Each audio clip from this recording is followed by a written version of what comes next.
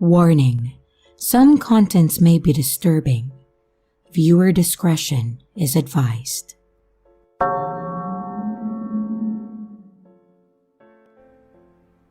Some people have a normal job, Monday through Friday, 40 hours a week, with health benefits, bonuses each year, retirement funds. Well, not me. I don't have a normal job. It's not easy doing what I do, but it pays the bills since I can't get a regular job due to my criminal record. I'm a janitor that works for the dark web, and I clean up murder rooms once the buyers are done torturing and killing the victims that they paid for. I've been doing it for the past 3 years, and every time someone needs help cleaning up the bloody mess they made, I go in and then clean up. I make sure that there is not a single drop of blood in the room and dispose of the leftover body parts any way that I could. No evidence remaining, no questions asked. In fact, I can never ask any questions. These people cannot be messed with. I just get paid to do my job and go home like nothing. It's a sick job, really, but they would pay me very good. But all of that would change one night when I started to finally question my morality. It was one night when they called me to do a job. It's always at the same location, which is 40 miles from where I live in a rundown warehouse. I was called to clean up a room, which really was no problem at all. But I noticed or barely caught on to something that I never thought twice about. As I was cleaning the room that was covered in blood, I saw a small picture on the floor. I picked it up, and it was a picture of a little girl, probably around 14 years old. This made me think right away that this was probably the victim whose blood I was cleaning up just now, and it gave me an uneasy feeling inside, and for the first time, kind of disturbed me. Just for the fact that these people are now using kids as their victims. But again, this was a job where no questions are asked, and I put the picture in my pants pocket and continued cleaning. Once I was done, I packed up my things and quickly got out of the warehouse. I went inside my car and instantly I got a call. It was them. They always call private, and I answered and they asked me if I was done cleaning up. I told them yes and that I had just gotten into my car. Then they told me that they left the money inside my glove compartment while I was inside cleaning, and they'll probably have another job for me in the next 2 days since they have a customer who's already waiting. I knew that I shouldn't have done this, but I decided to ask how old was she. Well, referring to the victim. They hanged up the call. I'm sure they were pissed just with me asking. I didn't know if I could continue doing this type of jobs anymore. But I didn't know how else I would get out of this without some possible threat to my life. I got the picture of the little girl and put it resting on the passenger side, and I went home that night contemplating everything. It was the next day at around 9 o'clock at night when I got a private call. I knew it was them and I was tempted not to answer, but I did anyway. They gave me the same location again and to be there at around 4 a.m. This time, no questions asked. Juan Miguel Santos of 3905 North 16th Street. Then the call hung up. This was a clear threat. Just do my job and get out of there, and I would need to leave town the next morning and disappear after this. I arrived at the location and saw that there was an old Grand Marquis parked outside. Usually, there wouldn't be any cars but mine at the location, and I got worried that maybe these people are keeping a close eye on me. I stepped outside my car and walked slowly inside, feeling more and more paranoid with each step that I took. The hallways were darker than before, and I saw light come from the room that I was supposed to go in. I entered inside, and my eyes couldn't believe what they had just seen. There was a girl in the middle of the room tied up and gagged to a chair, alive. The job wasn't done yet, but then I saw the body of a man laying right on the floor next to the girl that looked to be around 16 years old. The girl began to scream at me, and I started freaking out even more. I ran to the man on the floor and checked his pulse. He was gone. This was the man that was going to kill this girl, since I saw a scalpel on his right hand. I walked myself outside into the hallway and immediately got a call. Private, it was them. "Is everything okay?" They knew something was up. They also had cameras in the hallways, but not in the rooms, and they must have seen that I was nervous. Yes, everything's okay." "Finish the job and get out. We'll leave the money in your car." They hanged up, but I knew they knew something was wrong. I went back inside the room and the girl was yelling at me to help her with a gag in her mouth. I didn't know what to do, and I needed to dispose of her body. That meant that I needed to kill her first. I looked around inside the man's bag, and he had several weapons and tools inside, presumably to use to torture the girl. I pulled out a power drill and turned it on, and the girl started to scream even more, telling me to stop. She was crying her eyes out. I aimed the power drill at her face, and more tears started to run down her face, and I put the power drill down. I couldn't do it. I took off her gag and asked what had happened, and she told me that the man just fell on the floor and seemed like he had a heart attack. "You know that I can't let you out of here. These are dangerous people, and there are cameras everywhere inside this building." We both looked around the room. "What about him?" asked the girl. I looked at the man and saw he had a hoodie. I took it off and gave it to the girl. I said, "Put this on and cover yourself and run as far as you can away from here." "I'm scared. What if they find me?" the girl said. I looked inside the man's pockets and found some car keys.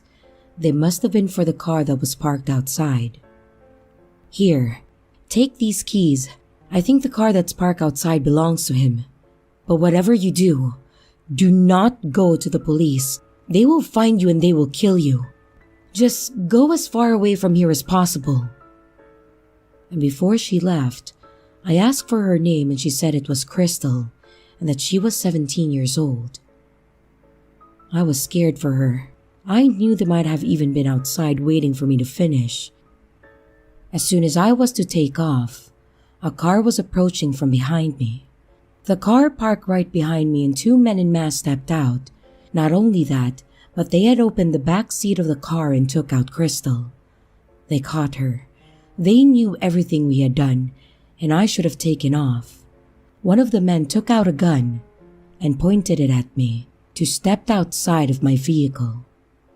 I stepped out, and they wanted for me to go inside. They took me and Crystal into the room with the client's dead body. I knew what they were going to do to us, and Crystal couldn't stop whining and moping. This is what happens when you try to be a hero. I needed to do something before we would be dead bodies right next to the one that's already on the floor, and I saw that Crystal was right beside the switch to the lights. And I looked at her and signaled my eyes to the switches to turn them off. The moment Crystal turned off the lights, I ran towards one of the masked men. Gunshots fired as the men were yelling to turn on the lights, and I grabbed the power drill that was on the floor and drilled it right into the man's chest. I stuck the drill all the way in, and I didn't stop till I heard the man gurgling and choking from his own blood. I got off of him and heard Crystal breathing hard and yelling. I turned on the lights and witnessed Crystal stabbing the other masked man repeatedly with a scalpel in his face. Half of his mask was gone from the punctures, and I got Crystal and then told her to stop. She was frightened, terrified. She hugged me tight and began to cry. Both of us had made it out alive this time. We walked over to my car and took off, both of us covered in blood. The sun was coming out, as it was already 6:30 in the morning. We both needed to change our identities, and I knew a guy who could do it, that I met from jail, and I drove over to his place right away. Sometimes, I do think that maybe it would have been better if both of us were dead, since we would now have to live in fear for the rest of our lives. Luckily, I haven't heard or seen of anything, but you never know. These people always manage to find you. Let's hope they don't catch me now, or for the rest of my life.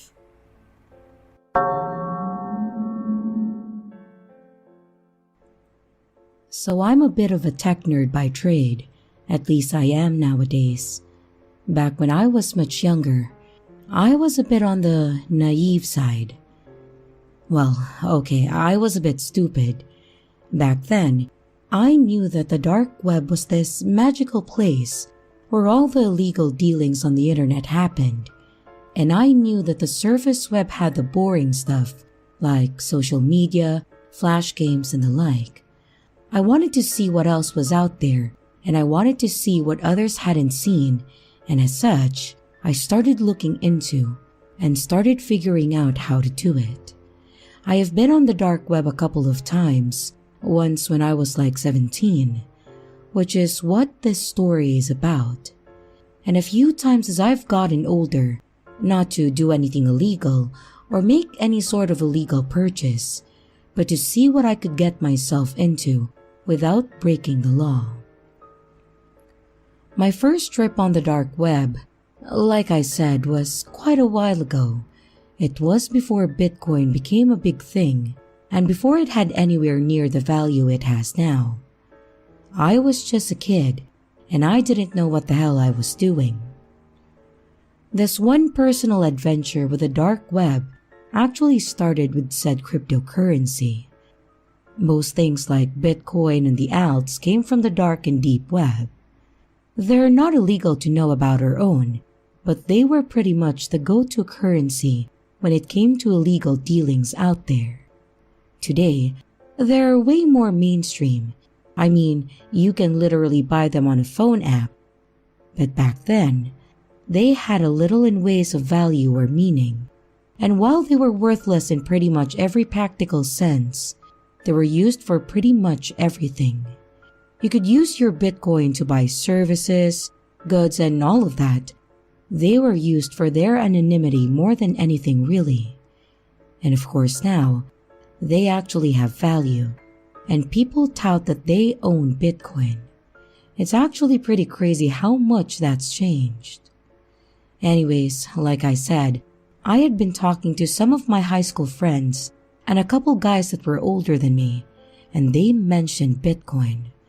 I had heard the term before, but I had no idea what they were or how the whole thing worked. Cutting a lot of the really boring parts of the story, I ended up getting Tor, working on my parents' desktop, and ended up on the deep web. It started here. I found a few pages where people were discussing random things, but really couldn't find any of the information that I wanted.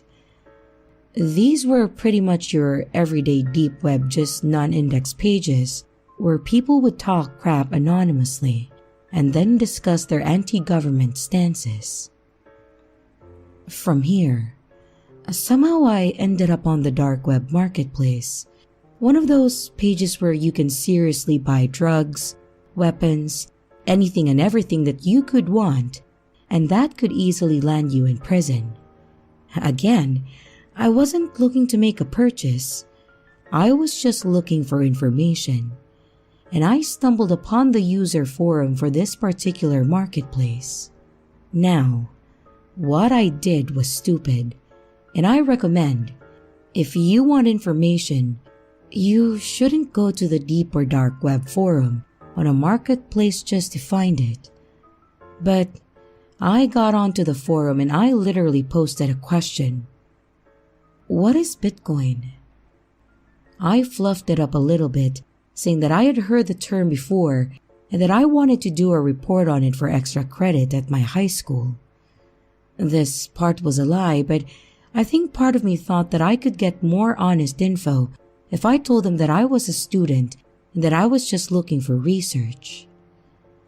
Asking this kind of question is dumb. It's a good question to ask your buddies, your coworkers, people you know, or even Google. But it's a terrible question to blurt out on a forum littered with criminals and people that were quite knowledgeable about illegal activity. Doing this will attract one of two things. You'll either be laughed at and ridiculed or scammed. I attracted the latter. I got several comments and messages from people that told me that they would sell me their Bitcoin and all I needed to do was give them my credit card info. One person said that they would mail me some Bitcoin if I sent them money over PayPal. And there was even one guy that said if I gave him my address, he would hand deliver 1,000 Bitcoin to me for no cost. I may have been naive, but I wasn't this stupid. This was still the dark web, and I didn't fall for any of these posts. And thankfully, there was actually an admin that had taken pity on me. I actually remember his username too. Dark to Dust. He ended up deleting my post and messaged me with, "Are you a troll or an idiot?" I responded, and I explained to him that I was honestly a 17-year-old kid and that I needed information for a report. I told him that it was supposed to be for one of my finals and that I thought this would be a good place to ask. But he responded with, "Get off the dark web, kid. This is not the place for you. You need to leave, uninstall Tor, and never come back to this place ever again." And before I could respond again, he actually messaged me back and said, "Do you really need information?" And I told him I did. Then he sent me a small write-up on how the blockchain worked.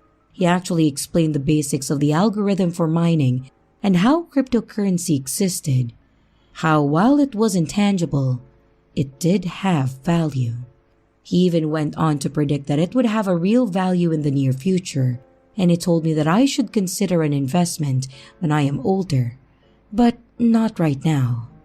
This guy went out of his way to actually educate me on it, how the system worked, and how to obtain Bitcoin. All this is well and good, and I really appreciated it, but it's how he finished off his message that makes this a terrifying story. When he finished his write-up, he added a postscript, and it said the following: P.S. Now that I've explained this to you, I want you to copy it, paste it in a document so you have it saved, and get off the dark web. If I ever see you back here, I will know it's you, Clark D. in West Virginia. I will personally come find you, and when I do, I'll take one of your kidneys as payment. They net a pretty penny out here on the market, and considering your age, I could probably get extra. Sound like a plan to you? You can probably piece together this situation. He knew my name, the state I lived in, and I was kind of in a place where I needed to take his threat seriously. So I responded one more time and just said yes sir, copied the info, and did what he told me. So all this said, I want to end this story by saying, thank you, Dark to Dust, if you're ever listening. Your advice was plentiful, and I understood the dangers of the dark web pretty quickly. I actually did take your advice and drop a bit of money into coins. It was a great investment, just like you've mentioned. And that said, I hope you and I never run into each other out there.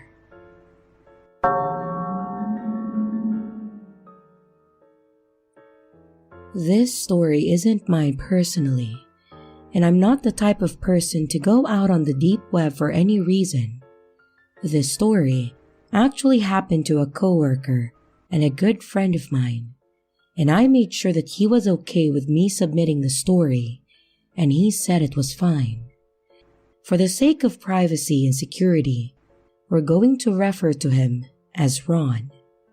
Ron's a good guy, probably one of the nicest people I ever met, and he really didn't deserve the situation that happened to him. I will say that I've known him for a few years now, and I completely believe everything that is told me about this. Several years ago, Ron lived in a comfortable suburban home with his lovely wife of 10 years, and for the sake of security, we're going to call her Karen.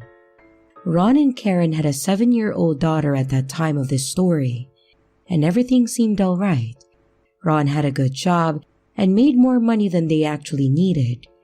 Karen was a stay-at-home mom that took care of their daughter when she was at home, and then ran the various errands while she was at school, pretty much doing the basics of what a stay-at-home parent does. Ron was under the impression that their marriage was in a good position. He loved Karen as much as he always had, and he loved his daughter more than life itself.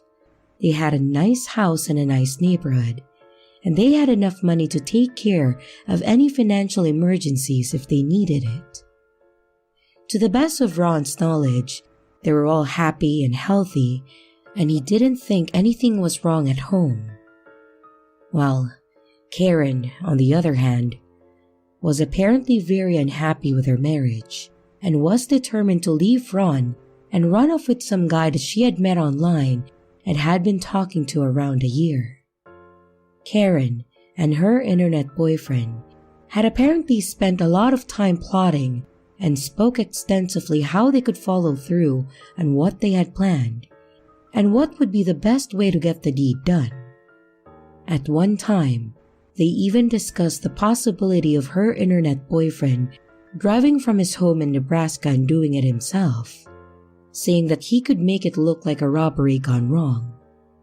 Apparently, this would have been too personal, and they opted to look on the dark web for someone to remove her husband from the equation.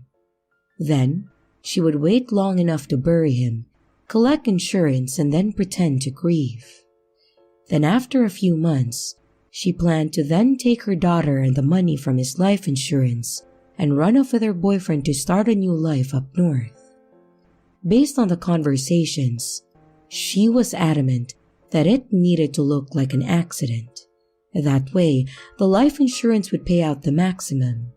And like I said, Ron made good money and was worth a decent amount dead, so she planned to live a few years off of that with a new guy. Back to their actual plan, as I said, they had the intent of going on the dark web and finding basically a hitman to get rid of her husband. Apparently, they were successful to an extent. They got on the deep web, they found a site that listed people providing these services, and they got the information from someone that they were going to pay to do the entire thing. And they even went as far as sending the $15,000 to the account of the person that was supposed to do the job. Thankfully for Ron, his wife and her new boyfriend were not well versed in how things worked on the dark web, and to some extent were kind of stupid. Apparently, they went all the way through the plotting with this person, sent him the money, and even set a date. And on that date in question, Karen had taken their daughter to her grandparents' house and had told Ron that she was going to spend the day with them. And while she was gone, Ron got a visit by the local police and a federal agent. They explained the situation to him and basically took him into protective custody. When Karen got home, she expected to find her husband lying dead on the living room floor, but instead had federal agents screaming at her and taking her to the ground. What's worse, she apparently had brought their daughter home with her, meaning she would have been okay with the little girl seeing her dead father. Based on what Ron was told, the police had all the information on the conversation, connection logs, from when she was on the page, emails from her to the fake hitman, and enough evidence to put her away for a long time. Apparently, she was so desperate to get rid of him that she was able to be talked into sending the money over PayPal, and she literally sent $15,000 on a credit card over PayPal to have her husband murdered. I don't know if she was ignorant or if she just wanted it to be done and wasn't going to question the situation.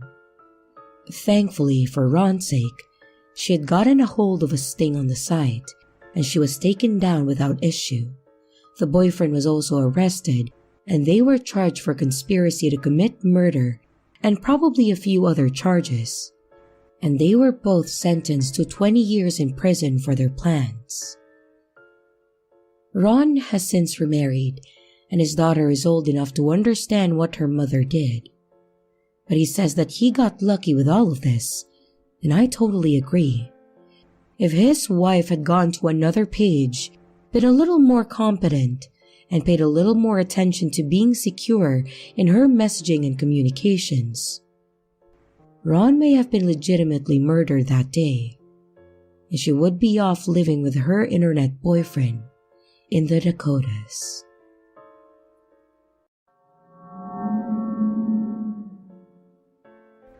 I've been a user of the deep web for quite a long time, going through the various deep sites and seeing what is out there.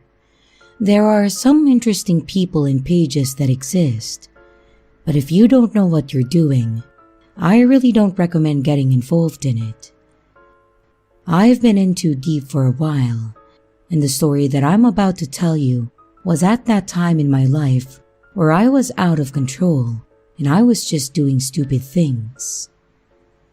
Back in the day, I used to be one of those deep or dark web users that may or may not have been involved in some questionable activity. Of this questionable activity, the worst was doing business with a website that was very similar to Silk Road. It wasn't Silk Road, but it was obviously trying to be, and as dumb as it sounds, the prices were more competitive than the others. Thinking back to it now, that should have been a red flag. The bigger sites had methods of vetting and verification of their sellers. They knew who they were working with, and the security was definitely part of the pricing structure. But when you're a broke college kid that is addicted to certain medications, you don't really think too hard on the security of your dealer. Basically, your only thoughts are, do they have what I want? And can I afford it? So, obviously, I knew what I was doing back when I got involved with these sites and these people. I knew it was illegal, and I knew that I had no way of disputing if my dealer didn't come through, and I would have no matter of taking legal action against the site or the seller. The site had an interesting system in place. The sellers would list what they had beyond a few cryptic user tags, and they had what they called a traffic light system. Basically, the seller could mark their stock based on a color. Green was full, yellow limited, and red was offline and not selling. If it was green, you could basically send them the money and then get what you wanted. Yellow typically required a message to make sure that they had what you wanted. And red meant, don't contact me. It was actually pretty damn smart and cut out having to incriminate yourself by specifically listing what you had, and also cut down on the communication requirements. You just bought what you wanted, and then you moved on. In my time on this site, there was one user that I worked with regularly over the 2 years. They were dependable, and strangely enough, incredibly polite when I had to message them. I know that sounds stupid, but they typically sign their messages with, "Have a nice day," or "Thank you for your business." Not something would expect from a person committed to doing something that's illegal. They were the only person that I wanted to work with on this site, and they always came through for. And in my time doing business with them, they had always been green or yellow. I can't recall once over the 2 years where they switched over to red. Well, that is, until the last time that I put an order in with them. I got on the side as normal and saw that he had marked himself as yellow. No big deal. I sent him a message basically asking if my usual was available. And almost immediately after, his page had switched over to red. I was a bit annoyed at this as he'd always come through, and I was, as I said, an addict. I went over to his page and sent him another message that basically said, "Hey man, what gives?" Within a few moments, I got a message back that said, well, to put it kindly, to F off. This came as an honest surprise to me, because like I said, he had always been so cordial before, and I responded with something like, "Don't you want my money anymore?" I waited for about an hour to see if he sent a message back, but I didn't get anything back. It was a few days later that I went back to see if maybe he had stock again, and I think part of me seriously thought that the seller was just having a bad day, or maybe it was a partner of his that wasn't as polite. And when I logged in, I saw that I had a message from him. I clicked it and it said, "I have your usual, send me the money." I was a bit wary at first, but I was also naive and needed it to keep my mind focused and study for exams. Despite my initial hesitation, I went ahead and sent him the money. I replied and told him that it was sent, and then I waited. I think I messaged him once or twice after that within the week, but he had been offline since our last interaction and hadn't changed his account from red. About a week after our last interaction, I got the package. The box looked like it was heavily used and trashy. This was in a complete contrast from what I was used to. And when I opened it, it was lacking pretty much all the security that the seller normally had. He would typically pack inconspicuous items in with the order, usually stuffed animals. I'm assuming it was because they worked as both security and padding. But instead, the box was full of packing peanut and tissue paper. I dumped it out on the floor and checked it, thinking that I was duped.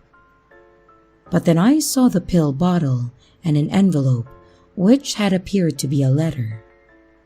The first thing I did was open the letter. It said, "Consider this your last order.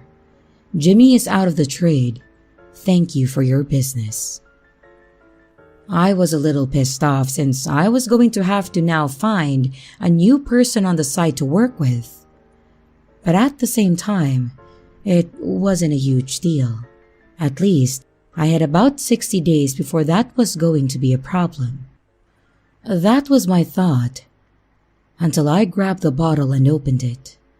I removed the lid and saw that inside the bottle were fingernails. I don't mean like fingernail trimmings. I mean fingernails that had been ripped out of the bedding of the finger, 10 of them to be exact.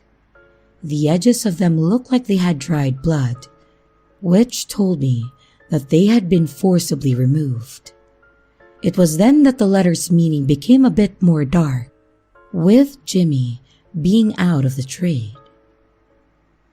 To answer any potential questions, I never went back to the site. I never went back to any drug sites on the deep web at all. This scared me to a point that I pretty much abandoned all illegal activity. And to those that are curious, no, I didn't go to the police. I wanted to. I wanted to tell them that it was possible that someone had been murdered. But how exactly does one explain that with what I had? I couldn't waltz into the precinct, slam a pill bottle full of fingernails down and say, My drug dealer has been murdered. Technically, he could have pulled them out himself. Not likely, but possible.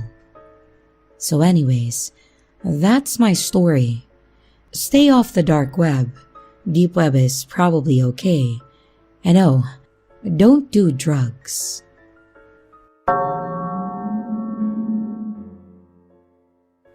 You haven't heard about the dark web? My friend Jason expressed to me. No, why would I have? Oh, it's this place where you can find some of the weirdest shit on the internet. I've tried to look for things myself, but I've never really found anything cool. It sounds dumb.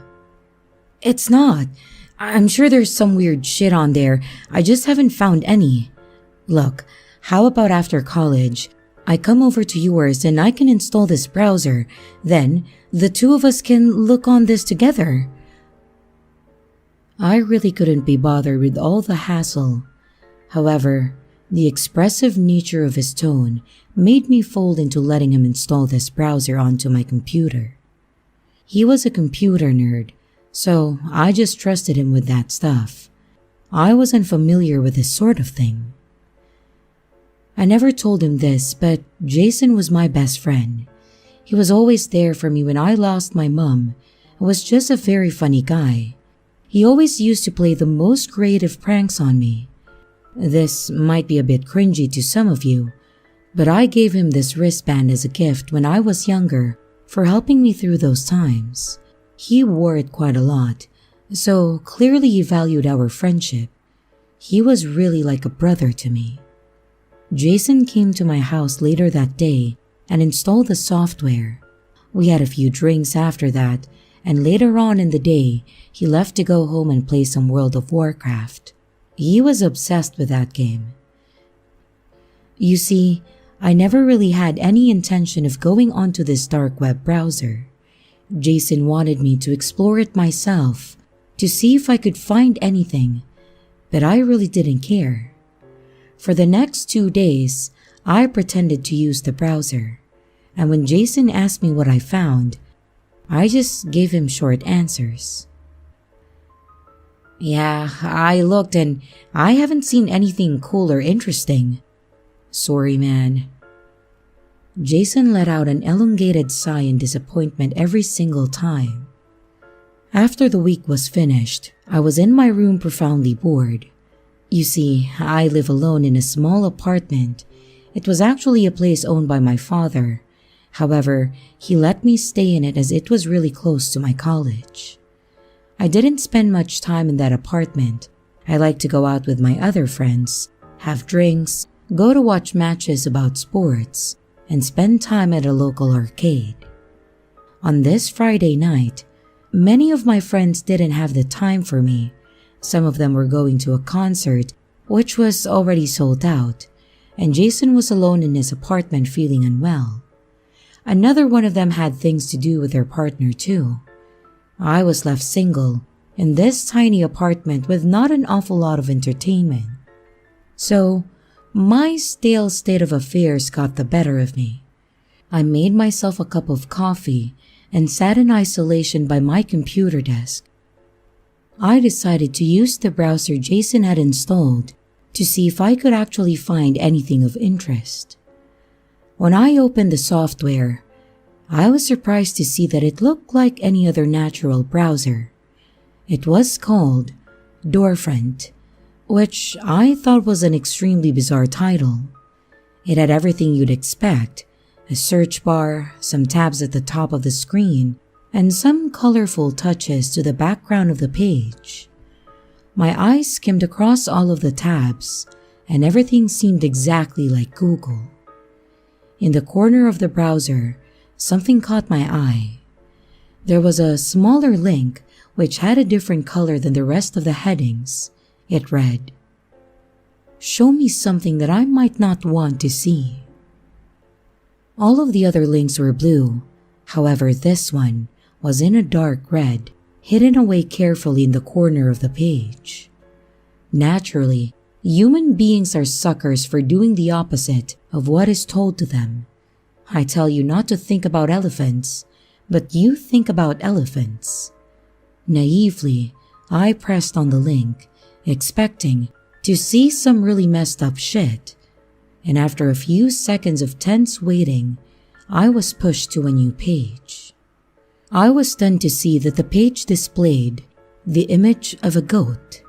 That's it, just an image of a goat. It looked like it was laughing and had its tongue out, skewed at a 90-degree angle. Immediately, I thought that this link was some sort of troll. I smirked at how random this was. However, the link was still in that corner of the screen. Again, I pressed on it.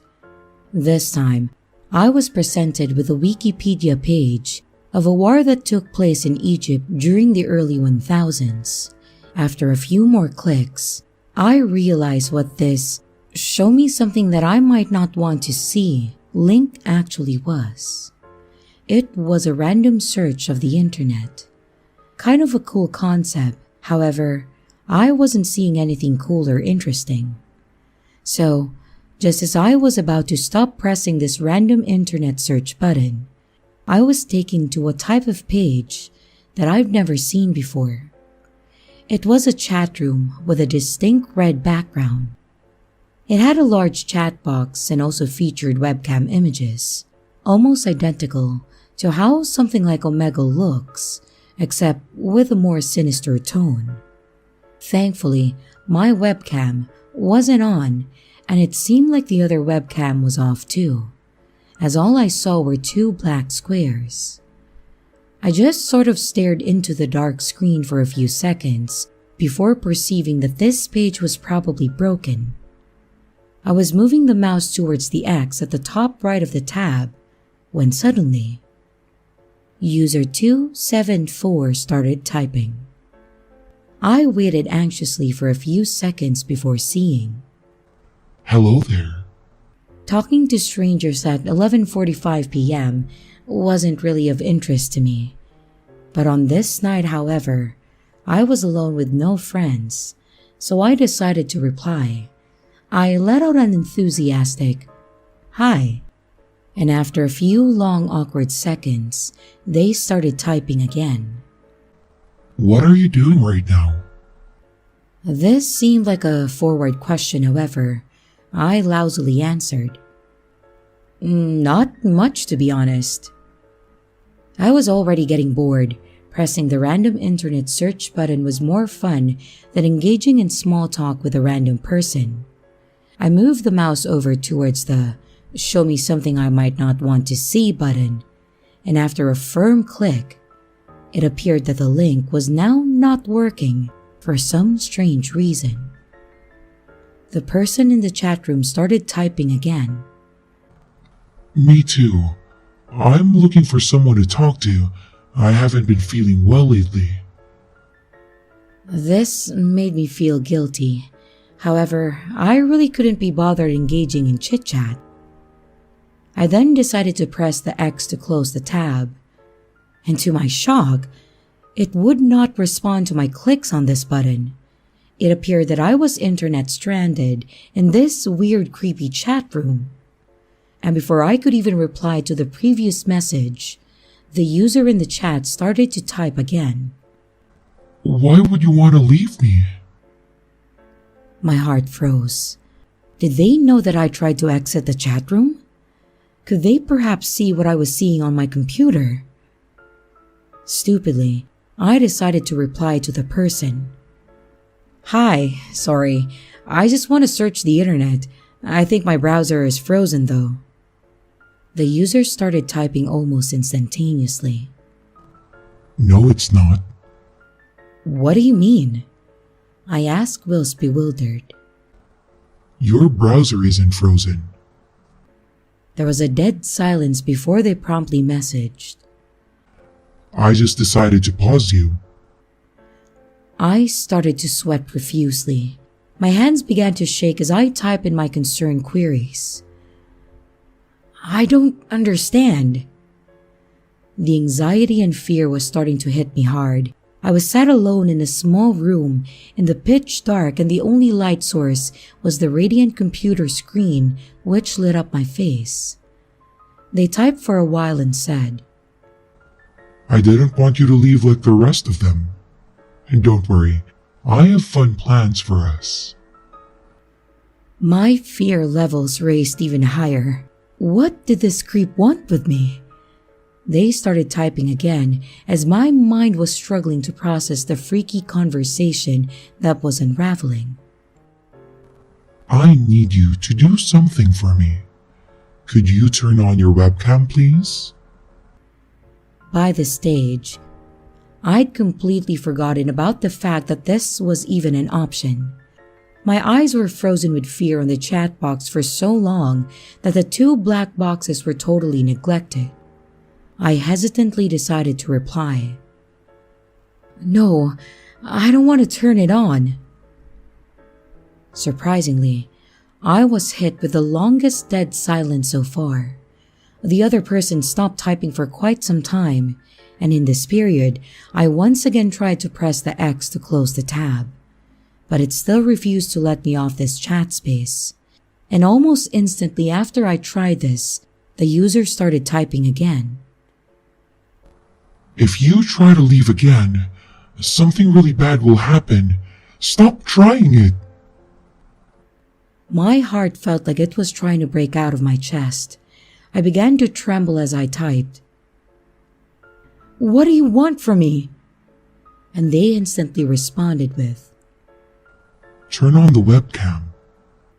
"No, why would I do that?" I hit back with. "I just want to see you react to something." Part of me was tempted to just press the webcam on button.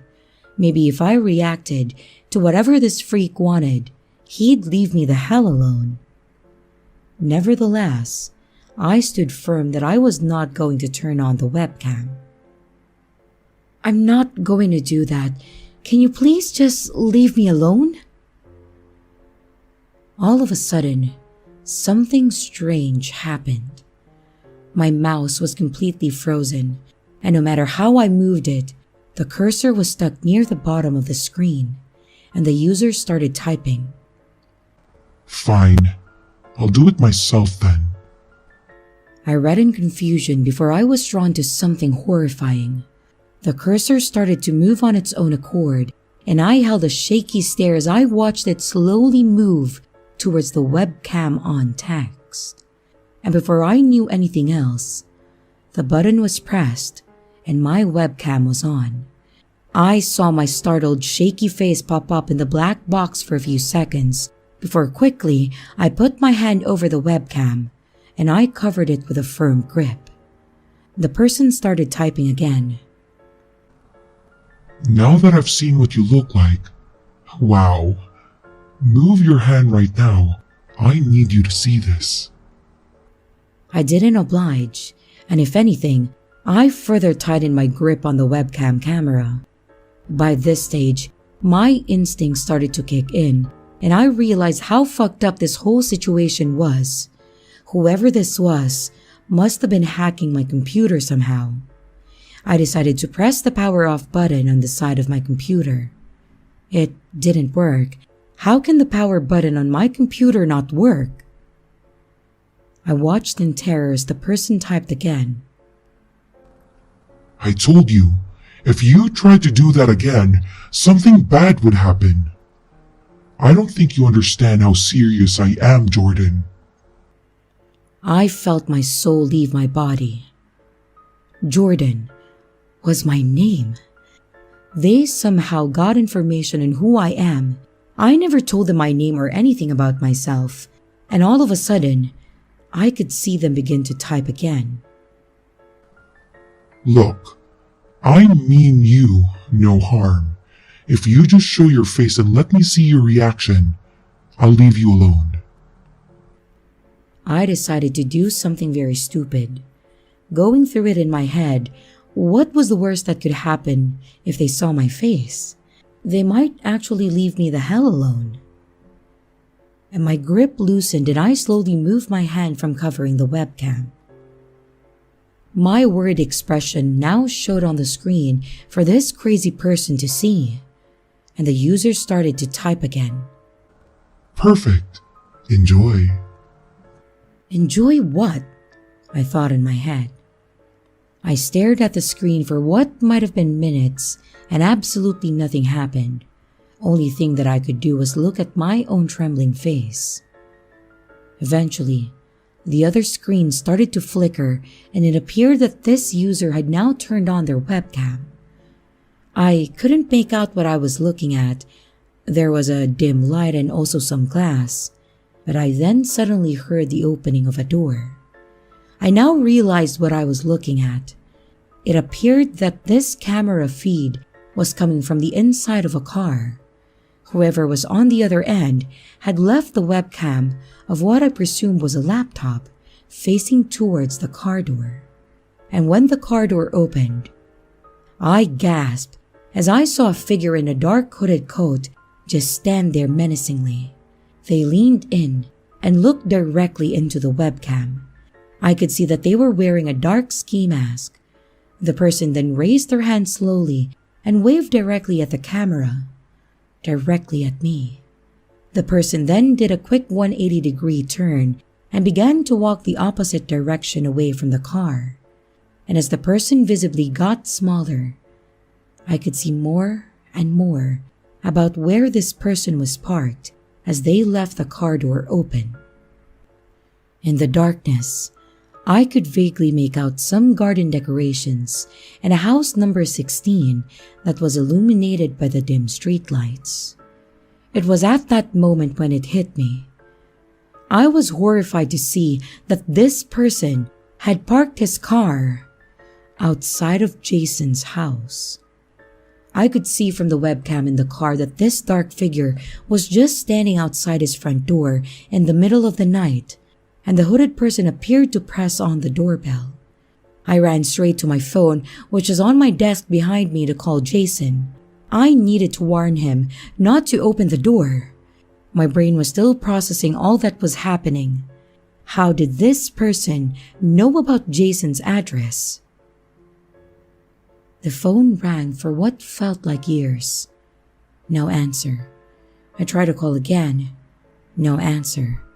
I muttered, "No, no, no, no, no!" under my breath. The no's gradually getting louder as the seriousness of this messed up situation hit me. I ran outside and got in my car. Frantically, I began to drive to Jason's house. He only lived a few minutes away from me, so I knew that I could get there fast. And on my way there, I called the police. I tried to explain the situation to them, but I was panicking so much that every other word was mumbled.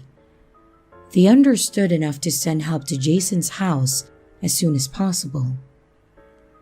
And as I turned the corner to Jason's street, I looked right towards his house. To my shock, the car from which I was witnessing this whole thing was no longer there. Jason's front door was visibly left wide open, and I bursted out of my car and ran into his house. "Jason! Jason! Jason!" I called out into the many rooms of his home. I wildly looked around his house, but there was no sign of Jason anywhere. I checked the basement, the toilets, the closets, everywhere you could think of. Jason was nowhere to be seen. Everything became blurry. The anxiety, the panic, the fear, it all began to get too much, and mentally I couldn't take it. My friend was gone and I had no idea where he was. A thought hit me in amongst my emotional breakdown. I still didn't end the chat that I was in with whoever this creep was. Maybe there was a chance the webcam was still on and I could figure out where he went. I sprinted back to my car and started to hurry home. I was going about 20 miles over the limit, but the journey felt like it lasted a lifetime. And after getting home, I bursted out of my car without even locking it. Suddenly, I slowed down as I noticed a small piece of cloth located just outside my front door. My heart was in my mouth. as slowly as I approached this dark red cloth. It was placed by my front door without any real care. My eyes were drawn to a piece of paper that was tucked under the cloth. I could see that on the opposite side of this piece of paper, there was a writing. Rapidly, I flipped the paper over. It read, "Show me something I might not want to see." The words chilled my spine. Slowly, I began to unravel the cloth with my shaky hands. The cloth felt really wet, but it needed to be opened one way or another. Something slipped out of the cloth and then hit the floor with a mush sound. I looked under the cloth I was holding and then began to scream. A human hand had fallen out of the piece of cloth. The hand was covered in blood, and there was an item located next to the body part. It was a wristband. Jason's wristband. I screamed in horror, and I fell to my knees as the realization hit me. It's been a few months since this event. The police conducted searches in the local area. However, they never found Jason. I told them about everything that happened regarding the chat room and the messages, and they didn't help at all. I moved back in with my dad shortly after this event, and I also sold my computer after doing a factory reset. I couldn't find the link to the chat room that I'd previously been in, so what was the point anymore? So much about that night doesn't make sense. I play it over in my mind every single day, but I can't figure it out. Can anyone help me rationalize this? There's only one thing that ultimately matters. I lost my best friend, the person who was always there for me. I haven't given up on you, Jason. If you're still out there, I promise I will find you. Warning: some contents may be disturbing. Viewer discretion is advised.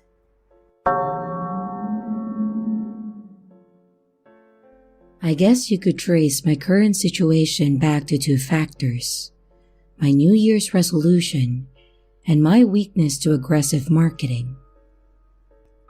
It started this Christmas that I returned home after a long time. It was nice to see my family after being abroad and constantly on the road working. Unfortunately, my employment makes me travel a lot.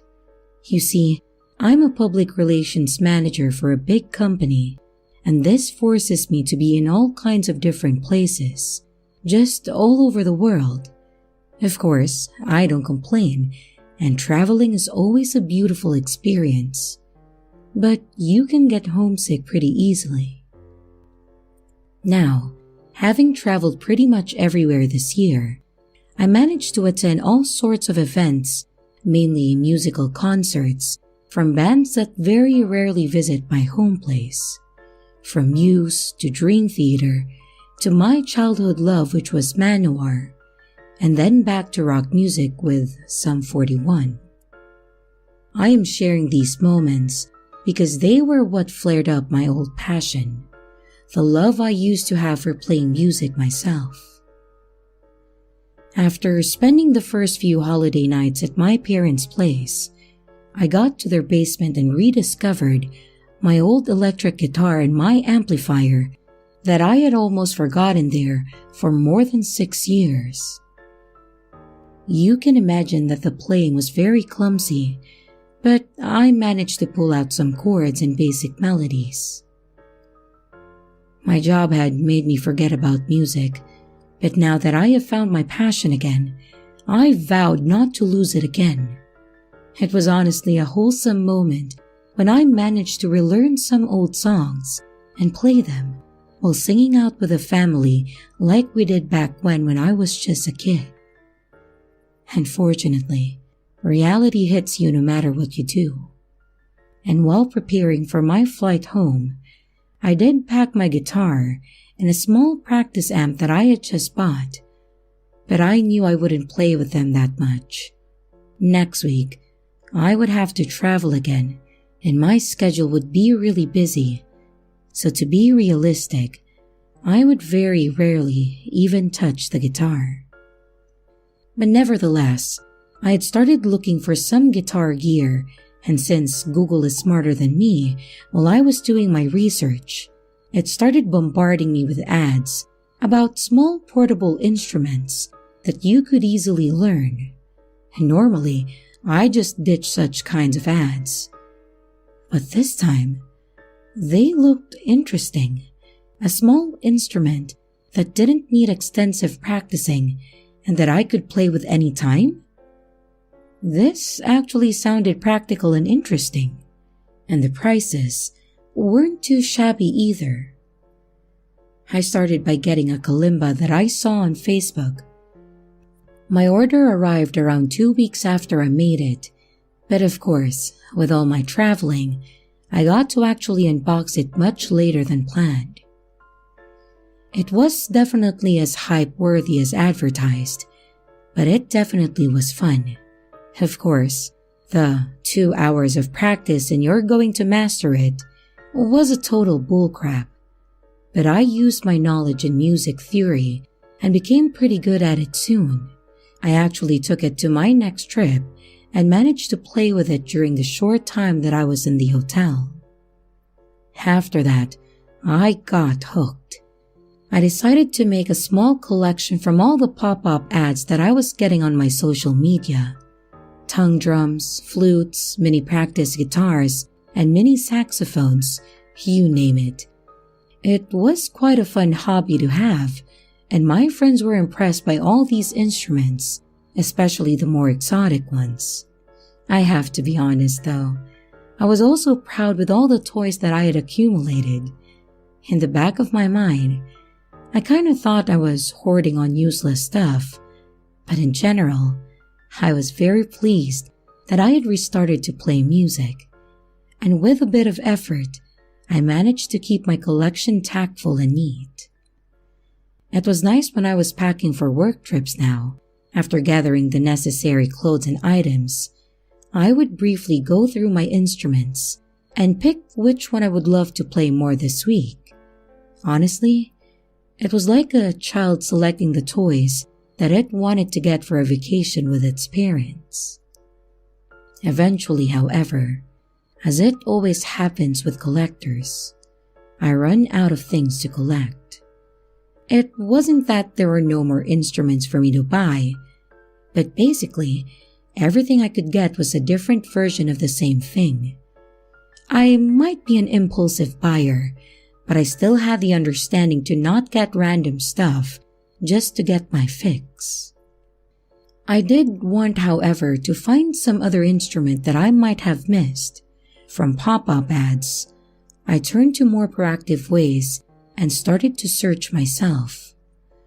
I got a few things that I had never ever seen before, but eventually these ran out as well. And I was pretty certain that I had gathered all there was. But something in me still wanted to search for something so exotic that was just not sold commercially. A limited edition musical instrument just for the selected few. I had a stupid idea that seemed so silly that I was not even daring to tell somebody else. They would laugh at my naivety. I kinda wish I had done so now. Me becoming the laughingstock of my peers would perhaps be enough to stop me from actually following my stupidity. I knew that in the dark web one can find supposedly anything. Although I had never navigated it myself, I always thought that this anything was just referring to drugs, snuff films, excessive violent scenes, and other deranged projections of the human psyche. I really didn't believe you would find simple things, such as musical instruments, in a place like that. For me, music has always been about harmony and artistic expression, with the occasional heavy metal inner turbulent shakedown. What did those have to do with murdered puppies and live-streamed awful scenes? In the end, however, I indulged in my curiosity. I started navigating the dark web. At first, it was completely pointless as I had no idea what I was doing. But I persevered, and in the end, I started understanding how to work around the complexity of the web. At first, I got normal stuff, good guitars, basses, and others, in an awfully cheap price, which made me question their authenticity. But in time, things got progressively disturbing. I visited websites that said that they had traditional string instruments with animal intestines instead of PVC strings, exactly as they were meant to be played from the start, as one of them claimed. I don't know how PETA would react to such. One of them even claimed to use strings made from humans as they produce a warmer tone with much more sustain. I didn't really believe this crap, but it was bizarre. And from strings to percussion, I can't really describe how many websites advertise using real skins of animals or humans as the drum surface. Some even claim to be utilizing a setup of wood and bones for the rest of the instrument. I was ready to close the browser software for good when I got a pop-up. The irony struck me hard. It had started with pop-up ads, and now, after so long, I got another one, in a place that a few months ago I wouldn't even be thinking of visiting. It was an ocarina. That was almost enough to turn me down already. Don't get me wrong, I love the ocarina sound, but I have gotten many myself already over the past few months, so I was almost ready to close the ad and then go to bed, but I decided to read the rest of it just because. "Not your typical ocarina," said the ad. Yeah, right. I've heard this before. It's like all marketing specialists graduated from the same school. "This ocarina has been handcrafted just for you, and we make one unique instrument with exactly the tone you would desire. There never was or never will be another instrument like this produced ever again. We take pride in making one instrument for every customer." Interesting. I had no idea how they would do that, so my skepticism kept me from going to the purchase window still. Have you ever owned an instrument that you cannot hear, but you can feel with every single molecule of your body? Well, try us. The Infusion Ocarina is truly a work of art, specially made for you, the most demanding musician. 30-day window return policy, no questions asked. Are you ready to take your music to the next level? Well, shit. That was intriguing. I cannot deny. And it was just $50. So, worst case scenario, I would just throw it away or return it. No big deal. It wouldn't be the first time anyway. I did check to see if that too was made from any freaky material, and I was pleased to see that it was just made from maple and ebony. I moved on to the customize and purchase option. There, I had to laugh. There were no questions about what kind of sound I liked or what other preferences I had.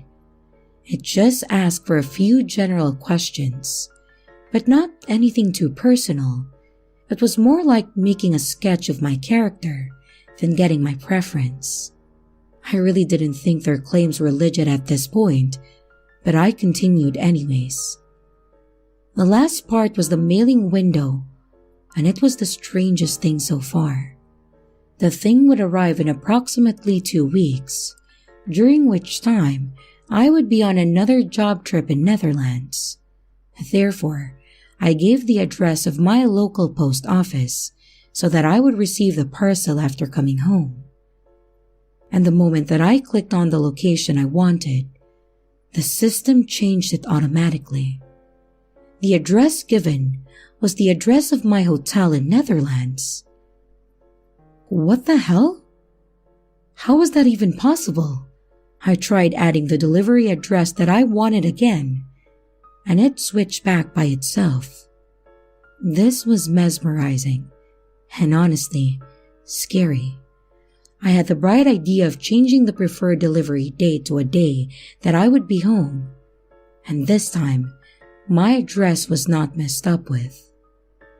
I was really scared that the retailer apparently knew personal info that I had never given, and at this moment, I really wanted to just stop everything and never get in that site again. But I figured out that, since they already knew that much about me, I might as well order. And now, I really wanted to know how deep the rabbit hole was, and so I purchased it. I remember while pressing the confirm button that I was reading reviews from other customers. You have to get this. It's a lifetime experience. My life was changed forever. Any other music is simply inferior. I was now so curious about that mysterious thing that I couldn't wait. I opted for the fastest delivery date, and sure enough, I received the parcel a few weeks later from the receptionist of my hotel in Netherlands. Back in my room, I opened the package. The ocarina was colored partially light brown and partially black, basically the colors of the woodwork used. When I turned it around, however, I read the capitals JM written in dark red color with calligraphic letters. My initials. Why were they written on it? I had never given my real name. How much did those people know about me anyway? I should have never played that damn thing. But I almost felt like I wasn't controlling my body as I was bringing the ocarina to my mouth, and I played the first note. I could hear nothing with my ears. However, I felt chills throughout my entire body. It was like the sound was coming from within me, and I could only listen to it in my head. It felt like my soul was pulsating instead of the air, producing an otherworldly soundless tune. I had to keep playing. I already knew how to play an ocarina, and the infusion was tuned like a normal one. I played songs that I had learned before, but it felt like I was hearing them for the first time. It was the most melodic thing that I have ever heard, but it was also terrifying. It felt like I was running through all human emotions at the same time. I was happy. I was scared, depressed, and shocked at the same time. All the sounds had faded around me, and it seemed like I had my heartbeat and my blood pulse for percussion perfectly in tune with my ocarina. I had never felt like this before, experiencing every emotion that I have ever had in one go. I finished my last song, tears streaming down my face. I heard a car passing by, and the normal sound it makes sounded like a cacophony of a million terrible things. I cringed so hard at the noise, then I collapsed. When I woke up, I realized that any kind of sound seemed false to me. I tried playing with a kalimba that I had with me.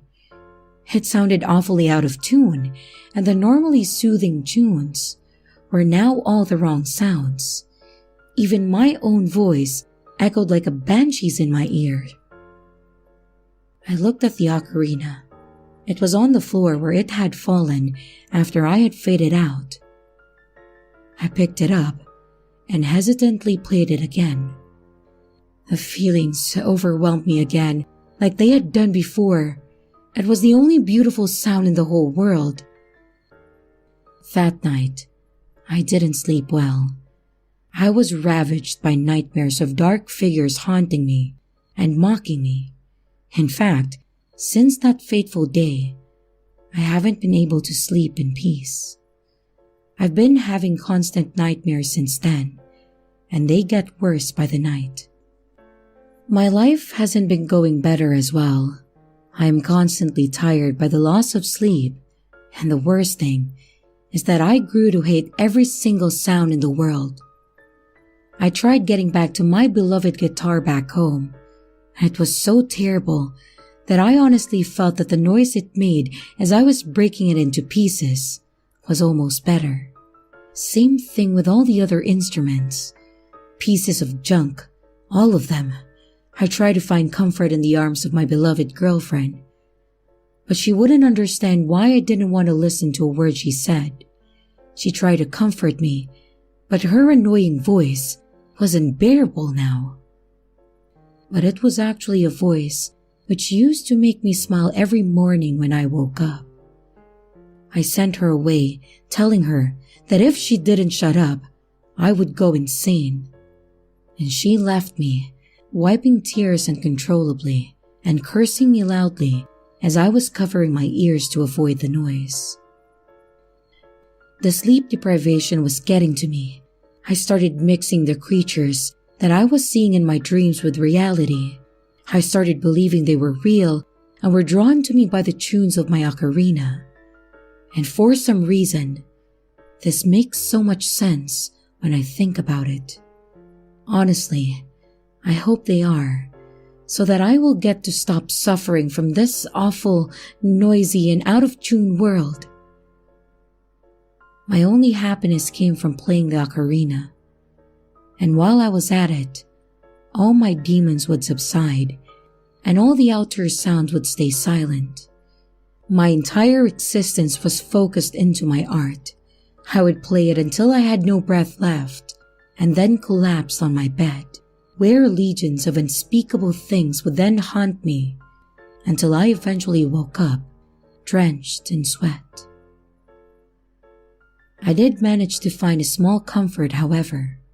In a desperate move, I pressed 2 pencils deep in my ears, destroying my eardrums forever. The pain was unbearable, and I was screaming like a wounded monster. But finally, everything went silent. After I called the ambulance, I remember smiling, since I was finally in total silence. The pain was excruciating, but at least it was quiet. And after my admission to the hospital, I was brought for psychiatric evaluation.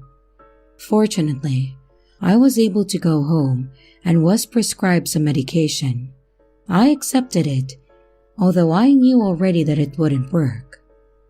And since then, I've stayed home. I am permanently deaf now, but that's the least of my problems. The drugs are of course not working, and the demons in my head are more real than ever before. And I live every day in fear and pain. Each morning is worse than the previous, and I don't know how much time I have before I go completely insane. The only thing I have left is my ocarina. I am playing it from dawn to dusk. It keeps the fear away and helps me find some serenity. Some will argue that this was the cause of my fall, but when I play it, the world truly seems like a better place. All in all, despite some minor inconveniences that come with this instrument, the end result is the most life-changing experience that you've ever experienced. There is nothing quite like it. I strongly recommend you get one of those. It has truly made me happy.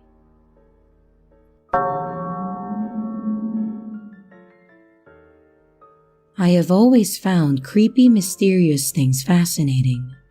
I always have, even as a kid.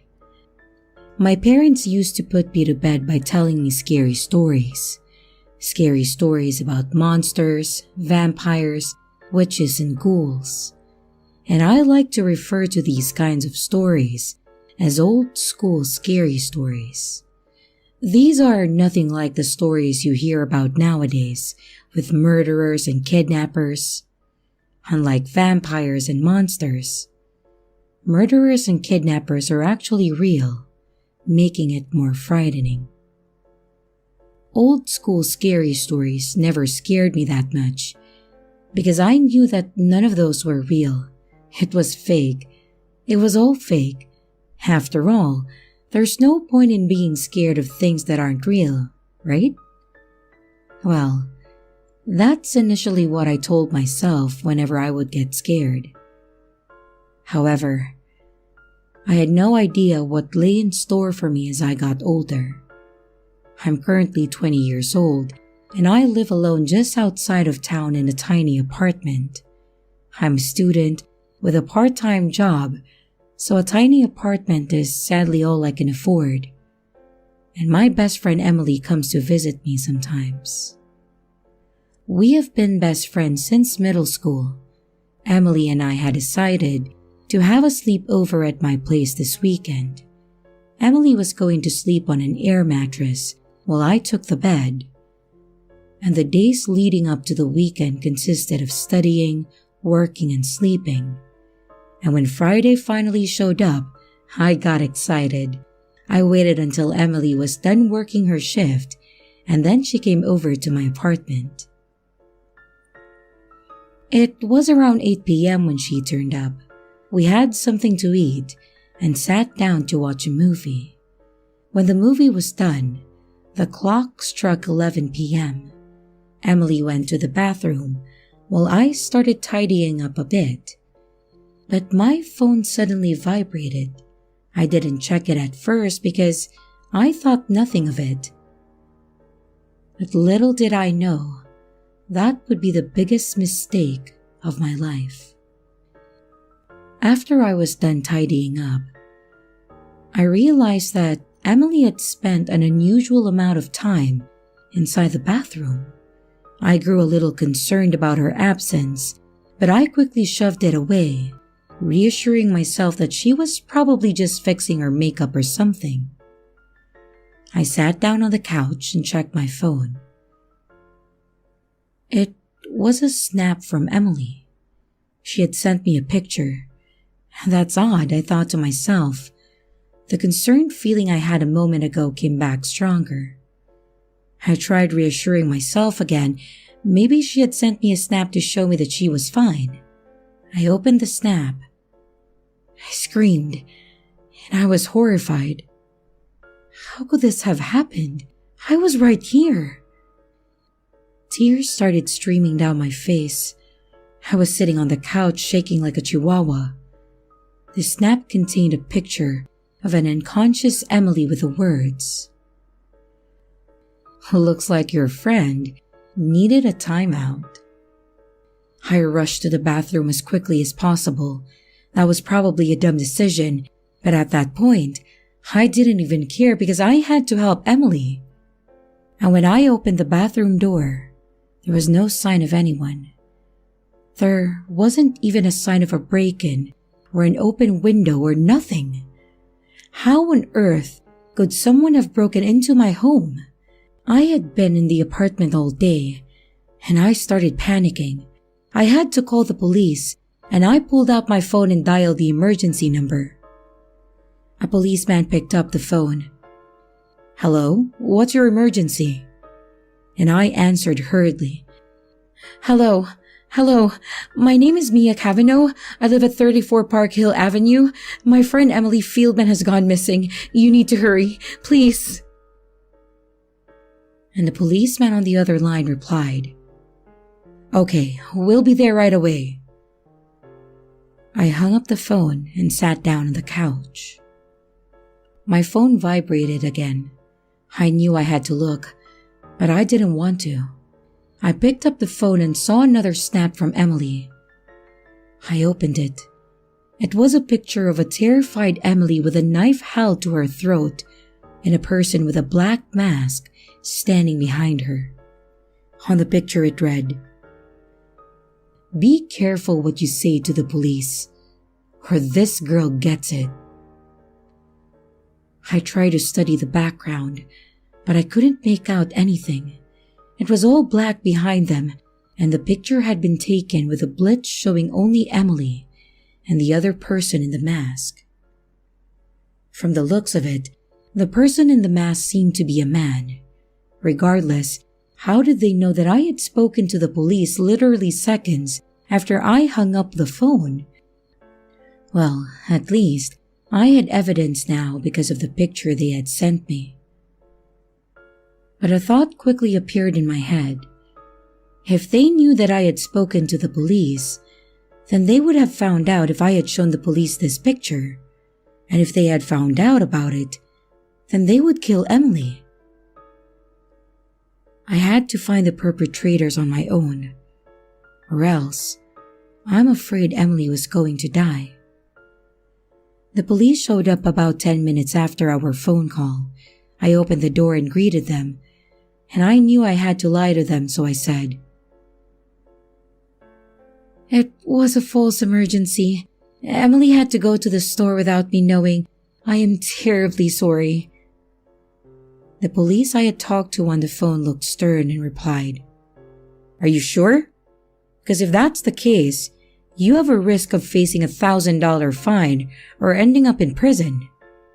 I answered, "Yeah, I'm sure. I am so sorry. I really did think she was gone." The policeman sighed and said, "Well, you sounded pretty concerned on the phone, so we believe you. We'll let you off with a warning this time, but if it happens again, you'll be charged with a $1,000 fine. Worst case scenario, there's a possibility of you ending up in jail, so please be careful when you're calling us for emergencies." I then replied, "Yes, absolutely, it won't happen again. Goodbye."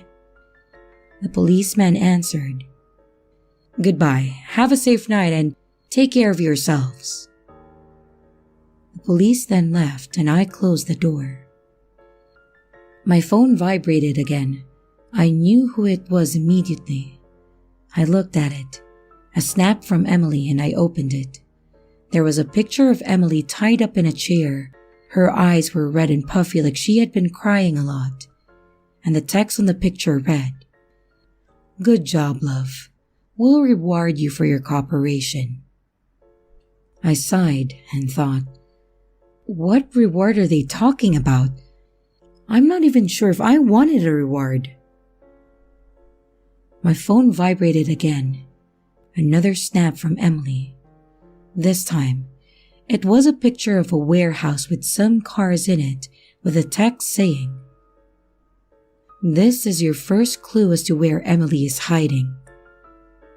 The picture that I had got was from a warehouse, but it was dark and it was hard to make out where it was. I suddenly spotted some cars lined up in the far back, and those cars looked really familiar. That's when a thought popped into my head. Of course, they're in the abandoned warehouse for cars. That used to be me and Emily's hangout spot when we needed a break from the world. And I knew what I had to do. I drove my car to the old warehouse and parked it outside the building. I went in, but nothing. The sun had gone down, so naturally, the warehouse was pitch black. The only sound that could be heard was my footsteps as I tried to find my way in the darkness. And I took up my phone and turned on the flashlight.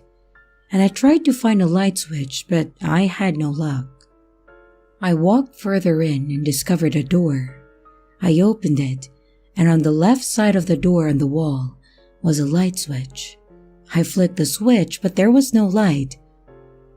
Of course, I thought to myself. This place is abandoned. There's no electricity here. And in the middle of the room was a chair. I approached the chair cautiously. I was afraid someone was going to jump out of the darkness and then kidnap me too, but nothing happened. I looked at the chair and realized that this had been the chair that Emily was tied to, but she wasn't there. Hello? I said, getting nervous. I did what you asked me to. Now, where's Emily? But to my dismay, no one answered. My eyes then fell upon the cars that were lined up, and I spotted a note hanging on the windshield. I made my way to the cars and took the note. It read, "Here's your second clue." I turned the note around, but there was nothing there. And I looked up trying to spot something, but the room only held a chair and the cars. My phone vibrated. I took it out knowing who it was. Another snap from Emily. I opened it to be faced with a tree. Why in the world would it be of a tree? I studied the background as well as the tree, and that's when I realized it.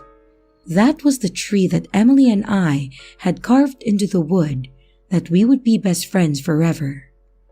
I recognized that one of the branches had grown in an odd way, but that's what made it special.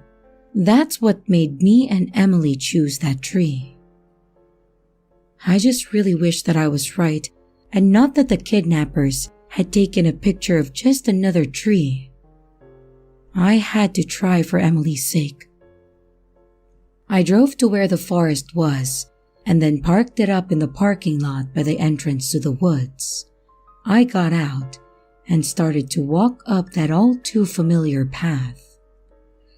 While walking further into the forest, a flashback suddenly hit me.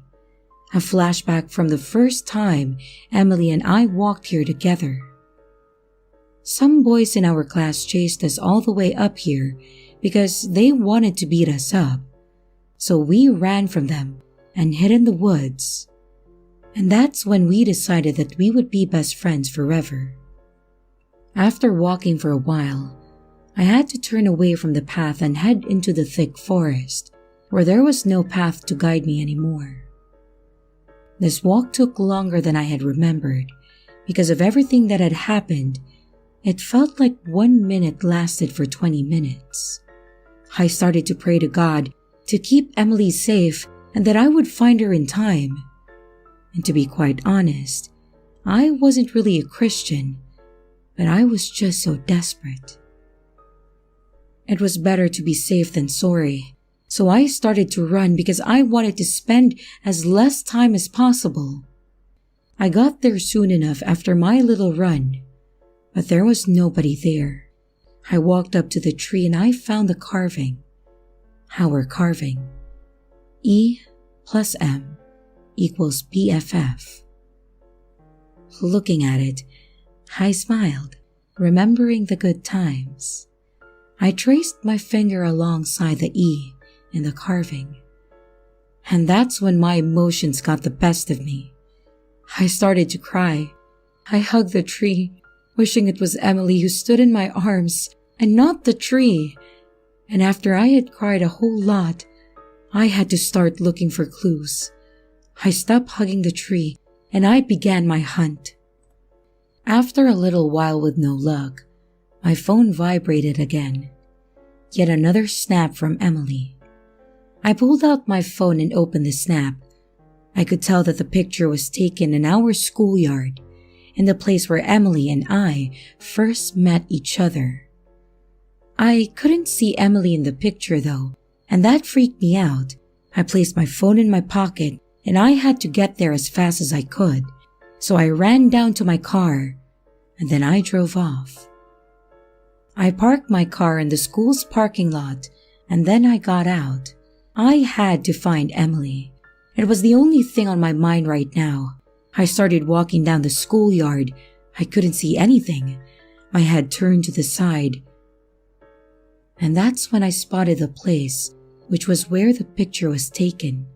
My first encounter with Emily. And all the memories came flooding back. The same old tiny shed with the same old tree beside it. I walked towards it.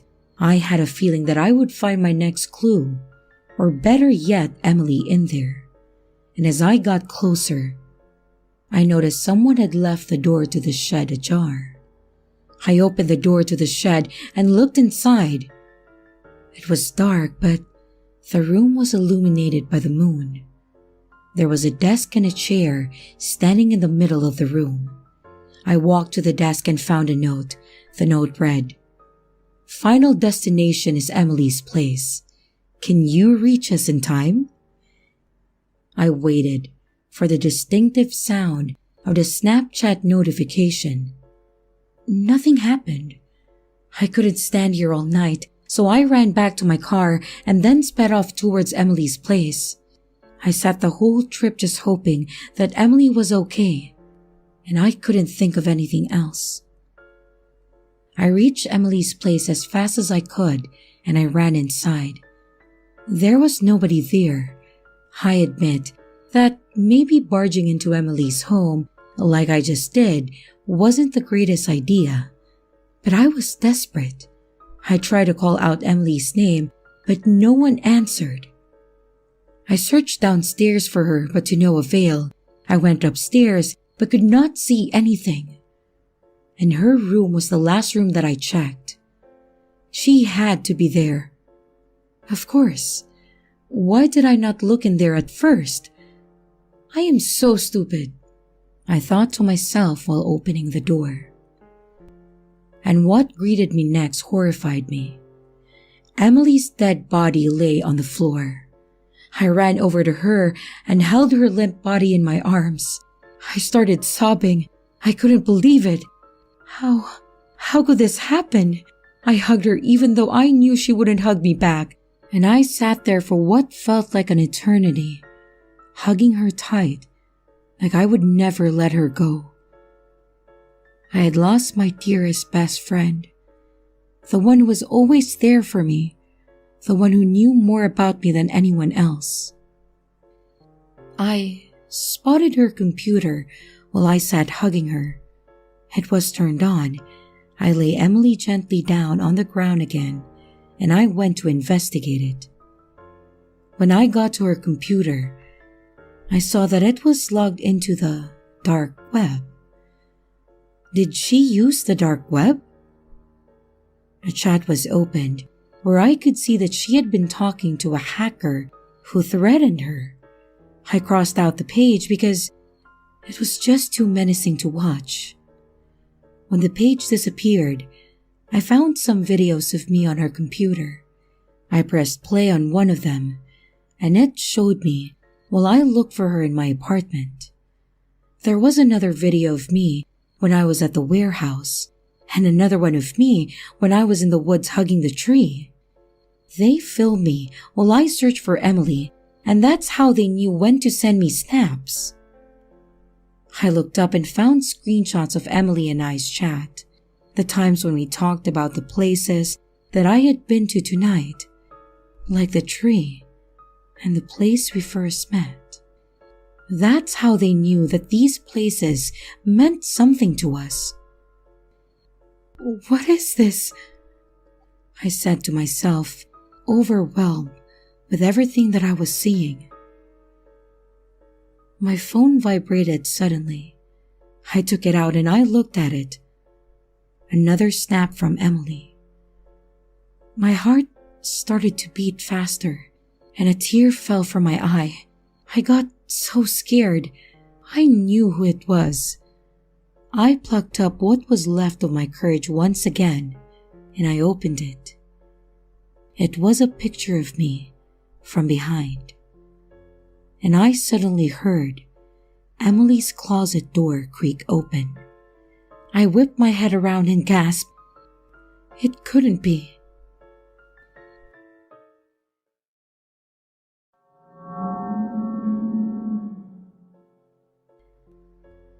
Some people are terrified of going on the dark web. Most people wouldn't even know where to begin. But me? I've gotten way too comfortable searching the bowels of the deep web and its darkest corners of depravity. I work as a fence of sorts, taking advantage of most people's technical ineptitude. I make a profit from selling illicit items to folks in my hometown. Once upon a time, I got these things from other sources, but nowadays, you can get anything and I mean anything, delivered to your door with a click of a mouse. It's cheap and surprisingly reliable. There's no such thing as morals when you have a job like I do, selling all manner of questionable items. I guess because of that, you could argue that I deserved what happened to me. I was sitting in my home office, feeling bored and lonely. Having a 2-story 4-bedroom house with a giant backyard is kind of pointless when you have nobody to share it with. And a thought occurred to me again that I should get a dog. People on Instagram and Facebook had dogs, and they all looked content and happy with their lives, out in the sun playing frisbee and rolling around on blankets in the grass. Why couldn't that be me? It had been a while since I had a real girlfriend too, so the thought of using the pooch as an icebreaker for talking to women also crossed my mind. And I got up the courage to finally do it. Then and there, deciding to get a puppy that I could raise up to be a loyal and faithful companion, to share my big house, which felt so empty. And without really thinking about it, I did what I always did when I wanted to buy something. I opened the Tor browser on my laptop and went to my favorite illicit site. For some reason, the idea of going to a normal website or to a breeder or pet store didn't cross my mind until later. In retrospect, that would have made a lot more sense. I typed in dog in the search bar, but only one ad came up, and I clicked on it. Puppy for sale, purebred Southern Wolfhound, $500, will deliver. There was a picture of a very cute little black dog. I had never heard of a Southern Wolfhound before. It didn't look like one that I had ever seen, and then again, I didn't know much about dogs. Not being one for shopping around, I punched in my credit card info and clicked on the buy button. A few days later, a wide-eyed and nervous-looking delivery man knocked on my door. At his feet sat an oversized dog crate that was pitch black inside. Nothing could be seen within it. His trembling hands passed me a tablet, and I signed for the delivery and brought the heavy crate into my house. The dog was a lively one, I thought to myself. When I picked up the crate, it started moving restlessly inside, feeling more like a giant python than a puppy. Its weight didn't seem to match what I had seen in the picture.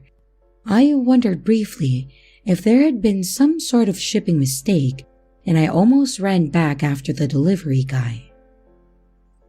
But when I opened it up, there it was. An adorable black puppy wandered out hesitantly and then ran over to me. My fears were instantly assuaged as the little scamp began to lick my face, and I fell on my back laughing. I let it jump on me, and we rolled on the ground and played on the floor for a while. A smile stretched wide across my face, and I felt truly happy as I played with the little dog. I took the puppy around the house for a tour, showing him the upstairs first, my bedroom and the office, and he sniffed around the guest room that I had never used and another that was for storage. I showed him the basement and the little bed that I had bought for him, and he didn't seem particularly interested in it. The strangest thing about the puppy was his weight. He was a hefty little guy. When I tried to pick him up, he weighed a ton. And it didn't make sense. The more I thought about it, the more it made me feel uncomfortable and jittery. Like the dog was a hole in the universe leading to unreality. A black hole leading to some other dark place that I didn't want to see. Trying not to dwell too much on that, mostly because It made my brain feel like it was going to turn into scrambled eggs if I did. I decided to take my new puppy out for a walk at the park. I tried to put the leash on him that I had recently bought, but it never seemed to fasten quite right. It was like the collar was too small for him, but it wasn't. I could see that clearly. My mind felt fragmented and wrong as I struggled with it, seeing two realities for a split second. In one reality, I could see my puppy. The other image was like a piece of rolled glass in a shattered mirror, revealing a tremendous wolf-like hound. Its fur was missing in places, bone and exposed muscle peeking out from between its haunches and ribs. The beast's ancient knowing face was full of sharp teeth, bared and snarling at me. Wise, experienced eyes stared through my soul, milky white with cataracts, and dirt was all over the hound and old blood like it had been digging in a graveyard. Soon, we were walking down the street to the park, despite the fact that I had no memory of leaving my house. The puppy was back to being a puppy, and he was off leash, I noticed. Still, he seemed to be managing well enough. He was staying close by me and was quick to respond when I called to him. It was as if he was already well trained despite his young age. So I decided to just continue on and kept walking towards the park with him. It was a Tuesday afternoon and it was quiet outside, and I didn't see anyone until we got there. Once we got to the park, I saw a few other people were out walking with their dogs in a large open space. It was a huge grassy field, and people would often let their dogs off leash despite the official rules to the contrary. So, I didn't feel as out of place with the pup roaming free there as I had been walking down the street with him. At first, nobody noticed us, but then the dogs picked up the puppy's scent one by one. They perked up their ears and stood stock still, staring at us, and they appeared terrified. My little pup, who I hadn't even had time to name yet, began to run towards them. I saw the stunned faces of the dog's owners. Their jaws dropped and they looked suddenly horrified for some reason. I didn't understand it. My dog was just a little puppy. They turned and began to flee. What were they so afraid of? I wondered, chasing after the little guy. And that's when it happened again. A little piece of my life went missing. 1 second, I was there in the park running after the dog, and the next, we were back home again. It was as if I had just lost the last little bit of my life. It seemed like just a second before, we had been in the park and I had been calling after my puppy as he ran away from me, chasing after him. But now, we were back in my living room watching television, an old rerun of The Office on Netflix. Pulling out my cell phone, I checked the time and it was 4:30 p.m. More than 2 hours had passed. I looked down to see the puppy was at my feet, sleeping soundly. At least he was safe, but that didn't make the blackout that I had just experienced feel any better. "What happened, boy?" I asked the dog, as if he would be able to tell me. He just kept snoring, and I noticed that there was blood on his paws and on his face. Feeling more scared than I had been in a long time, I tried to recall what had happened. Nothing came back to me, no matter how hard I searched my memories. And this had never happened before, and it really frightened me. I hoped my memories would come back to me, but they never did.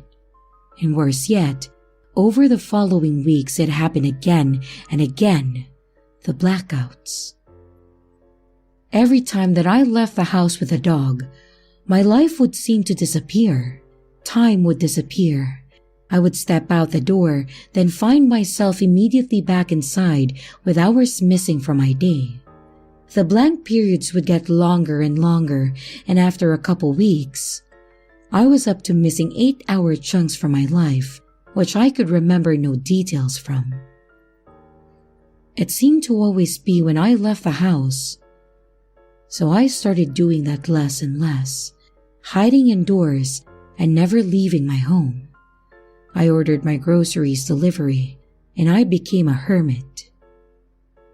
The puppy seemed content though, and he was growing at a rapid pace. Despite the fact that we spent all hours together, even I could notice the changes. Overnight, he seemed to sprout up a couple inches, and every morning I would see he was bigger than before. And when I looked at the dog, every worry that I had about the missing fragments of my life disappeared. Only the puppy mattered. He was what was important. The warmth I felt when I was holding him, and how he looked at me like I was the only thing that mattered to him as well. Eventually, my friends started to get concerned about me. My old buddy Tom called, saying that he hadn't seen me in a while. I told him that I was fine, I just didn't want to leave the house because I had a new puppy. Telling him the truth didn't occur to me, but maybe I should have. Maybe I could have prevented what happened next. I didn't ask Tom to come over. He just stopped by one evening, a day or two after our phone call. We were such good friends that he didn't even wait for me to answer after knocking on the door. He just walked in. The dog had grown considerably by that point, and he stood up at attention when Tom walked in, and the wolfhound immediately bolted for the front door. My old friend was halfway through saying, "Hello," before he began to scream. Again, the world fragmented and split, and I saw two versions of my dog. One of them was the cute little guy that I knew and loved, and the other was the decaying graveyard hellhound that I had glimpsed before. Massive and mangy, missing bits of flesh and fur, and eager to attack. Before Tom had a chance to run, my dog was on him. The hellhound was on him. He jumped up on him, knocking him to the ground, and quickly, he was on his neck with his paws and ripped the flesh from his face while he screamed and clawed at the door, trying to escape. I ran over to pull the dog off my old friend, and when I reached out to grab him, to try to stop him as he tore muscle from bone and gouged out Tom's eyes with his teeth, he snapped at me. The sharp teeth scraped off my fingers, and I looked down horrified to see a glimpse of my own shiny white phalanges staring back at me, hair-covered knuckle flesh dangling limply from the exposed bone. I recoiled from him, screaming, and ran. Tom was already dead by the time that I got upstairs. His screams cut short as the evil wolf ripped out his larynx. Slamming the door to my office shut behind me, I locked the door. I am back in my office where all this started. I'm terrified to go back out that door. Now that a hellhound has a taste of my flesh, I doubt that he'd be able to resist. I can hear him sniffing and scratching outside already, hungry again after consuming every last bit of my oldest and best friend. There wasn't much to do other than wait for my inevitable demise, so I decided to browse the dark web again. I wanted to see something. I went back to the same hidden site again, navigating through a series of back doors to get there, clicking secret icons, hidden and obscure websites. And once I arrived there, I typed the word dog into the search bar again. The same exact ad came up, identical. Puppy for sale, purebred Southern Wolfhound, $500, will deliver. This time, I decided to send a direct message to the seller, someone named Lycan. I said, "Hey, I bought one of your dogs and it just killed my friend. I'm pretty sure it's eating my memories too." Lycan answered, The creature you have purchased is no dog. It's a Variacolocus, an undead creature which sustains itself on flesh and blood. Like a werewolf zombie, kinda. I answered. "Sounds more like a zombie werewolf to me. Can I please have a refund?" And Lycan said, No, all sales are final. Lycan has exited the chat. With that, he disappeared back into the ether and left me with a beast scratching at my door, trying to get in. It won't be long before he gets through the door, I'm sure. And when he gets in, I'm not sure what he'll do, but I've got a pretty good idea.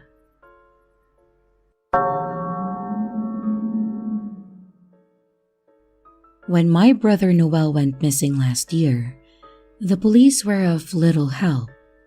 They told us not to worry, that it was far more difficult to disappear than it was made to look on TV or in the movies. Most people turn up on their own after a while, and their families find out, or pretend to find out, that the missing person's life was a little less respectable than they had claimed, a little bit darker and more mysterious. Some people live two lives, and nobody knows it but them. I did my own research and found this much was true. According to statistics, the chance of abduction by a stranger was less probable than being struck by lightning. You were much more likely to be kidnapped by someone you knew, and far more likely still to not be kidnapped at all. But despite their vague assurances and unfounded assumptions, Noel never did come back. The weeks and months went by, and there was no word, and it seemed like the police had given up or forgotten about him. Digging through his belongings, I tried desperately to find something that would give a clue to his whereabouts, and his computer was the best bet, I figured, since it was where he spent the majority of his time. Noel had worked as a database specialist for a big company named Proteon, and despite the fact that he had explained what he had did to me a number of times, I never could properly figure it out. If people ask, I told them he was a computer programmer, since that was at least something most people could understand. He was an expert at assembling and troubleshooting computers, since my dad had owned a PC repair business when we were kids, and Noel had taken quickly to technology as a child.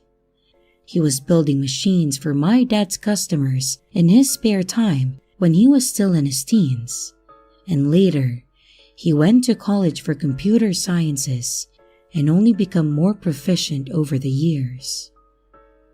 Lately, he'd been experimenting with app design in his spare time and had gotten pretty good at it. He had told me that he was working on one app in particular that was extremely different from anything else on the market. I had hoped that the other programmer that he had been working with would know something, but I tracked him down, and that resulted in a dead end as well.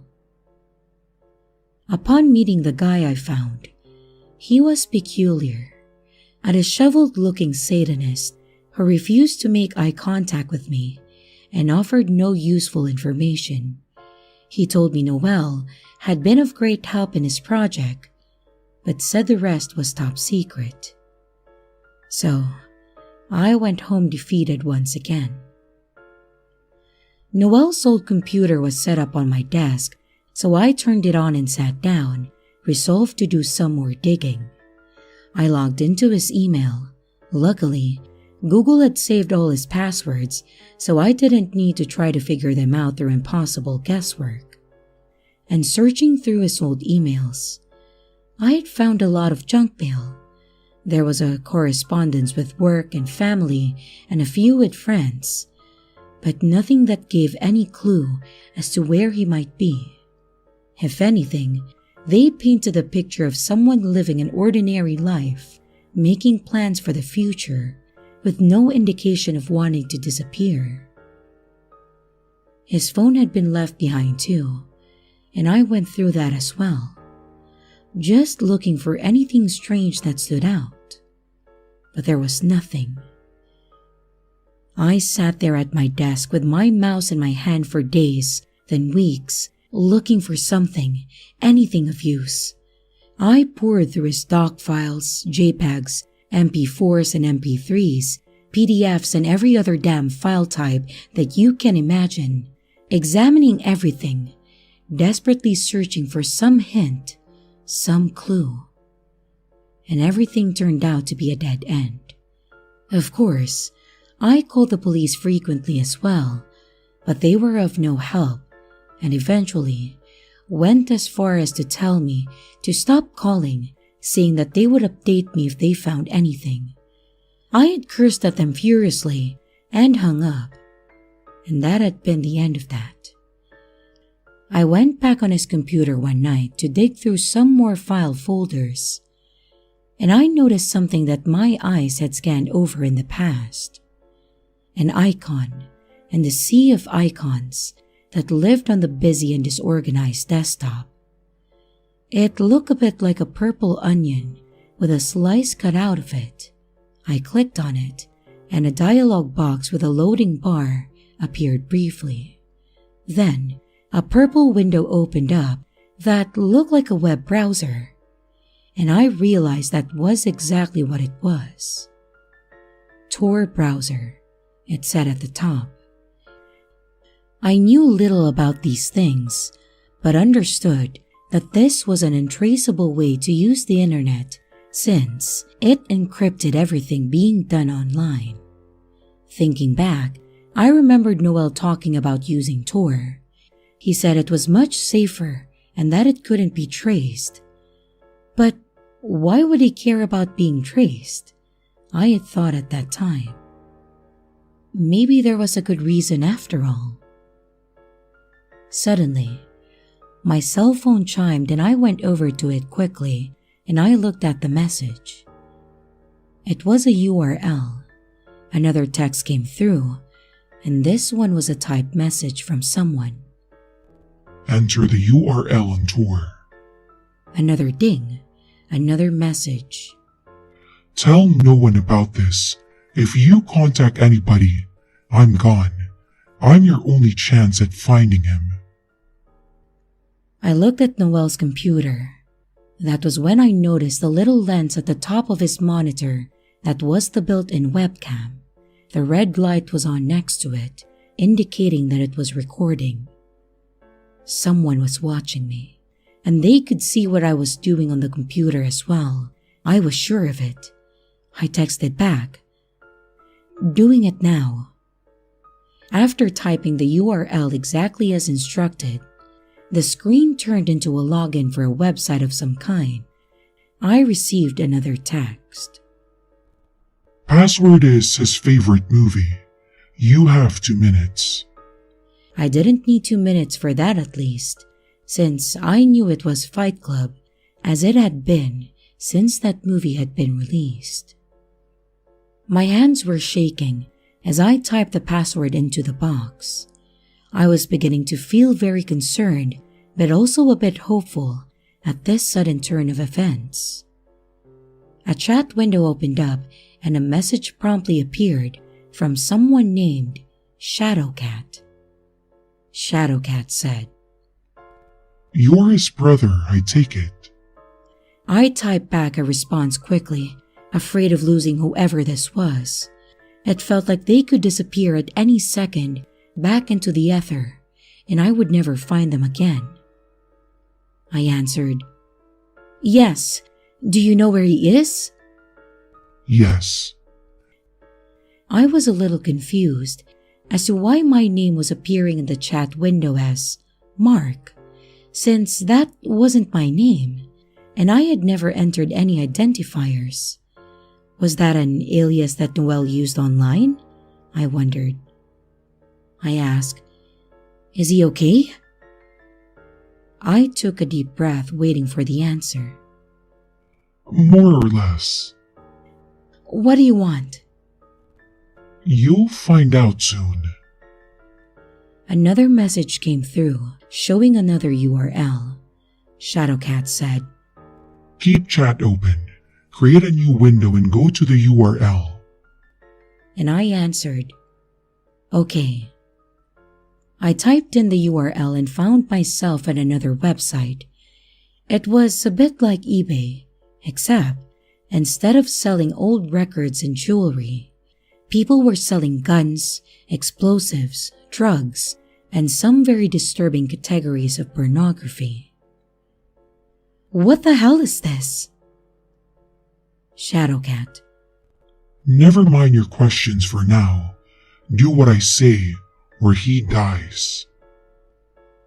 Suddenly, an image appeared, replacing the chat window.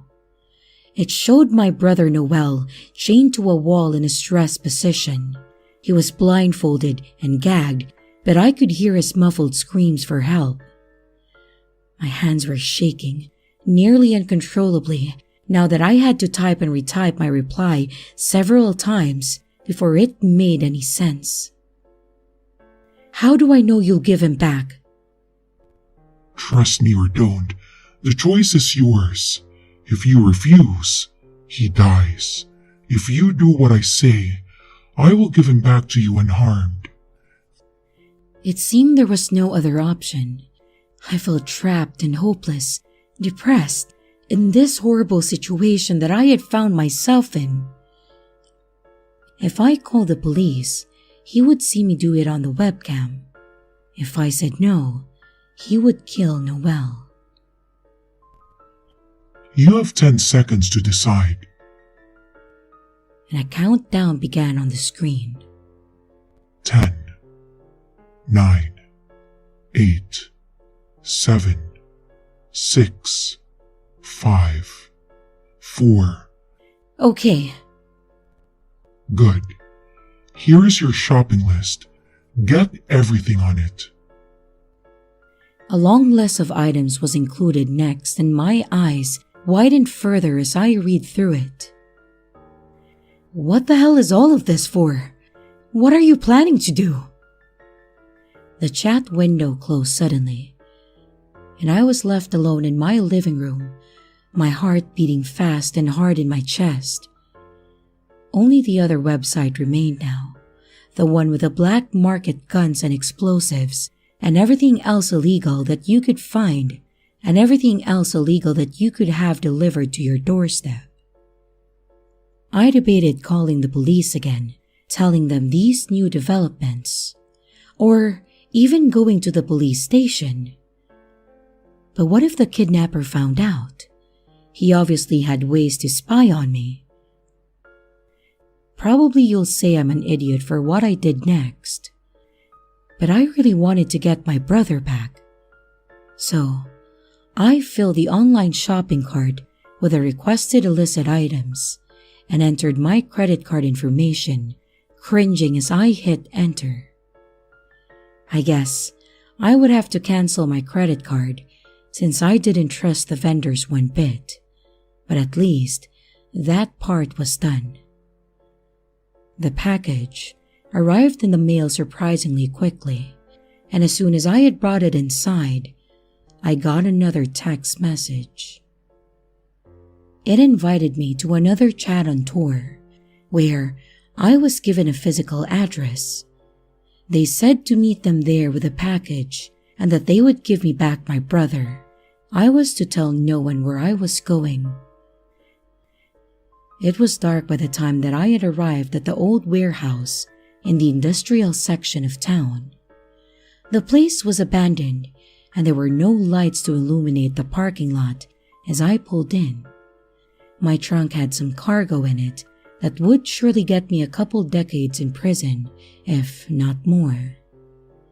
Terrified, I sat in my car still gripping the steering wheel tightly with both hands, despite the car being turned off, and I had no idea what was going to happen next. My cell phone chimed and I nearly jumped out of my skin. It was a text message. Come inside through the east door. I did a bit of a quick geography to determine which way I was facing and decided that was the door that I was looking at, right in front of me. Taking a deep breath, I got out of the car. I popped the trunk and grabbed the duffel bag that I had brought with the illicit items packed inside. The gravel crunched beneath my feet as I made my way across the parking lot. My hand shook as I reached out and grasped the doorknob, turned it, and went into the dark cavernous space inside the warehouse. As difficult as it was to see outside, it was even darker in there. Taking a few more frightened steps forward, I found my eyes did not adjust to the dark. The door clanged and shut behind me, and I jumped, feeling my heart skip a beat. "Hello?" My voice echoed back behind me. Did you bring everything? I jumped, startled, when I heard the voice. It was raspy and high-pitched and made the hair stand up on the back of my neck at the sound of it, like fingernails across a chalkboard. Yes. Good. Bring it this way. Terrified, I stepped forward into the pitch blackness, unsure if I would run into something. I moved slowly and deliberately, hoping not to hurt myself. He's got it for us. He has it all. Yes. Suddenly, I realized there was not just one voice speaking, but many. They were all around me, surrounding me in the darkness, and I felt their movements in the air around me and heard sounds like the wind blowing during a thunderstorm. Poisons. Acids. Knives. Explosives. Boomed a voice from the corner. Guns and bullets and snake venom. I heard them moving closer now, inching towards me. Their voices were in my ears as I backed away. "Where is my brother? Show him to me or you get nothing." I was terrified, but determined to get Noel back, come hell or high water. Or maybe we'll keep you as well, little brother. Maybe someone will want you back badly enough to bring us more offerings, more dark treasures. I could feel them very close now, could hear their breathing, and feel their proximity to me, causing my skin to break out in goosebumps. My mind raced, desperate to think of what I could do to get out. These creatures, these demons, whatever they were, had no intention of letting me leave. And I had a sudden brainstorm. I reached out into my pocket and pulled out my cell phone. Quickly, I hit the button for the flashlight function. If there was anything these creatures would be affected by, I guess by their choice of habitat, and it would be light. "These are demons born of darkness," my lizard brain whispered. "They are not accustomed to anything but blackness." And the white light cut through the darkness like a knife.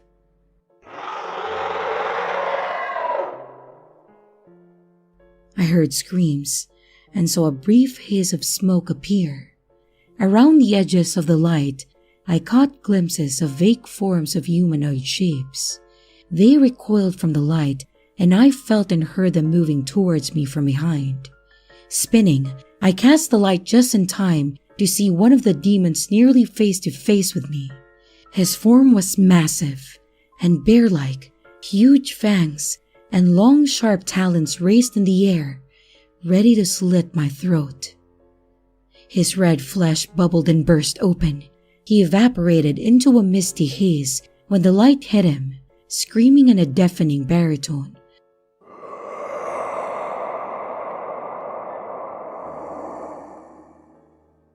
Realizing that the light had the power to destroy them now, or at least send them back to hell where they came from, I spun around and round with the light, trying to incinerate them all. And I saw them flying bat-like away. Others jumped up to the high ceiling and hid in the girders and beams above. I saw something at the end of the huge space, and I shone my light that direction. It was Noel. He was shackled to a wall on the far side of the warehouse. He was gagged and blindfolded and moving. I saw dark shadows around him, moving quickly, and realized it was more of the demons guarding him. Running over towards him, I heard the sounds of more of them chasing after me, racing like monkeys across the steel beams above, matching my speed. I blasted the demons with bright light from my phone as I got closer to him. Their shadow skin began to sizzle and burst into flame, and they howled like banshees and moving away. There was no key for the chains holding him, but I was prepared. I grabbed the bolt cutters from my bag, a last-second impulse buy from my trip to the hardware store. Part of me was worried that the people that I was dealing with would not let him free willingly. I had wanted any advantage that I could get. The bolt cutters went through the chains with an effort, and the one holding his wrist snapped with a satisfying noise, and his arm fell down limply to his side. And before I could think too much about what that meant, I spun around at the sudden sound of movement behind me. I screamed as the claws of something terrible raked across my back. The demon disappeared back into the shadows above us, leaping into the air like a bat, and I saw flapping wings as it went back into the rafters. I pulled the blindfold and gag from Noel's face and saw he was barely conscious. It felt terrible to do it, but I slapped him hard across the face to try and get him to wake up. He groaned and stared, but didn't open his eyes. And I felt a sharp pain in my neck suddenly, like knives there, and I spun around quickly again to try and catch it in the light. There was a hint of smoke as my flashlight caught the edge of it, but it was too fast and quickly disappeared again. I was suddenly feeling frantic and terrified for my life. They were becoming more bold. My hand stung after the next hard slap to Noel's face, but it accomplished what I needed. He woke up and spit blood from his mouth. Ow! What the hell? Noel, wake up! You need to hold this light. Move it around. Keep them away. It took him a few seconds to understand, but I thrust the phone in his hand anyways and began to work on the other chain holding his right wrist. His eyes were wide with fear, and his gaze darted around the room as I continued working on the chains. The one holding his other wrist snapped with an effort, and I got down on the floor to work on the shackles attached to his ankles. He was moving the flashlight around frantically, but it seemed to be working. Warm blood trickled down my neck and my back from my injuries, and I felt it turn cold on my skin. How the hell did you wind up here? I asked, once he was finally freed from the chains. That damned Satanist programmer. He summoned those things from hell. What? How? Never mind. Just let's get out of here. I took the flashlight back from him and used it as a weapon, shining it in every direction, and often just in time as I saw the demons scatter from the light like cockroaches each time that I swung it around. Once we reached the door, I threw it open, revealing the parking lot, and we ran from there as fast as we could back to the car. We had escaped, or so we thought. I wish I could say that everything is better now, that we fled from the demons in that warehouse and never saw them again. But those unnatural creatures knew no boundaries. They were not inclined to stay contained within the walls of that warehouse, and they were not pleased that we had escaped with their treasures, which I promptly dumped off at the police station, anonymously of course. Although I got my brother back, neither one of us will ever feel safe again. The lights in my home stay on all hours of the day and night now. Noelle is the same way. I sleep during the day and surround myself with lights at night, terrified until the sun comes up again. What am I afraid of, you ask? A blackout, a blown fuse, a burnt-out light bulb, and they happen more and more lately. Always I see them in the shadows, waiting, watching, patient, for their chance, for darkness to fall.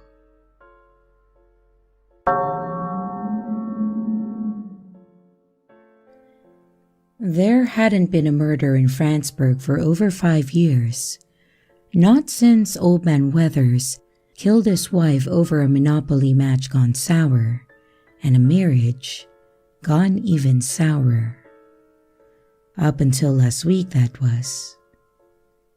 Now, I've got 3 different files sitting on my desk with 3 different victims. They stare up at me accusingly, saying, "Solve us." I pull out my bottle of Glenfiddich from the bottom drawer and find a halfway clean glass, blowing in to get rid of any dead spiders or mouse turds.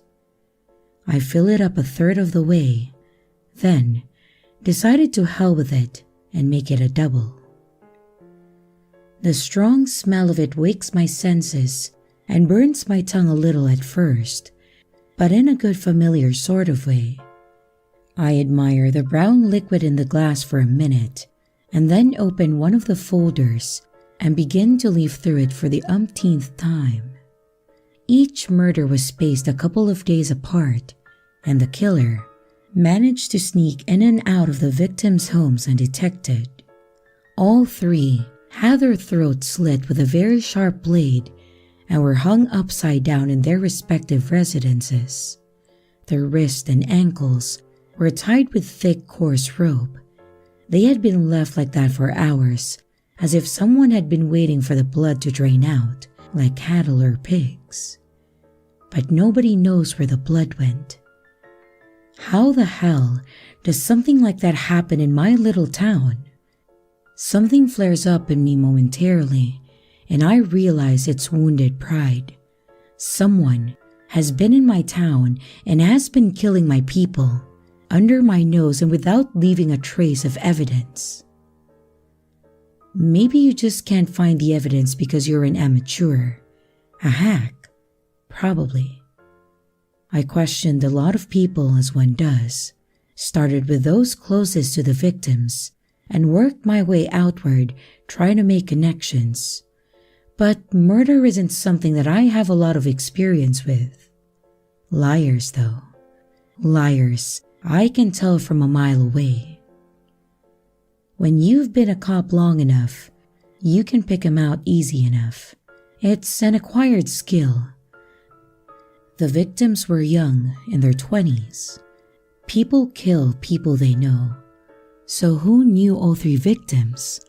Who had a motive to kill them? And how did they do it without getting caught? The first question requires some digging. It means interviews with people who don't want to talk. And I visit each victim's closest friends and family members. I find out that the 3 were all loners, with very few friends, at least not in real life. Not only that, but they knew each other. My suspicion that the murders are connected becomes a certainty. I look deeper into their lives, sussing out any details that I can find. They were all gamers, Professional ones apparently, not something I had thought possible. To my surprise, when I ask about the details, the answer is always the same. Each victim was obsessed with a computer game called League of Legends. More questions lead to more answers, and eventually, after a lot of puzzle pieces coming together, I figured out how the victims were all connected. It turns out they were all in a clan together, which means they play the game together as a team. Teams in League of Legends are made up of 5 members, so that leaves 2 more people out of there, who are either potential victims or potential murderers. I have to find the other members of the clan. The 2 are like missing pieces from a jigsaw puzzle, and without them, I can't see the whole picture. So I track them down. Sarah Green is the first. She seems pleasant enough, and after inviting me inside for coffee, we talk for almost an hour, and she responds candidly and with concern for her deceased friends, but gives no useful information. "Can I get you another refill, detective?" she asked after I drained my second cup of coffee. "No, that's all right. I think I've imposed on you long enough." She walks me to the door after that and says she hopes that I will be able to find some answers. I thank her, still unsure what to make of her, and I move on to the next interview. Terry Wentworth is a chubby man with a ponytail and thick glasses. He has a patchy goatee, which attempts unsuccessfully to hide a double chin with an unfortunate butt-looking cleft running down the center of it. I find myself trying not to look at it, as if to do so would be rude. "What can I do for you, officer?" he asked, looking annoyed. "I understand you played a game with these people," I say, showing him pictures of the victims. He cringes slightly. "A computer game called League of Legends, is that correct?" Yeah? So what? I played with them." Something is off already. I can tell he is more nervous, more defensive than he needs to be. But then again, some people have bad social anxiety. Maybe he's just an anxious type. "Any infighting in the clan, Terry? Problems between members?" Nope, no, I don't think so." His palms are sweating heavily, and he wipes them on his pants, leaving huge damp spots on his upper thighs. I decide to take him down to the station, make him sweat a bit more. It works. After an afternoon in that hot box, the bastard starts talking. "Sarah, it was all her idea. I didn't even do it. It was her." This is after hours of coaxing and threatening. His shirt, now completely drenched in sweat, his hair dripping like he has just stepped out of the shower. I mentioned Sarah again, saying that he was probably going to kill her next, and the guy finally cracks and turns on her. "I just found out about it and I couldn't stop her. It was already too late. Everything had already—" Slow down. Slow down. Take a deep breath. Just calm down for a second and tell me what happened. You said it was her? She killed them? He takes a deep, trembling breath and goes on. "No, she wasn't capable of that. Neither was I. But we weren't going to make it anywhere in the tournaments unless she could bring on a couple new pros.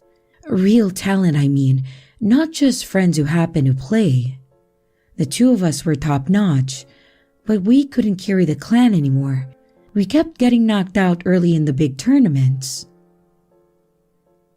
"You mean you had them killed over a video game?" "It's not just a game.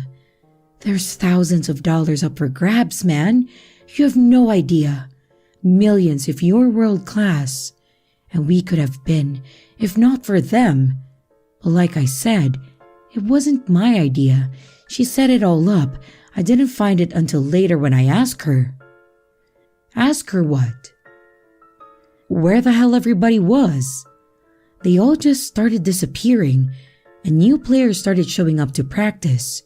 First it was Lisa, then Graham went permanently AFK. Finally, she told me Wayne wasn't cutting it either, that he'd have to disappear next. So, what did you say? I pretended to go along with it. That's what I do sometimes if I want to find out how far gone somebody is. I don't know if you've ever tried it, but if you ever start talking to somebody and they say something really rotten, just agree with them for a minute and see what sort of depravity their mind really contains. It's kind of astonishing. It's called police work 101, kid. I want to say, but don't. All right, I'll buy it. You tell her you love whatever she's doing to clean up the team, and you just want in on it. And you're curious and want to help, so she tells you? Damn right she does. Like she's proud of herself. She found an assassin on the dark web, she tells me. Some guy who'll do it practically for free. You have his name. A way to contact him. I try hard not to show my hand, but I'm getting excited at the prospect of catching this guy, and my questions come a little too fast, making him bristle momentarily. Man, I can't tell you that. If she finds out I said anything, she's coming after me next. Listen, kid. I say in my best friendly cop impersonation. You're doing the right thing here. Let me follow up on this and I'll make sure she goes away for a long time, for the rest of her life. You didn't do anything you say, right? So, you've got nothing to worry about, but you have to tell me the truth, everything. Now, who is this guy? He looks at me darkly and seems to brood on the question for a while, but eventually he answers. He explains to me how to reach the assassin and how it was all arranged. Sarah is sitting in front of the computer screen with a sad look on her face. He's going to kill all of us. Who is Sarah? She looks at the blank screen, dark, empty. Him. A shiver runs down my spine and my flesh breaks out in goose pimples. We can protect you from him, I say, but the promise rings hollow, my voice empty and false even to my own ears. No, you can't. She sighs and turns the computer on, waits for it to boot up. Within a few minutes, she has logged onto the Tor browser and is into some chat room. She types something into the window and waits. I hold my breath without meaning to. Suddenly, the screen goes completely dark and the chat window disappears. Despite the heat of the day, it feels cold in the room, then freezing. I exhale and can see my breath hang in the air. My teeth begin to clack together and chatter. Who is he? The voice is like a thunder crash coming from the computer, and I understand immediately why she was so scared. It was a wonder the speakers don't blow out. My ears are ringing, and I feel like the room is still echoing and reverberating with the sound of it. There is a presence watching us. I can feel it. I don't know how else to explain it, but it feels like when you are walking down the street and you sense someone is watching you from behind. Have you ever felt that?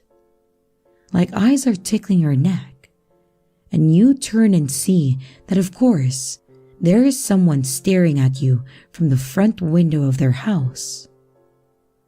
I feel that now, but all over, their eyes in the walls, ceiling and floors all watching me, and my skin tingles and I shiver.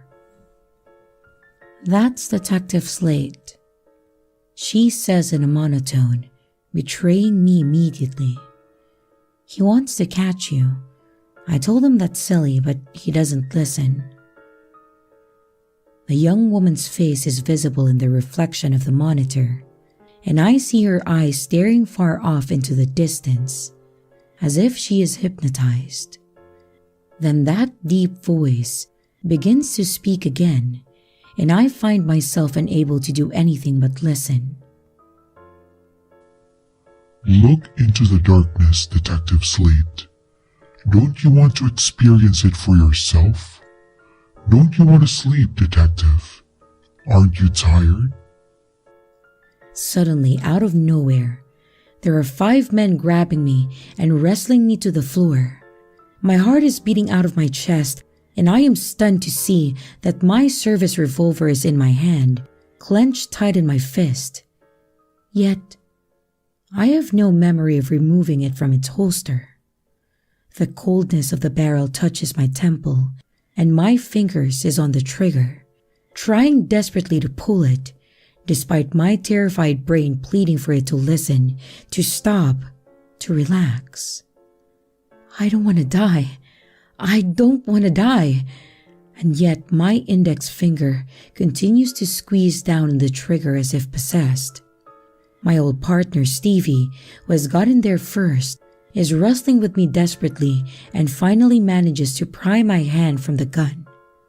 Later, I try to explain to them that it wasn't me, that I didn't want to do it. Something made me do it. He made me do it. I look up and see Sarah is now banging her head down hard against the steel table. As if she has no control over herself, she brings her face down again, and blood begins to spatter and spray. Parts of her face shear off, exposing muscle and bone beneath. And still, she doesn't stop. Her teeth break and chip pieces fly and scatter everywhere. "What the hell?" another officer is saying, letting go of me and rushing over to her. Then he makes the mistake of looking at the screen as well. In rapid motion, too quickly for anyone to stop him, he pulls his pistol from the holster, cocks it, and holds the gun up to his temple. The blast is deafening in the small cement-walled room. It echoes, piercing my ears and turning them deaf for a while, then making them ring. I feel like needles are stabbing into my eardrums, and I clap my hands over them protectively.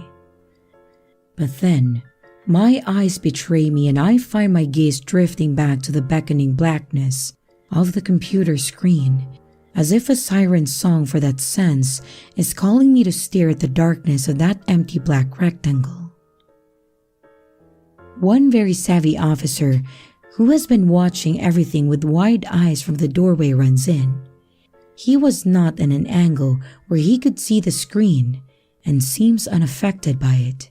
He slams the laptop shut and then picks it up and throws it hard on the floor where it breaks to pieces.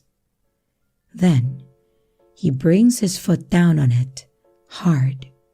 He crunches it beneath his polished black shoe and looks up at us with a sweating, anxious face. "I'm sorry, boss," he says to me, looking worried for his job. On an ordinary day, he would have every right to be. But today is no ordinary day. I had to. Don't apologize. You just saved all of our lives. Thank you. We look around the room and take in the bloodbath which surrounds us. An officer dead from a self-inflicted gunshot wound to the head. A suspect or witness dead, while in our custody from repeated blunt force injuries to her face, also self-inflicted.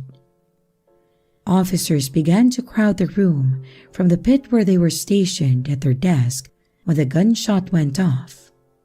People were asking 1,000 questions, and I don't know what to tell them, or what I even believe myself. The captain sends me home without pay, pending an investigation. It doesn't matter how many people vouch for me, how many saw the madness for themselves. It matters how it all looks. And there's no explaining what happened to a rational person. Even I can hardly believe it, and I witnessed it myself. I try to catch a dark web hired assassin and discover that he was no ordinary hired gun. No simple mercenary. The thing Sarah hired to kill her fellow clan members was something else. Something we as humans don't have a word for it yet, or any understanding of. Something that is spilling over into our world from another, and feeds on our flesh and blood. Somehow, I have to stop him.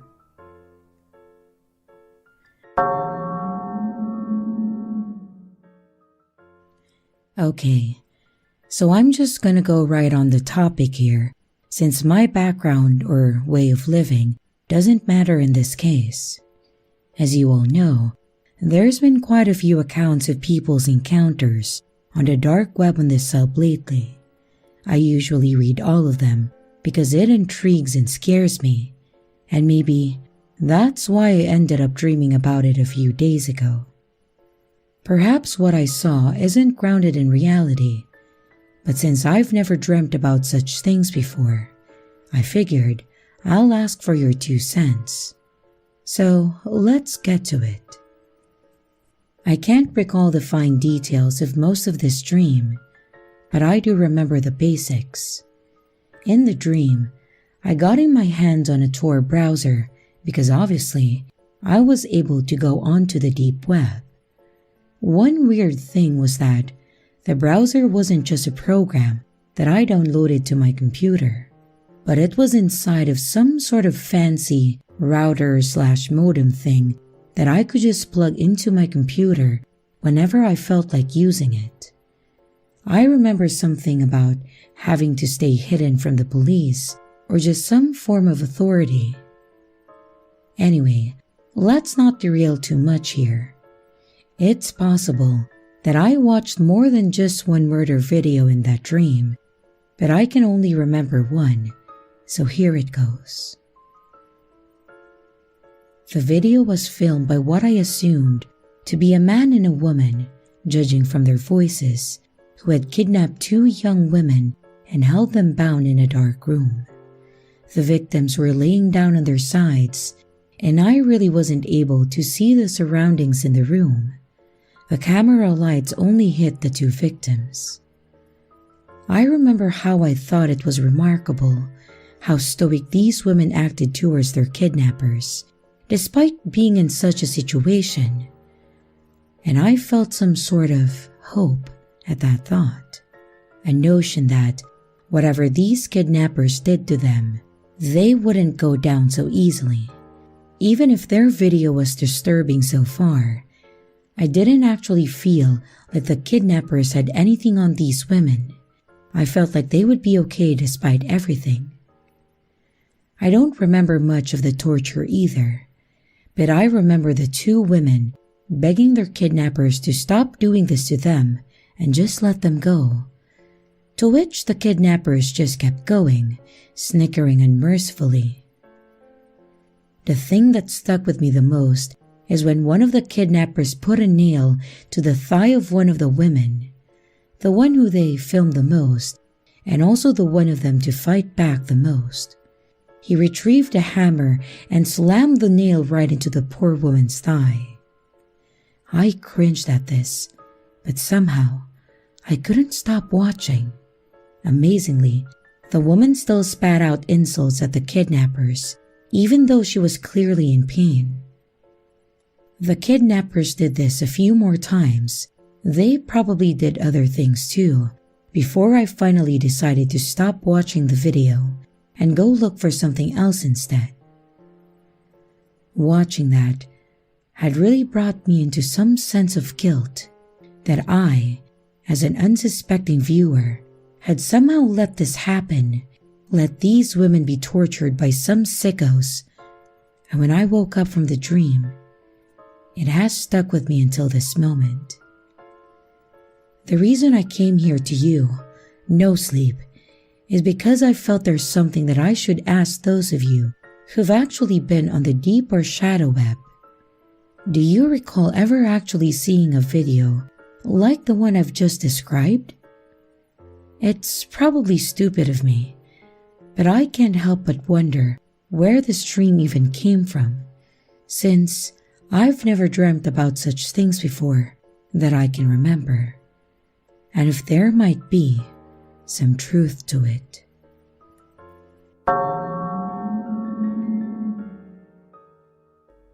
I was about 8 or 9 when this happened to me. At that time, using a computer was still a new thing for me. We are roughly talking about 12 years ago, where, as a kid, you only used the computer to play games, and simply searching dumb stuff on a laptop seemed like a good idea, or in my case, my grandmother's laptop. Now, a little context.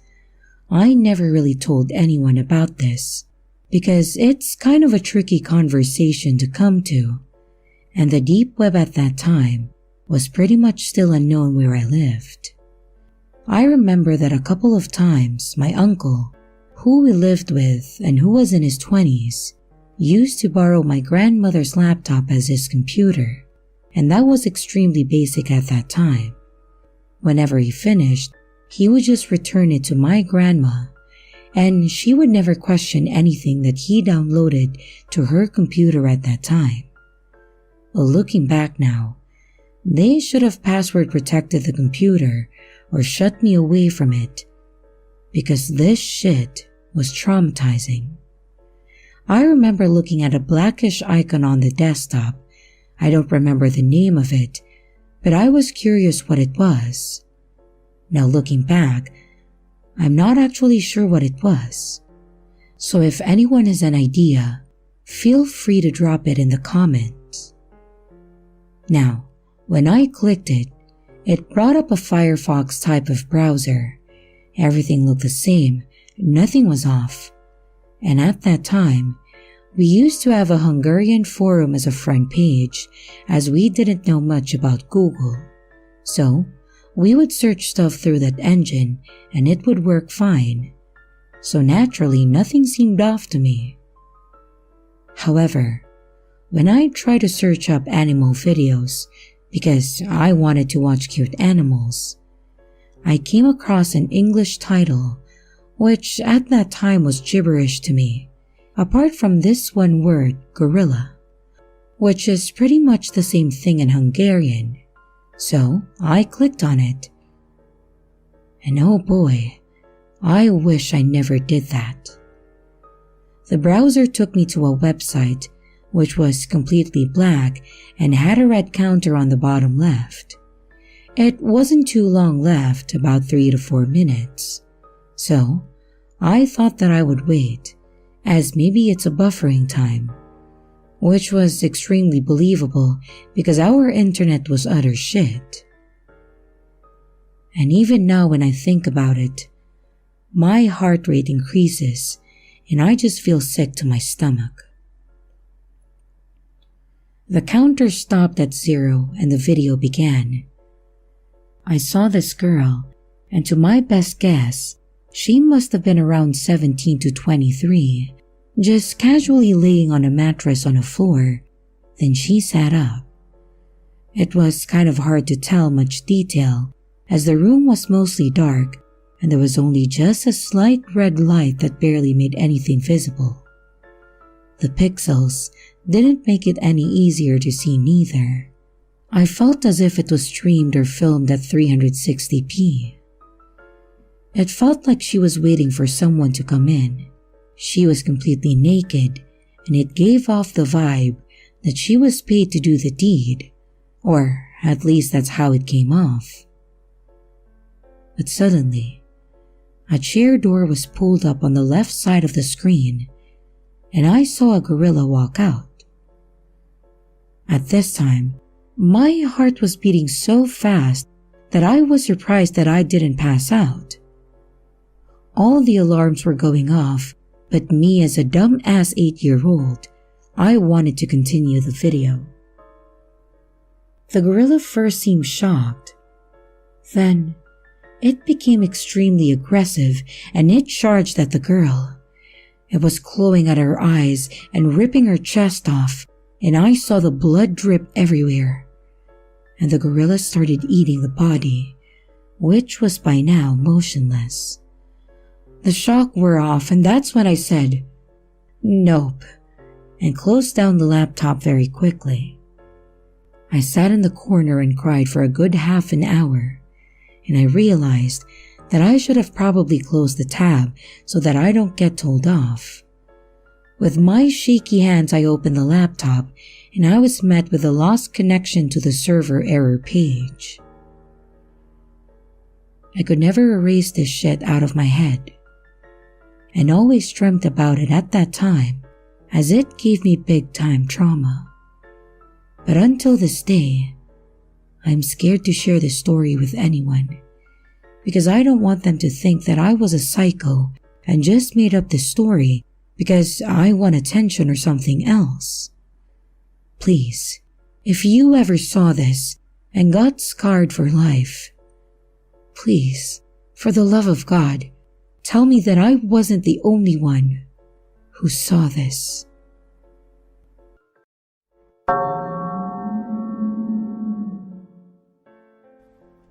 It had started out just like any other night, bored after work, looking for something to do, until I felt tired enough to fall asleep. I had recently found a deep web browser, and I decided that there was no time like the present, given that I had nothing better to do. I opened the application and started to surf the web.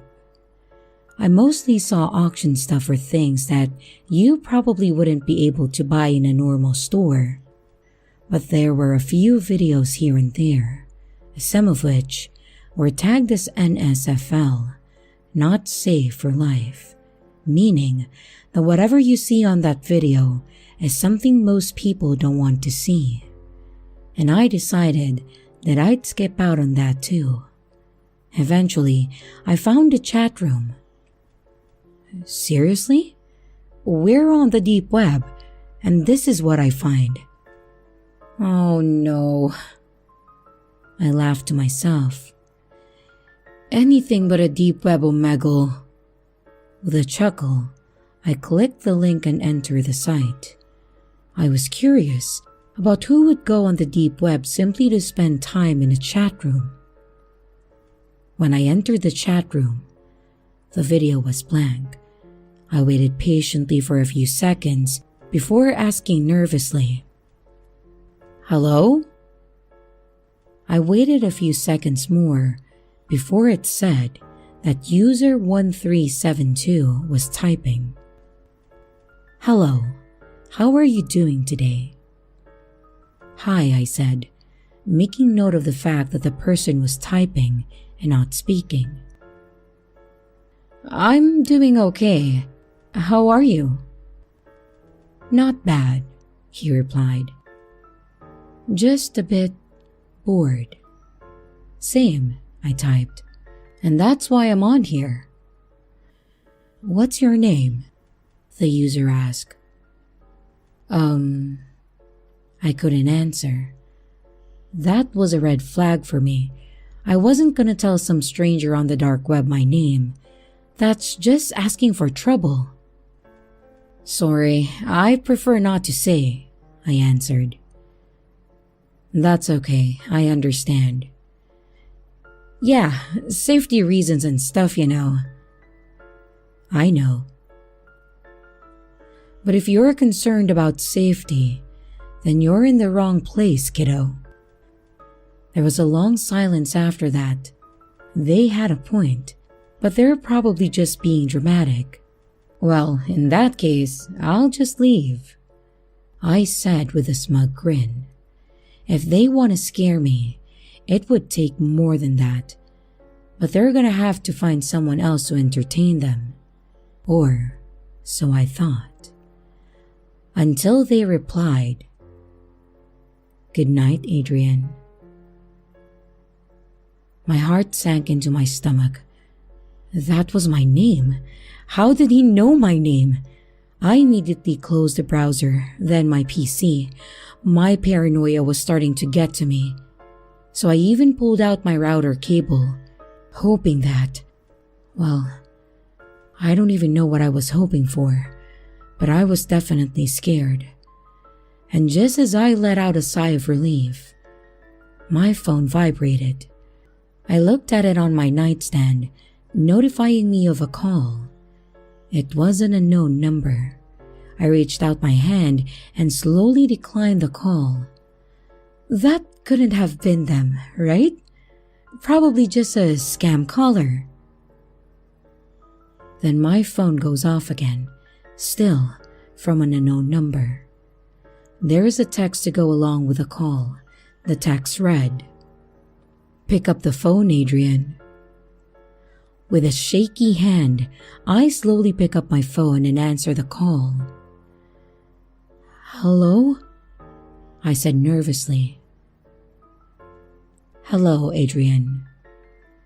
It was a text-to-speech voice. What do you want from me?" "Turn your computer back on and turn on the camera," the text-to-speech bot said. What do I do? I was panicking. I definitely did not want to turn on my camera. But what would they do if I didn't? They already got my name and my number after a few seconds. What else are they capable of? I shuddered at the thought, and as I stood there thinking, the bot repeated, "Turn your computer back on and turn on your camera." This snapped me back to reality. "Please, leave me alone." I tried to say it in a strange voice, but to be honest, I could hear my voice waver. The bot repeated the same message again and again. "Turn your computer back on and turn on your camera." Did I even have a choice at this point? This guy tracked me down and got both my name and my number in seconds. I don't want to know what else he would do if I disobeyed him. I slowly approached my computer. It felt like I was walking to an execution chair. I turned my computer on, and with one deep breath in, I turned on my camera. I looked at my webcam and the green light that indicated that it was on. And after a moment of silence, my phone buzzed and I got a text message. "Wave hello, kid. You're live." I was manually breathing at this point, but I managed to slowly raise my hand and wave it back and forth. And from then on, my life was hell. I would get non-stop text messages in the morning at 4 a.m. until I woke up and replied. The texts sent were gory videos, which he'd ask me questions about to ensure that I watched them. And after a few days, it got worse. He started asking me to do some random task, like drawing a picture of a whale on my skin with permanent marker, driving to random places, and eating disgusting food. And each time, he wanted a photo of it to prove that I completed the task that he gave me. Eventually, I grew tired of his games. Consequences be damned. Whatever he could do to me, I didn't care anymore. I was done being his toy. And the next time that he texted me an order, I simply told him to go F himself. Because I wasn't going to take any more shit from him. After the reply, user 1372 went silent. And after a minute, I felt a swell of pride in myself for standing up to him, and just when I was about to go and take a well-deserved nap, my phone buzzed again. No doubt, user 1372 was upset, but whatever he decided to do, I'll face it head on. Or so I thought. He didn't say anything. He simply sent 2 images. A picture of my parents' house and a picture of my sister's house. He didn't need to say a word, and I understood his message as clear as day. "What do you want?" I asked. "Go to the stairs." My worry grew. What did he want this time? What twisted thing did he want me to do this time? I slowly exited my bedroom and to the top of the stairs. I looked down the flight of the stairs with dread. My breathing became heavy. What did he want me to do? My phone buzzed. No doubt, his new orders for me. The reply was a single word. Jump. My heart hammered in my chest. I knew that I had to do it, but the fear held me solid. I thought about my family. My older sister just gave birth. My little nephew is so innocent. I would rather die than let a sick freak like this anywhere near him. And with that thought in my mind, I jumped from the top of the stairway. I woke up in the hospital a few days later. Apparently, my neighbors heard me scream while I jumped and called the police to investigate. And they found me unconscious at the bottom of the stairs with blood coming from my head. They rushed me to the hospital, and other than a major concussion, there seems to be no short-term effects. But I'll have to wait and see if the injury will cause long-term problems. I never got a text from user 1372 after that. I'm not sure what happened or why he stopped messaging me, but I'm thankful that he did. And years later I found out that there were a lot of people who went through the same things that I did, being messaged by people online who threatened them to do harmful things. And many victims didn't make it. They called it the Blue Whale Challenge. I don't know why user 1372 stopped what he was doing, but I am grateful to still be alive.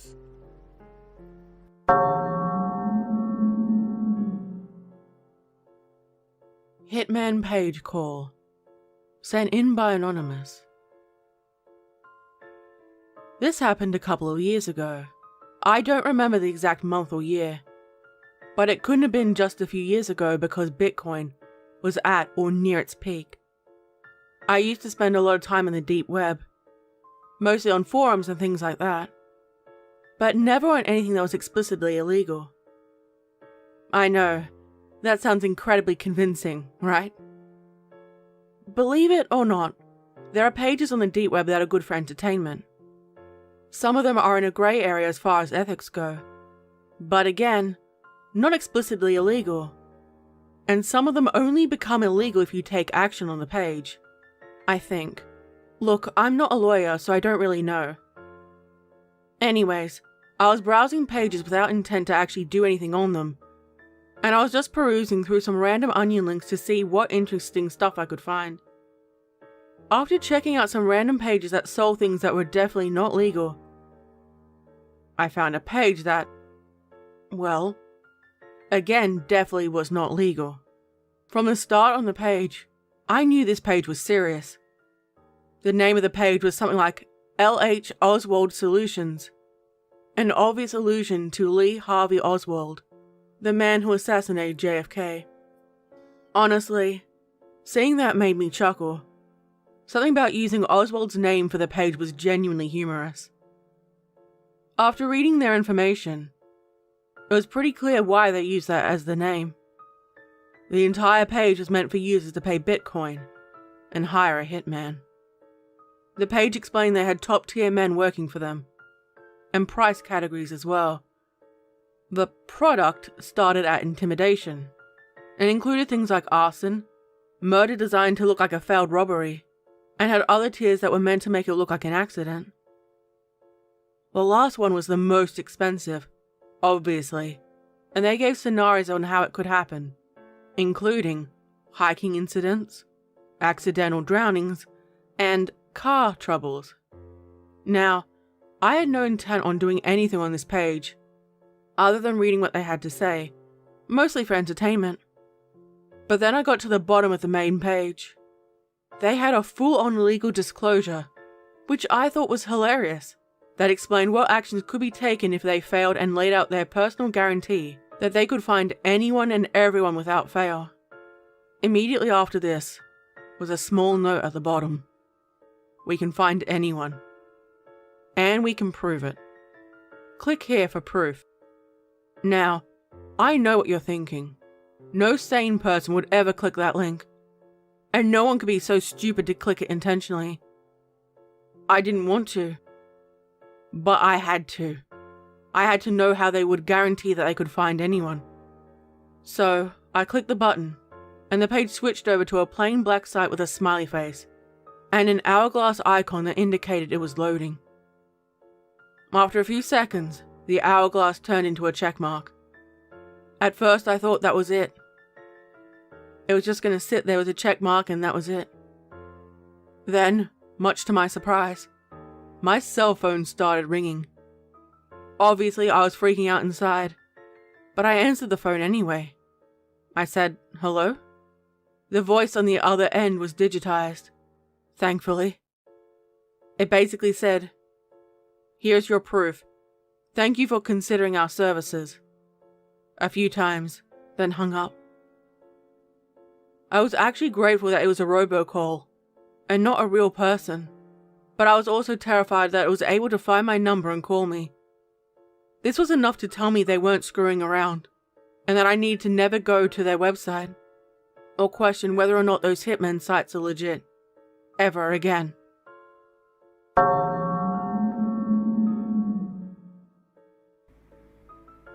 If you've grown up playing video games, you've probably had to bear your parents telling you in all manner of assorted ways how video games rot you.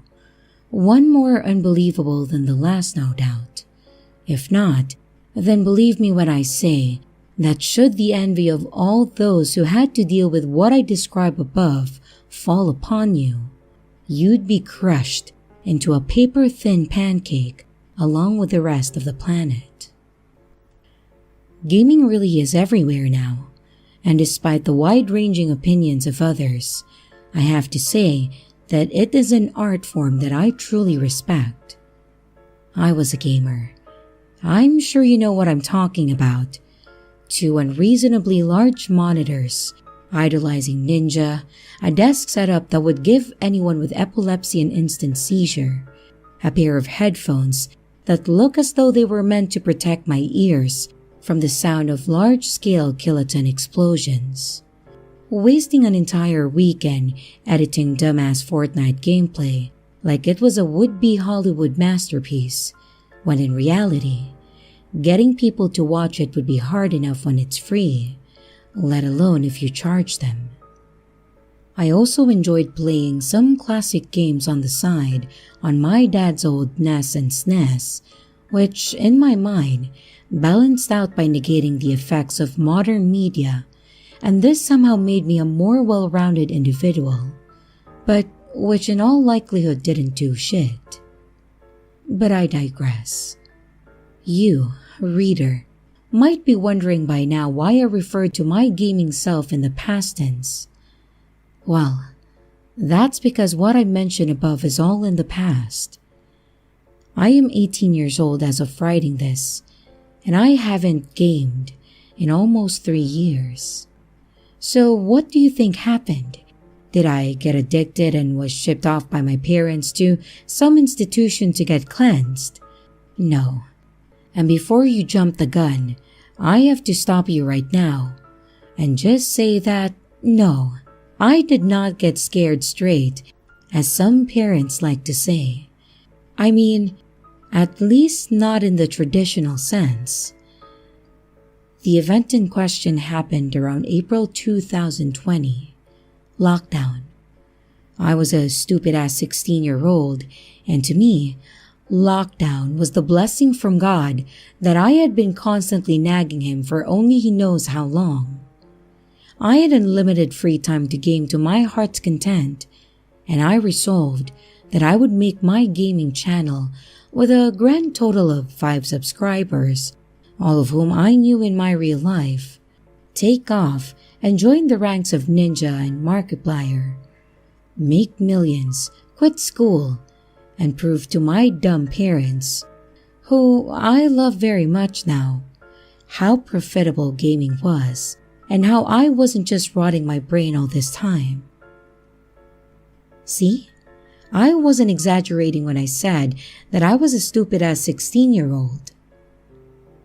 So, instead of doing my homework, all of my time was spent screen recording the worst gameplay of Fortnite and PUBG imaginable, while my crackling voice commented and screamed every once in a while, editing random and sudden zoom-ins and making funny jokes and, Christ, you get the picture. Anyhow, despite 2 months of effort, I had made a grand total of $1 from all of my videos combined and gained only 1 subscriber, whom I also knew in real life. And needless to say, I was disheartened. Was this the moment I decided to stop being a gamer? Was what scared me straight is the cruel dream-destroying reality of this world? Nope, I wasn't ready to give up. I still blindly believed in my dream. School had just ended, and I decided that my summer that year would be spent giving gaming my all again. After all, I had to justify all the Fs that I had somehow gotten. Anyway, I remember lying on my bed one random day and thinking hard. Quite the challenge for a little old 16-year-old me. I knew that to get subscribers, I had to do something niche. Something that no one else was really doing, if at all. Something unique that was sure to gain a following and that no one else could copy. And as I lay there in bed, it suddenly hit me. I should play games that no one else was playing. But by that I don't mean games that were unpopular. I mean games that no one else had access to. It was around evening when I logged into the dark web through Tor. Now, before I continue, let me explain something about the dark web.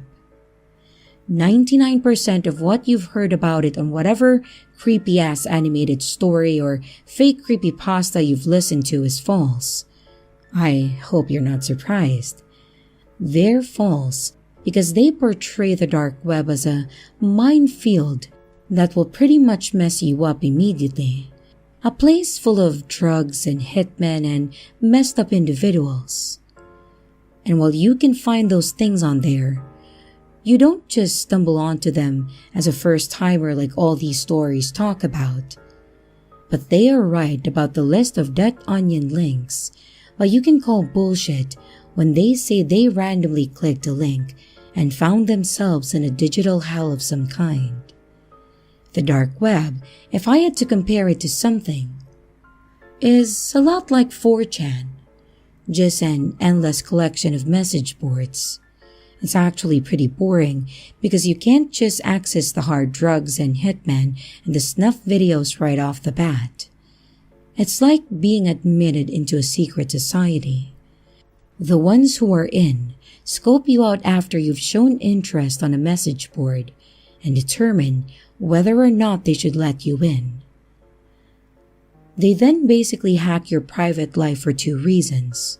1, to make sure you're someone who can be trusted, and 2, to use it as a leverage in case you decided to snitch.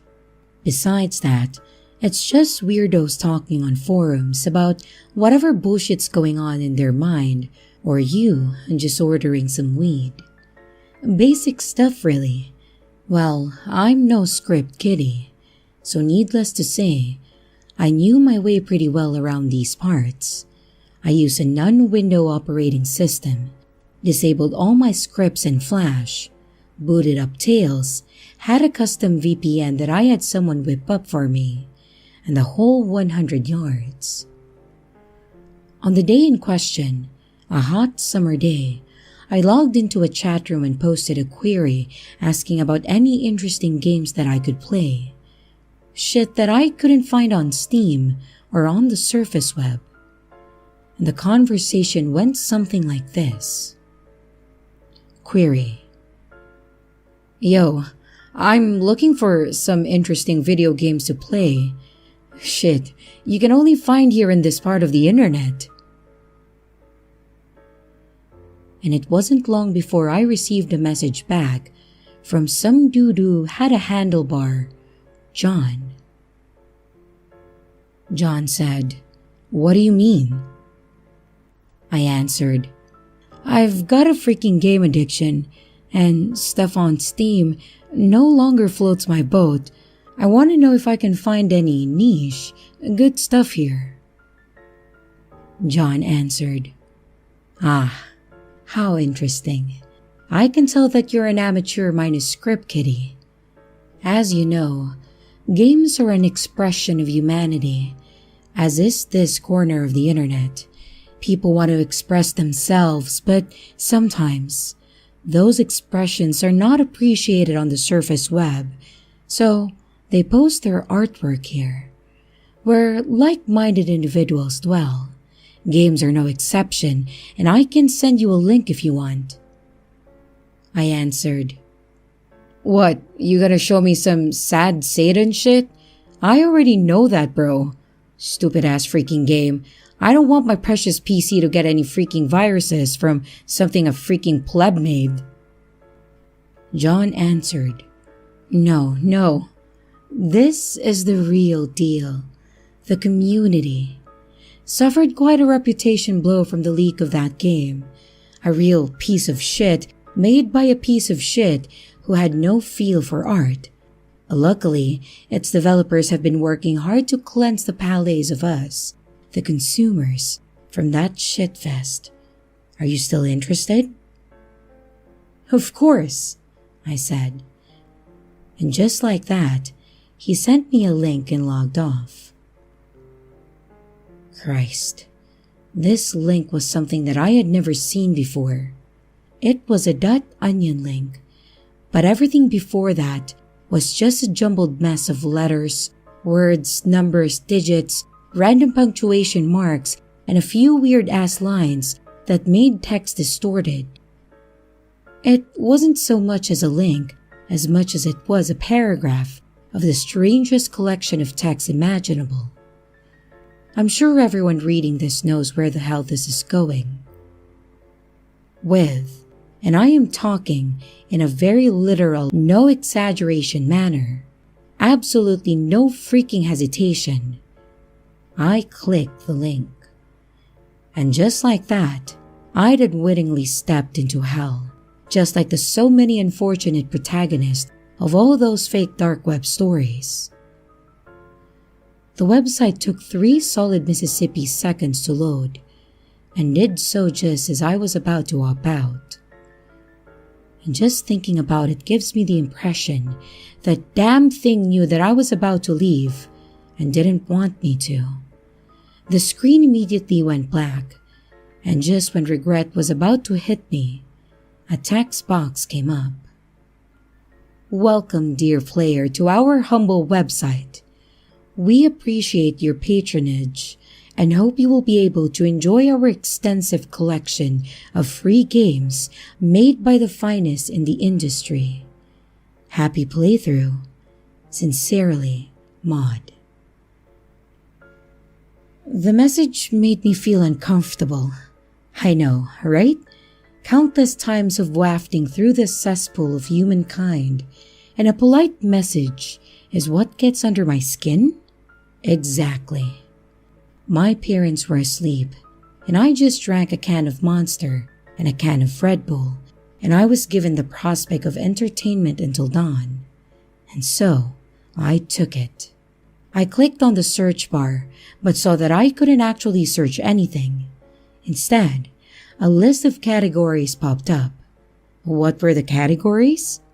Rape, murder, torture porn. Nope, none of those. Every single one was plain as can be. POV, action, suspense, that kind of stuff. You could select multiple categories and then hit search. I chose the following combination for my first game: 2D, detective, mystery, choice-based. Simple, right? I pressed enter and waited. It seemed to last forever, but finally, the churning wheel of loading disappeared and I was met with a retro home screen. The title read in all caps, Interrogation of Phineas Wheatley.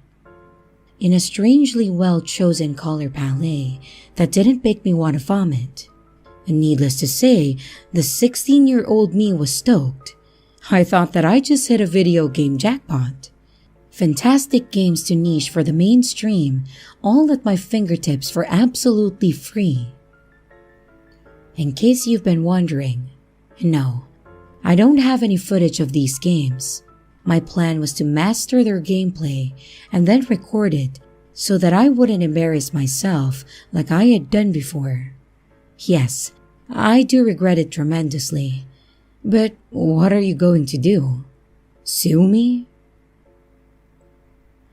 This game, unlike a standard NES one, allowed me to use my mouse, so with that, I clicked start. The screen went black and a new image loaded on my monitor. It looked like a photograph, which had been pixelated. Imagine the ending picture of the original Resident Evil 2 on the PS1, which shows what happened to all of the characters after the main storyline concludes. And that will give you a pretty good idea of what I saw. A young man with a poker face seemed to be sitting before a metal table, utterly motionless. And below him was the word, ask him. And without warning, 2 black bars with white letters appeared under it. The one on my left read, why he called you there, while the other on my right read, how he's feeling. I was dumbfounded, so I just clicked the option on the right because I was curious. The 2 bars along with ask him disappeared, and a large rectangular speech bubble with an arrow pointed at this Phineas's mouth replaced them. I'm feeling fine, Detective. Thank you for showing concern and for arriving so quickly. The large speech bubble disappeared and the ask him prompt came back up again, but now there was only 1 bar under it, the one that said, why he called you there. I'd be lying if I said that I wasn't intrigued at that moment. I expected to come across some sort of sad Satan clone or morbid images or whatever shit idiots think would be fitting for the dark web.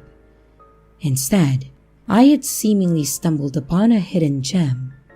I clicked the bar and the speech bubble came right back up. I know I am going to die, Detective. I know he will kill me. I find it only appropriate that I give my last confession before I am taken. The speech box disappeared and 2 bars came up again. The one on the right now read, who he thinks wants to kill him, and the other on the left read, why he killed Sam. I was tempted to just choose right, but I just really wanted to get things over with. And the following are all the responses that I chose with his answers in bold. Why he killed Sam. As you very well know, Sam was my first time. I wanted my first time to be special, so I chose Sam because he was special. He was that simple. How he killed Sam. Come on, detective. Surely you must know already. How he killed Sam. All right. As you wish. I knew Sam lived home alone, so I enacted my perfect murder. The perfect murder isn't about how you kill someone. It's about how you cover it up. And I knew that disposal would be my biggest problem. So I planned things out. I started to work at a taxidermy shop in town with my son, under the guise that I was being a good supporter for him to get some good extracurricular activity for his college applications. Mr. Flank, the owner of the shop, mainly made animal skeletal models and then shipped them internationally to institutes of education. You know how he'd extract the bone so cleanly? There are special beetles called hermestid beetles that eat only flesh. People like Mr. Flank have entire containers full of them. They just throw in the carcass part and wait for the beetles to eat it clean. I found a big enough tray and stole some beetle eggs from Mr. Flank, and I raised them all on my own patiently. And once they were fully grown, I put an ad on Craigslist for a child skeleton model. After all that was said and done, I just lured Sam down, killed him, and threw him into the vat. A week I waited, and the beetles had done their job. I then shipped the skeleton off and out of my life for good. Simple as that. I then just burned the beetles along with Sam's clothes, buried his organs out in the forest along with a few worms for good measure, and that was that. It was as if nothing had ever happened. How he got caught. Just thinking about it makes me mad. Turns out, you have to use hydrogen peroxide to preserve bones so they don't yellow over time. What happened in my case is that the person who received the skeleton was a medical expert and immediately realized that he'd just received the real child's skeleton. The rest, I'm sure you know. A fun experiment that ended up biting me in the ass. The bar on the right side disappeared, and the remaining bar now read, Why he needed to speak to you. And this is the response I got when I answered. You see, detective, I'm afraid I've been a tad dishonest with everyone. I'll cut to the chase and just say that little Sam wasn't my first, nor my second, nor my third. He was number 31. Normally, I just cut up the bones and bury them.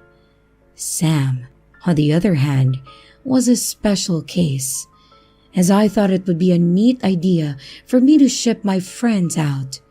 But alas, look at where it got me. Where the hell the others are? I'll be frying tomorrow, so I might as well say, I ain't telling you squat, Chief. Just wanted you to know. You can doubt me, but you can't doubt all those other missing posters.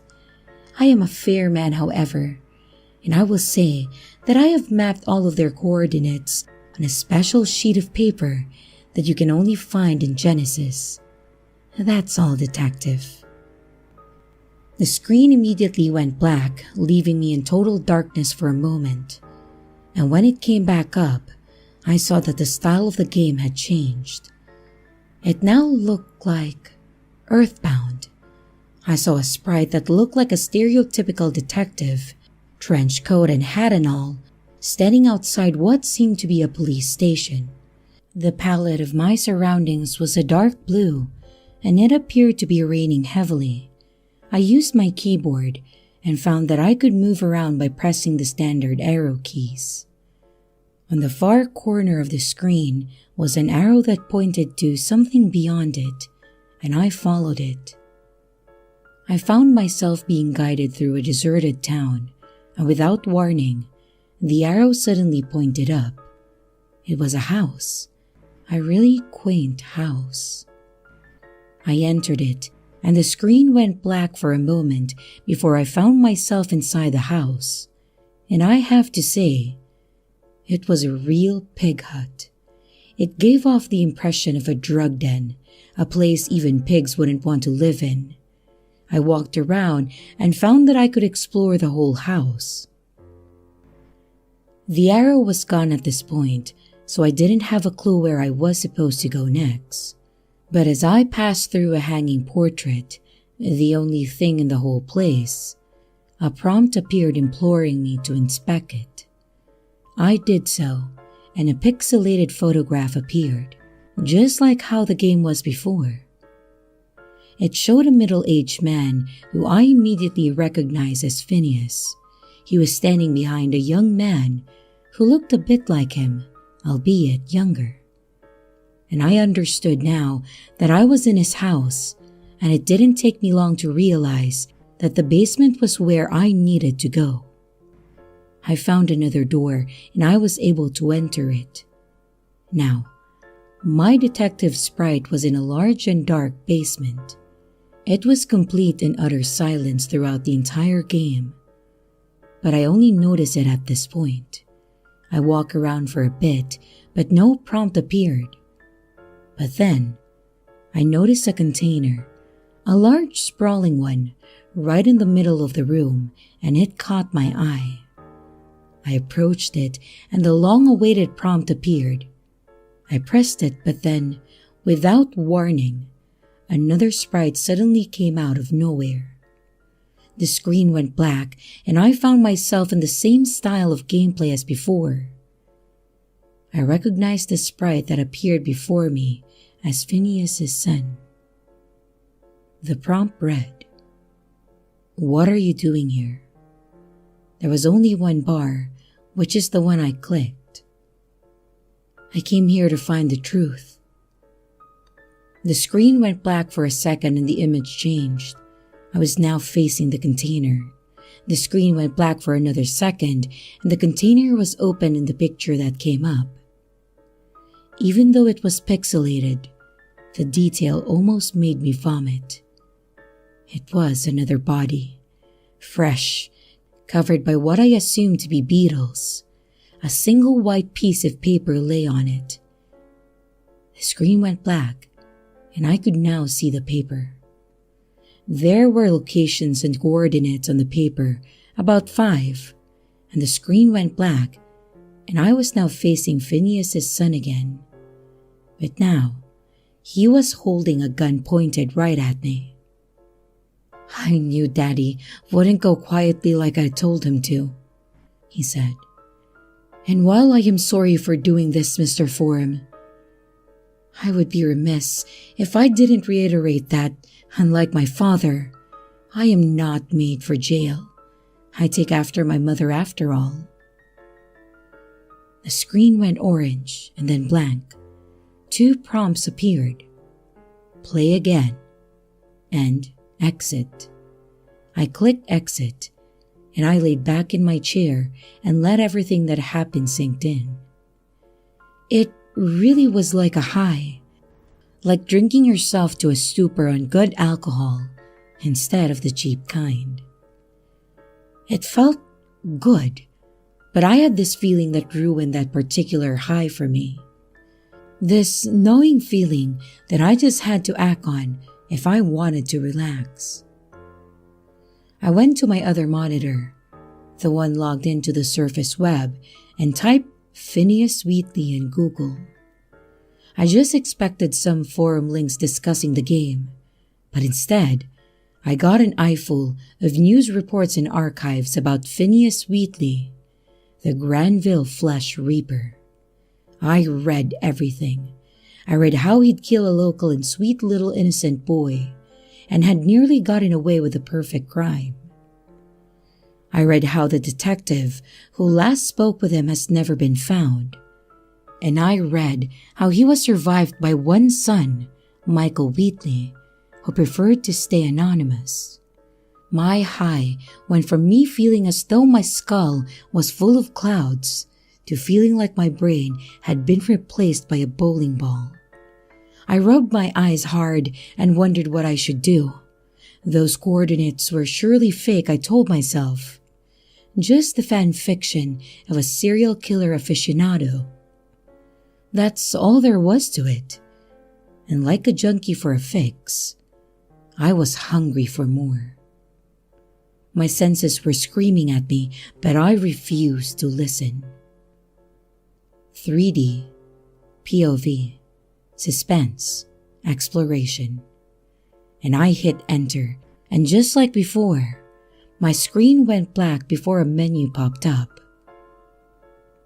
Voyeur's POV. The only other thing was a start button, which I also clicked with no hesitation. The screen went dark and a loading wheel appeared with the words "searching for a server" below it. I waited, honestly oblivious to what I was about to be thrown into. And the spinning loading wheel disappeared, and a view appeared on my monitor. It was a first-person perspective of a backyard at night. At the bottom of the screen, there was a piece of text which read, "Quebec, Canada." I am ashamed to admit it, but I really did feel intrigued, especially by how realistic the graphics looked to me, not just for a free game on the internet, but for a video game in general. I tried moving around with my mouse and keyboard keys, but nothing worked. It was only then that I noticed the bar at the bottom of my screen. A text bar. In the bar, I, without much thought, typed in, "Go to shed." To my surprise, the camera turned and started to move towards the shed in the far corner of the yard. I typed, "Open shed," and a gloved hand appeared on the screen and opened it. Enter shed. Take dagger. Exit shed. It felt exhilarating, much better than Until Dawn. A true update of old text adventure games.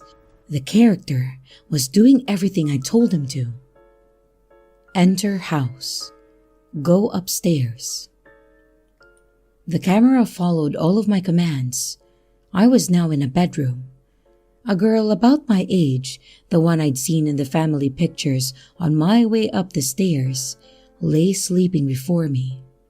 She seemed so real on my screen that I had to blink, and a prompt came up at the very moment as I sat in my dark room. End it? Right now, all I can do is swear on my honor, my life, and the lives of my entire family that I thought that prompt meant to end the game. That and that only is why I typed yes. The power plug of my monitor was pulled, not a moment after I witnessed the gloved hand plunge the knife deep into the chest of that girl. The last thing I saw on that damn thing were her eyes fluttering open in an instant. Like a dam, they held back a contagious fear that no one, certainly not her, should ever feel. On the floor I collapsed, and on the floor I cried, and on the floor I slept. The last thought that went through my head before I lost consciousness was, "It's just a game." But my nightmares certainly didn't want me to believe that. I awoke that morning about 4 hours later, and I barely had the strength to stand up again. Seeing my monitors made tears come to my eyes again, and I still didn't know why. I tried to calm down and thought that I knew the perfect way to do so. I turned on my other monitor and hopped on Google again. My previous search related to Phineas Wheatley, inflicting a whole other wave of disgust back. I just searched Quebec, Canada, and went to news. And what do you think I found as the top story? A news article that featured the house that I had seen at night in that game. Only now, it was covered by police tape, and one of the family photographs that I had seen inside that house while climbing the long staircase glared at me from behind my screen. The girl, smiling brightly in the photograph, had been killed, survived only by the others in that picture. I know I'm next if I report this. I know they know everything they need to know about me. All I can do for now, before I turn in the evidence, is to be a son that my parents can be proud of, so that when I am taken, I can at least leave knowing that their time raising me had not been wasted. To you, you know who you are reading this. It has already been done. There's nothing you can do. Your operation will receive quite the blow, much like Playpen. I'm ready for you. Just please don't go after my loved ones. They have nothing to do with this. If you can promise me that, I'll go quietly. Mom, Dad, I'm sorry. Love, James.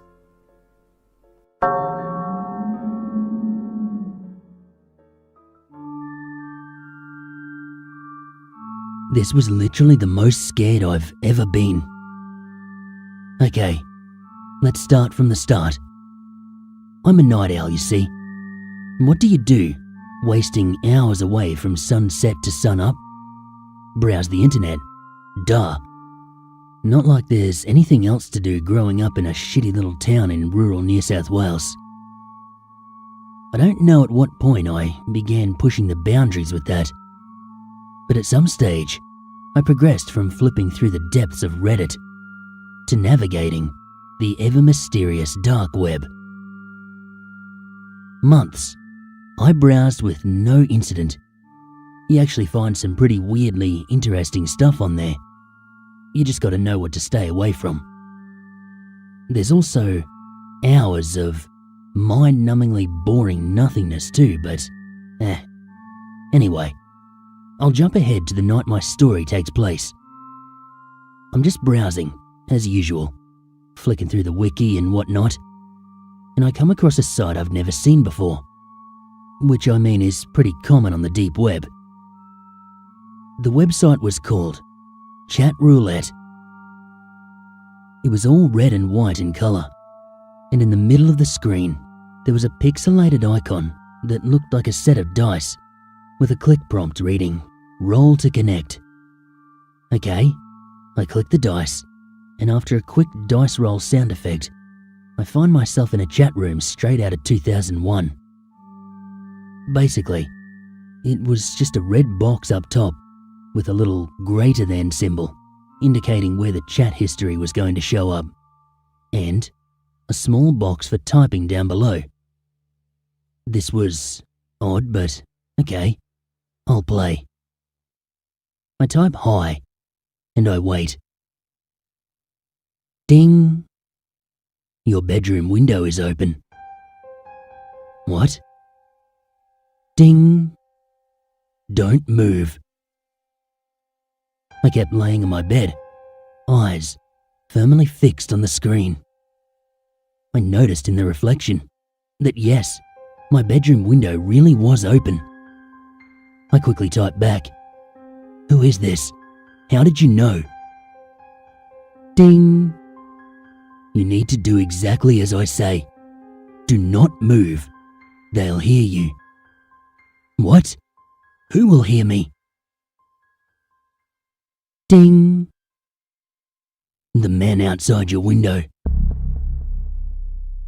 I froze. Literally, froze in place. Were there really men outside my window, about to climb through and do God knows what? Ding! Carefully get up. Do not make a sound. Slowly, make your way to your window. Close it as quickly as you can, and then run to another room. Any room in the house that you feel is secure. Go! I did what the stranger told me to do.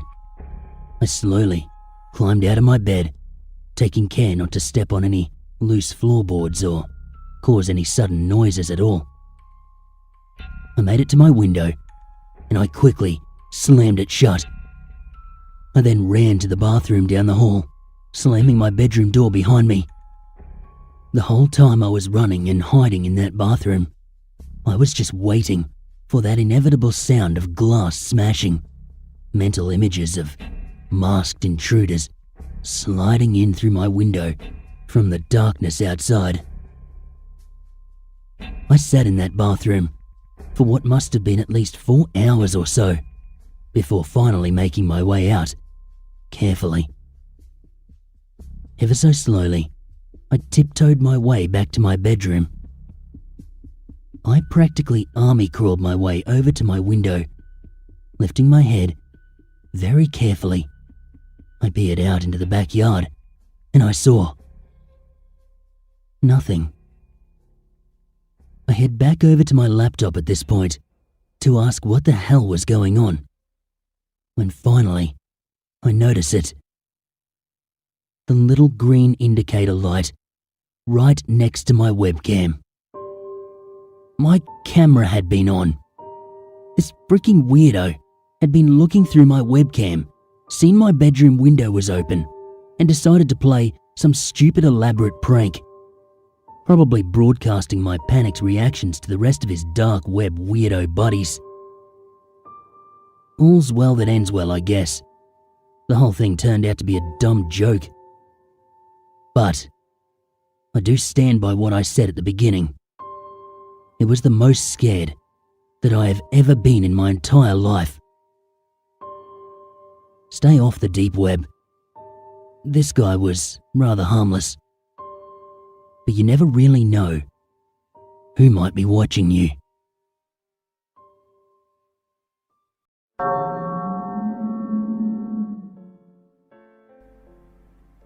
My best friend David and I were really into violence and gore. We watched all the bloodiest and most insane movies that we could possibly find. And in our desperate search to find more extremely violent movies, we started running out of things to watch. The quality in movies we were forced to watch continued to get worse and worse until they could no longer satisfy our need to see over-the-top action and death. That is until David came up with what he thought was a genius idea. Everything we were watching was fake. What better way to satisfy our need to see violence than to see the real thing? David had heard about a thing called the dark web from his brother, where we could find videos of people being brutalized in various different ways. No more terrible special effects and no more red food coloring. He told me that he'd talk to his brother, find out how to access it, and be at my house the next day to get started. He ran home in search of his brother, and I spent my day watching awful horror movies on Netflix. The next day, I woke up to my cell phone ringing. "Dude, I'm outside, get up!" It was spring break, and my mother was out of town on business, so I had the house all to myself. I got out, put some clothes on, and headed for the door to let David in. And before I could even get the door open completely, David shoved his way inside with a huge grin on his face. "I know how to do it, man. I know how to get on the dark web. I watched some stuff last night and it was nuts, bro. Exactly what we're looking for," David said, his grin getting wider by the second. "Sounds good, man. Let's get started," I said, wiping the crust from my eyes and following David as he led the way back to my room. He sat down at my computer and immediately pulled up a web page that was prompting him to install something. "This stuff isn't going to fry my computer, is it?" "No, my brother said he uses it all the time. It'll be fine, totally safe," David said, not taking his eyes off the screen. He explained to me that his brother met some people on the dark web that provided him with a link to a site with exactly the kind of stuff that we'd be interested in seeing.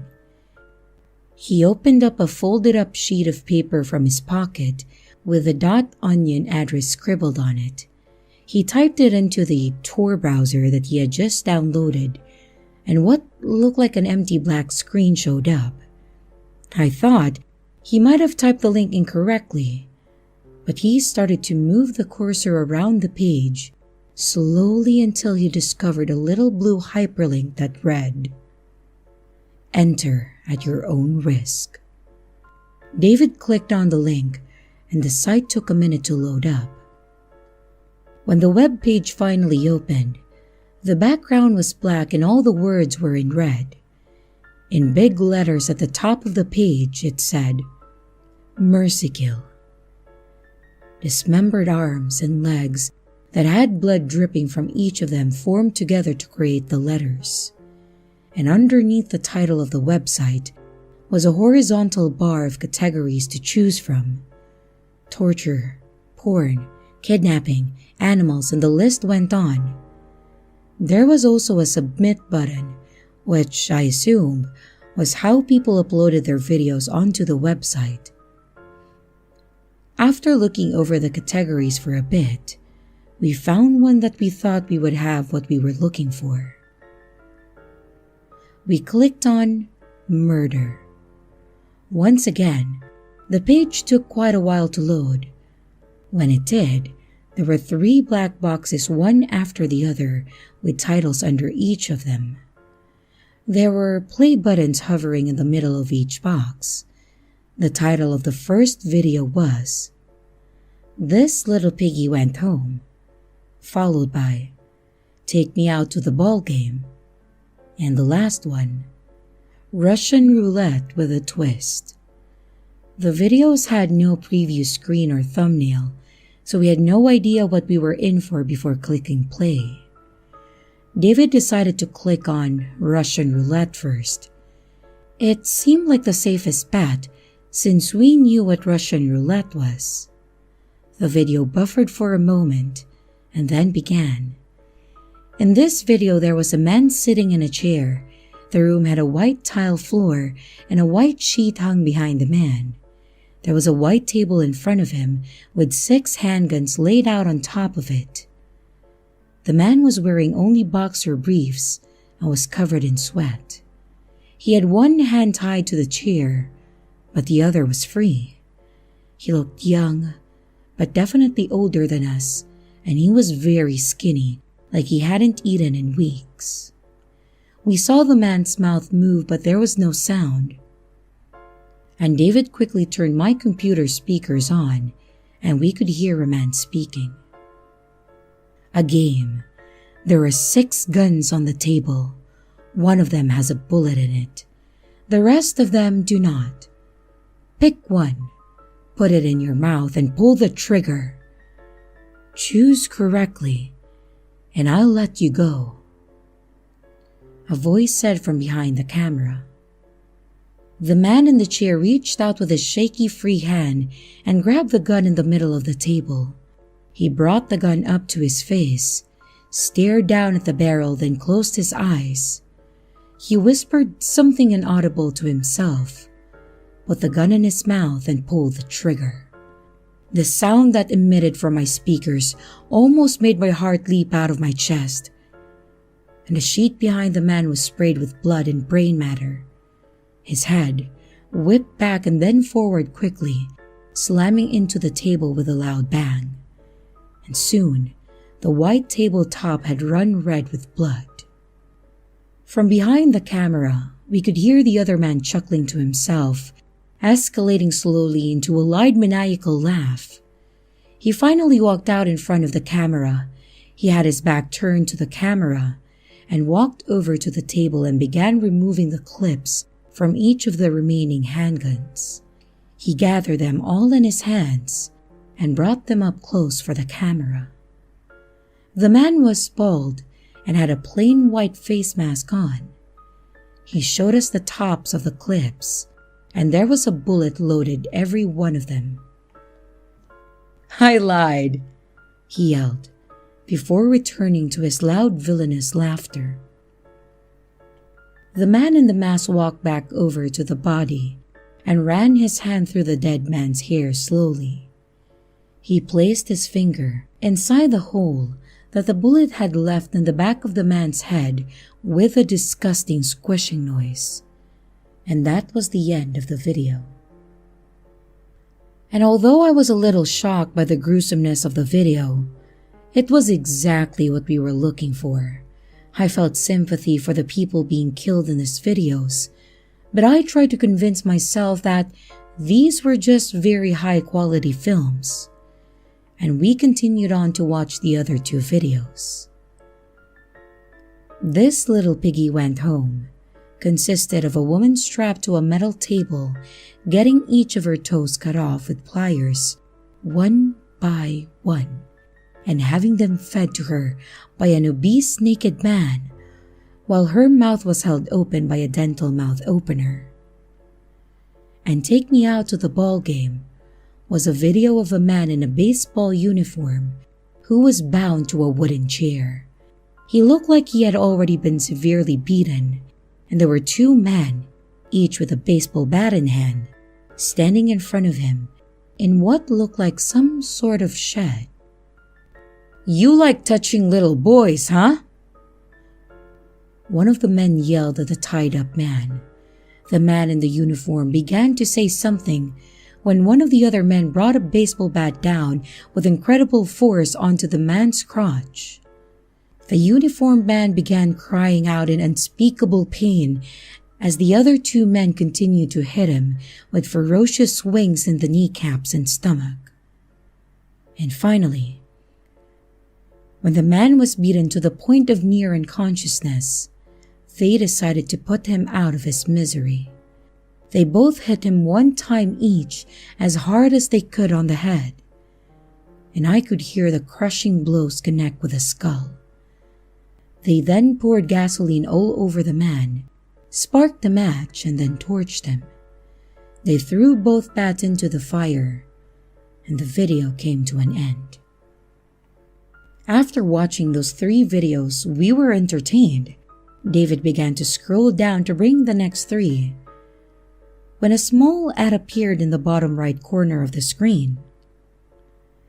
"Would you like to subscribe for exclusive daily videos for free?" Read the out-of-place looking ad. There were 2 buttons that showed up when David brought the cursor over the ad. Yes or no. And before I could say anything, David had already selected yes. Another window loaded up and it had 2 blank bars to enter a home address and an email address. And David began to type my email address when I spun him around in the chair to face me. "What the hell are you doing? Are you crazy?" I said. "Come on, man. Exclusive videos. That sounds sick."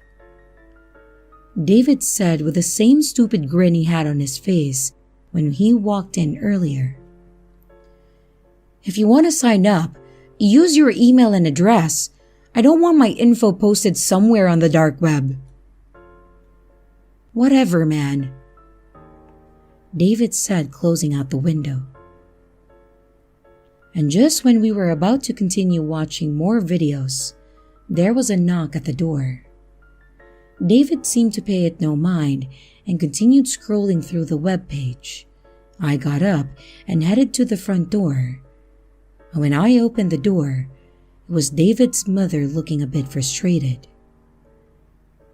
"Hey, Anthony, is David here?" she said with a smile, even though I could tell that she was upset with David about something. I figured she might have found out from his brother that he was messing around the dark web. "Yeah, I'll go get him for you," I said, gesturing her to come in and heading back towards my room.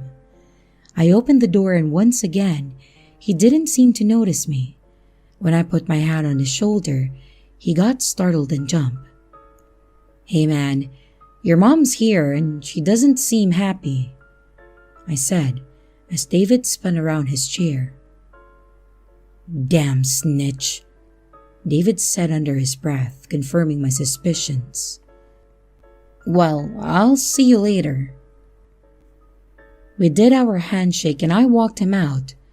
His mother had gone back outside to wait for him in the car, and I waved goodbye to them and off they went. When I got back to my room, I saw that David had closed out everything on my computer, and I hadn't watched him closely enough to know how to open it back up myself. I decided to grab a bowl of cereal and hang out watching YouTube for the rest of the day. And about 2 hours after David left my house, I received a new email notification on my phone. I selected the app and I saw that the email had nothing in the subject line and was sent from an encrypted email address. And upon opening the email, I was greeted with bold red letters that said, "Congratulations! Thank you for subscribing to our daily exclusive videos. You will be sent an exclusive video from one of our users every day. You are free to unsubscribe at any time. Estimated delivery tomorrow by 6 p.m. Damn it, I said out loud to myself. David had signed me up while I was out of the room. Now, my email and address could be floating around anywhere on the dark web for anybody to see. What the hell was going to be delivered tomorrow? I thought it was just videos. Why can't they email them to me? I texted David calling him an asshole for doing something so stupid without my permission. But I didn't receive a response. And eventually, I got over it and continued my day as usual. I stayed up late playing video games with a couple of my other friends, and I eventually headed to bed. The next day I woke up around 3 p.m. I texted David to see if he wanted to come over and watch some more videos. I was hoping he would say yes, so that he could teach me how to access the webpage on my own. But again, he didn't answer. I figured his mother took his phone away to punish him. My mother had left a list of things for me to do around the house, and one of them was to check the mail every day. So, I walked outside to the end of the driveway and took a quick look around when I saw an ambulance and 2 cop cars parked in front of a house a few doors down. I could see some yellow caution tape, but everything beyond it was blocked by a car. I didn't know who lived in that house, but I hoped everything was all right. I pulled open the mailbox, and inside there was a single black envelope with the letters MK stamped in red on the top right corner. I had forgotten completely that I was expecting a delivery from the website today. I went back inside and tore open the envelope, which contained a small USB drive. I took the USB to my room and debated whether it was worth the risk to plug it into my computer or not. And after a few seconds of thinking, I decided to plug it in. When I did, a folder opened up on my computer with an MP4 file inside named Honey, I'm Home. I double-clicked the file and my media player began playing the video. The video was stark and fuzzy with no sound, and I could see a faint light slowly start illuminating the video, which I soon realized was a car's headlights. And once the headlights got closer, I noticed that I was looking at a driveway to a home. I could see the corner of a garage door at the bottom right of the video. The camera was hung above the garage and was angled down in order to see anyone who could be approaching the house. The headlights continued to get brighter and brighter until the car pulled into the driveway. It was a large black Cadillac SUV. It parked and the headlights shut off, making the video look much more darker, but I could still see well enough. The door to the SUV popped open, and a man wearing a suit got out of the vehicle. I could barely see his face, but I could tell that he was a middle-aged man who obviously had a good-paying job. He closed the driver's side door and opened the back door, and as he reached in the back seat, presumably to grab something, a large man crept into frame. He was dressed in all black and had a hoodie on that covered the majority of his face from the camera. He had his hands in the pocket of his sweater and walked up behind the man who was still digging in the back seat of his car.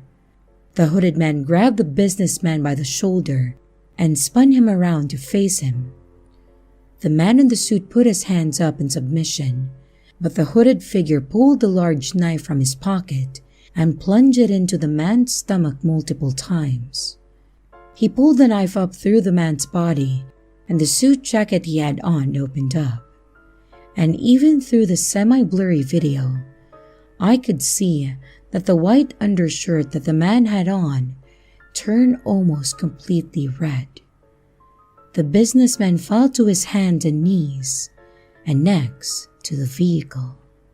The hooded man then grabbed him by the neck, leaned up his head against the vehicle, and proceeded to slam the car door into his head multiple times until his head was a flattened, bloody mess. Again, I was entertained by the video. It was actually easier to detach myself from this poor guy because the camera quality was not very good and I couldn't see the expressions on his face. I texted David to let him know that the exclusive video had come in. No response. I pulled the USB out of my computer and set it on my desk. I made myself a microwave dinner and then turned on the TV. I almost never watch TV, and the last thing my mom watched before she left was the news, so that's what came on. The banner below the news anchor read, "Man brutally murdered in front of home in the name of my community." And I remember the cop cars and ambulance that I had seen earlier and knew that must have been where the killing happened. It wasn't until the news anchor went into detail that I came to a terrifying realization. A man was found dead in his driveway last night with multiple stab wounds and massive blunt force trauma to the head.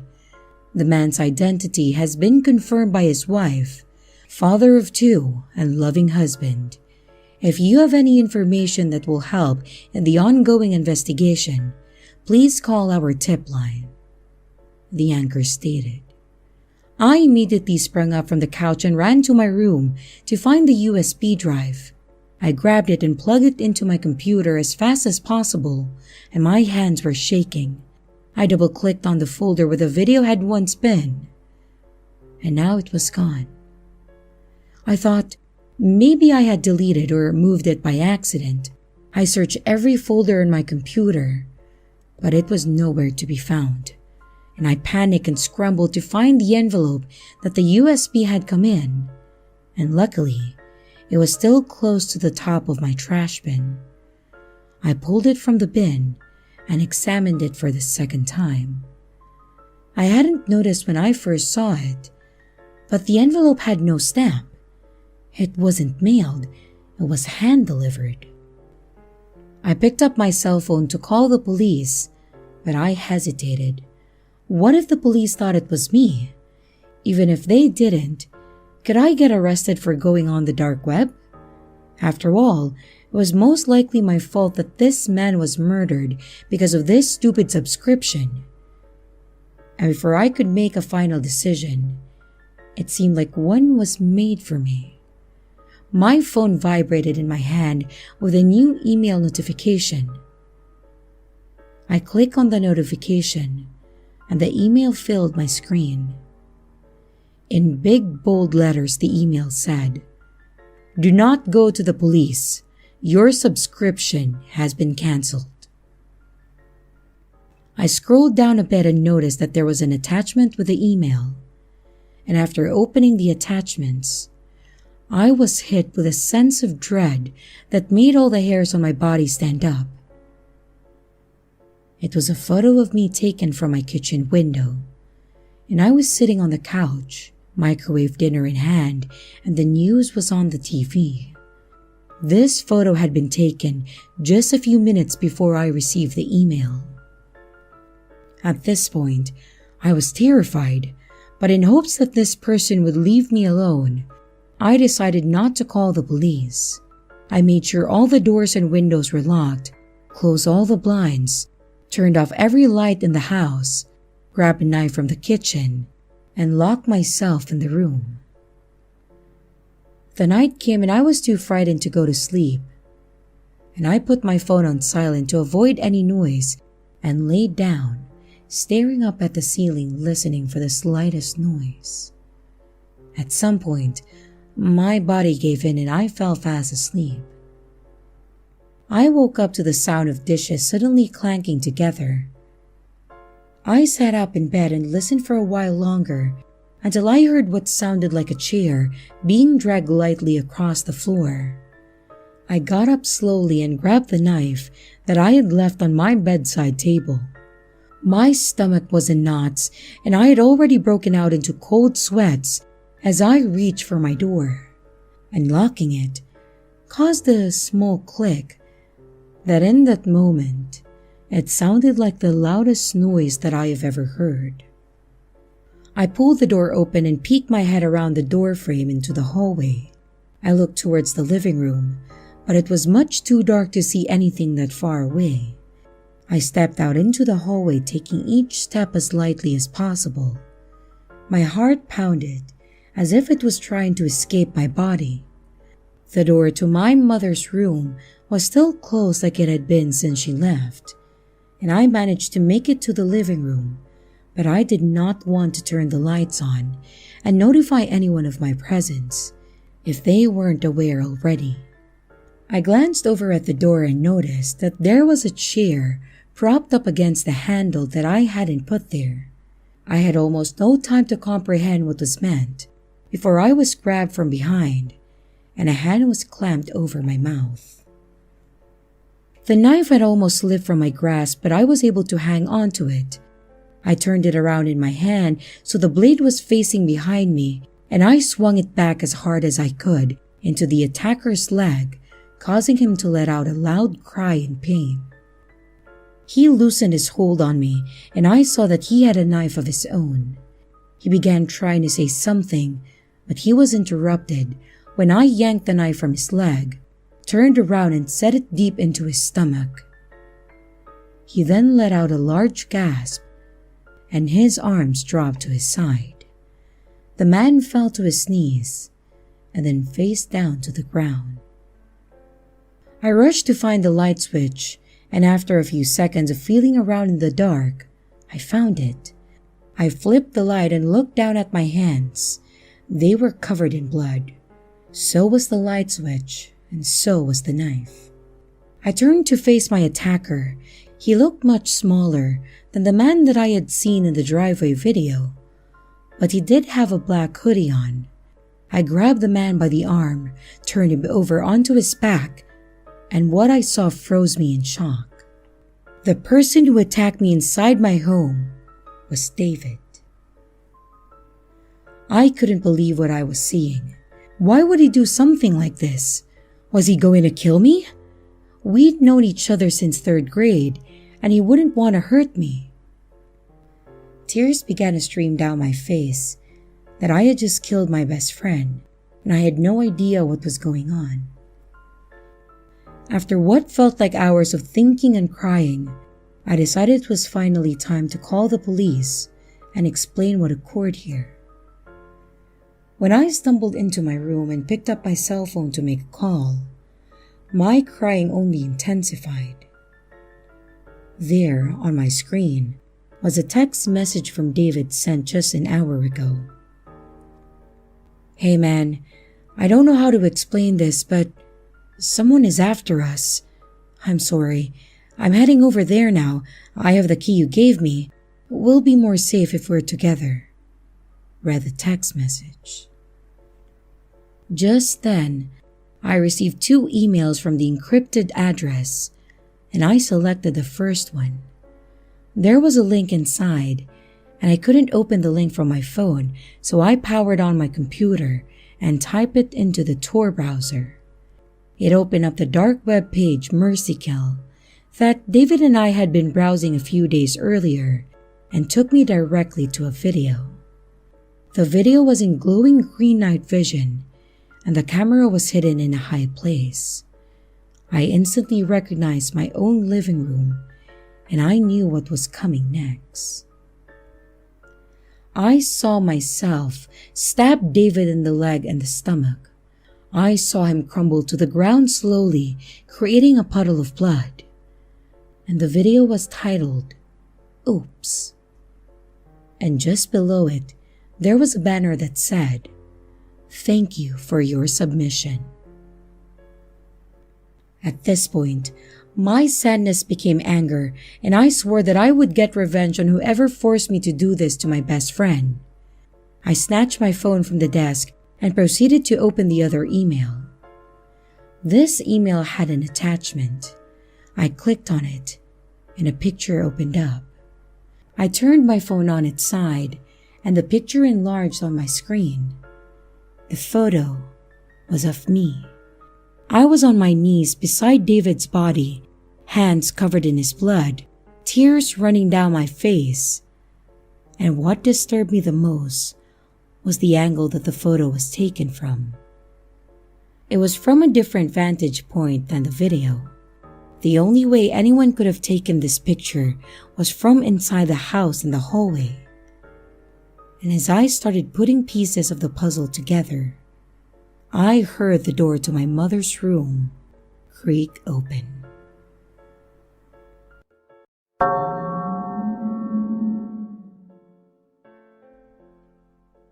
The dark web. It's just like that old saying. You know the one, how does it go? Curiosity killed the cat? And just like that cat, I am wishing that I just left it well alone. It started out like any careless whim. It had all the ingredients required for a terrible decision. I was alone, it was a Friday night, and I was bored, but more importantly, I was high. When you are high and by yourself, well, when I am high and by myself, I tend to venture down the rabbit hole. With a joint in one hand and a phone in the other, I indulge the darkest parts of my imagination. Horror, mysteries, paranormal encounters, all of it. One article leads to two, and two leads to four, and before you know it, you are knee-deep within the Dyatlov Pass incident. This night was different, however. I knew it, the moment that I clicked onto an article about the dark web. This is interesting. Unlicensed gambling, crime, drugs, and mystery, urban legend, depravity, darkness, and insanity. Oh, this is me. And like the high idiot that I am, without a second thought, I had relocated from my bed and switched on my computer. I still remember the intrigue that coursed through my mind as I rolled another joint and downloaded Tor. What would I find? What mystery could I lose myself in? Where would this journey take me? Looking back now, I wish I had gotten off at the first stop, but I did not. I scrolled for minutes, hours maybe. Between drags I explored, and between plumes of smoke I savored. There was conspiracy, there was mystery, but more interestingly, there was possibility. And there it is, a question incarnate. Where am I? The title of the page was less than imaginative, but it drew in me nonetheless, and with a single click it began. I half expected a page to load, but instead, as soon as I had clicked the link, my phone vibrated. Confused, I quickly turned and checked the message. The phone number did not make sense. It was 6 digits, a mess of numbers, letters, and special characters, not a configuration that I had seen before. The body of the message did not contain any text, only a link sharing a location. Curious, I, of course, clicked the link. Looking back now, I do not know what I had expected. I mean, I was stoned, but still. I had expected anything but what I did receive. It's the middle of the ocean? My mindset was less than sober, so I done what any intoxicated person would do. I laughed, ignored the message, and shortly after, I fell asleep. If only I had taken it seriously. The next day when I awoke, I had already received another. This time, the location was a beach, at least 400 miles from here. The day after that, another, and this one was closer, an interstate, probably 200 miles from me. The third day came another, and the day following that, another, just the same as before. Each of the messages was different, but each had one key similarity. With each passing day and with each passing message, the location seemed to be getting closer, closer to me. And by the fifth day, the location was just outside of my town, and precisely 1 week after I had clicked that stupid link, the location was a few doors down on my street. That was the message that I received this morning. I do not know what is coming or what is going to happen, but all I know is that I wish I had left well alone. And as I wait for whatever is coming, for some reason, all I can think about is that cat. How did that old saying go?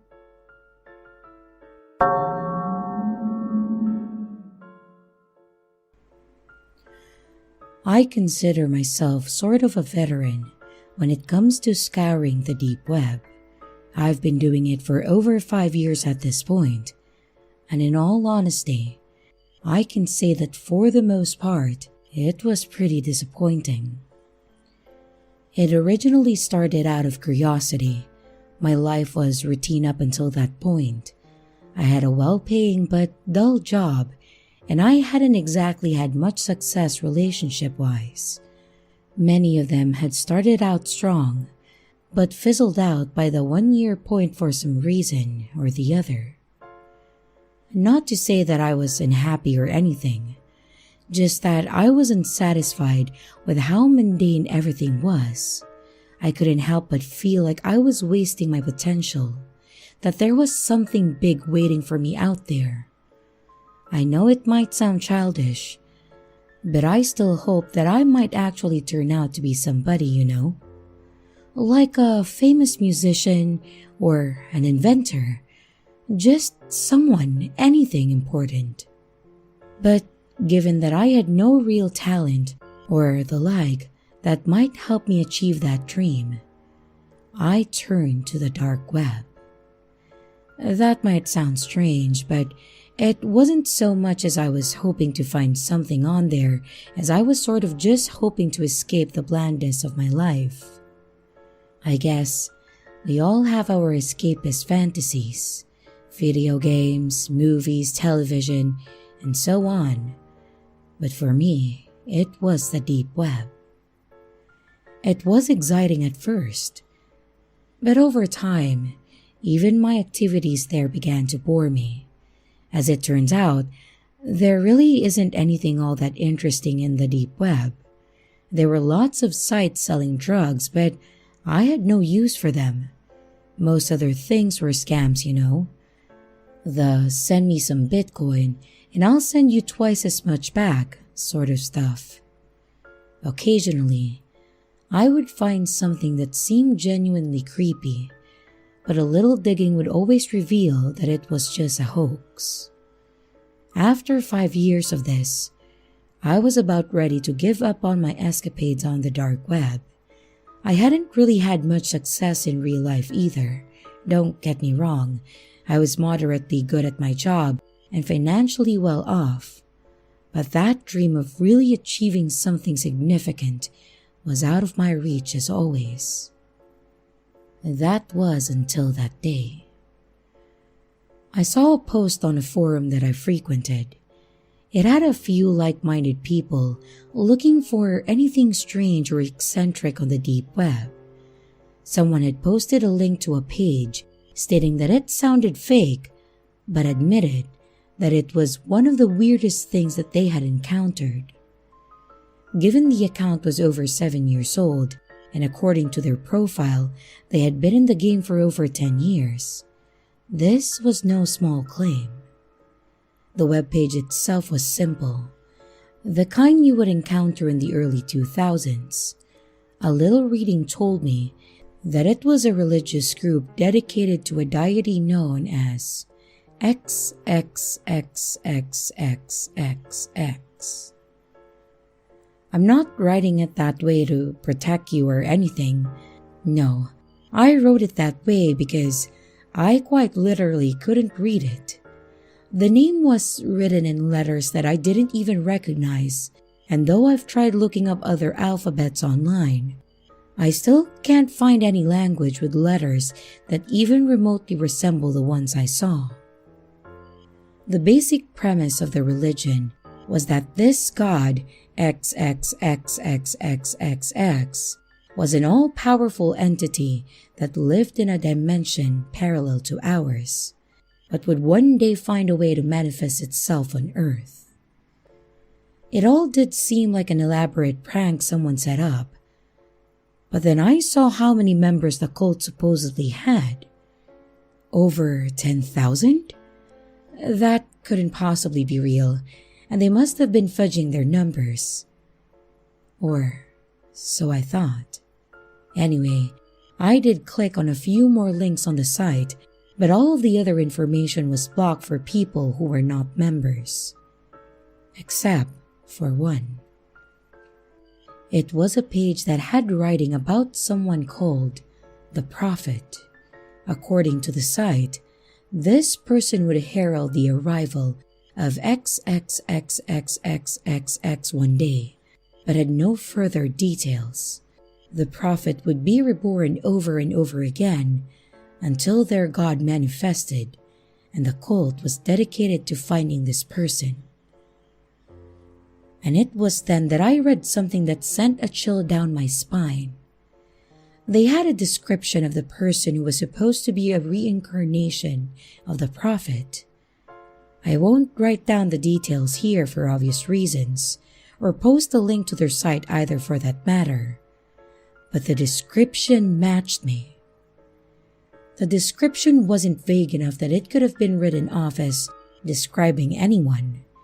It had my height on there, and also my birthday and month, though it did not mention the exact year, but instead the decade when I was born. It said that the Prophet's profession would involve handling money. I was an accountant. It also said that the Prophet would be unmarried and was a man. And not only that, it described a birthmark that I had. It had to be a coincidence, right? That's what I told myself. I mean, there must have been dozens of people who matched that kind of description, right? Or had the people who made this site made it specifically to describe me? It couldn't be. I scoured posts in both the normal and deep web looking for more information on this group, but practically no one seemed to have heard of them before. Those who had just told me what I already knew. I did learn that the description of the Prophet was the same for nearly everyone though, meaning these people hadn't hacked my webcam or something, and it was a bit reassuring when I did a little fact-checking and realized that there must have been tens of thousands of people who matched the description that they had written down. But still, some uneasiness remained, and eventually I felt that I had to get my hands on some more information. And while not the brightest idea I had, I decided to get it the only way I knew how, by joining them.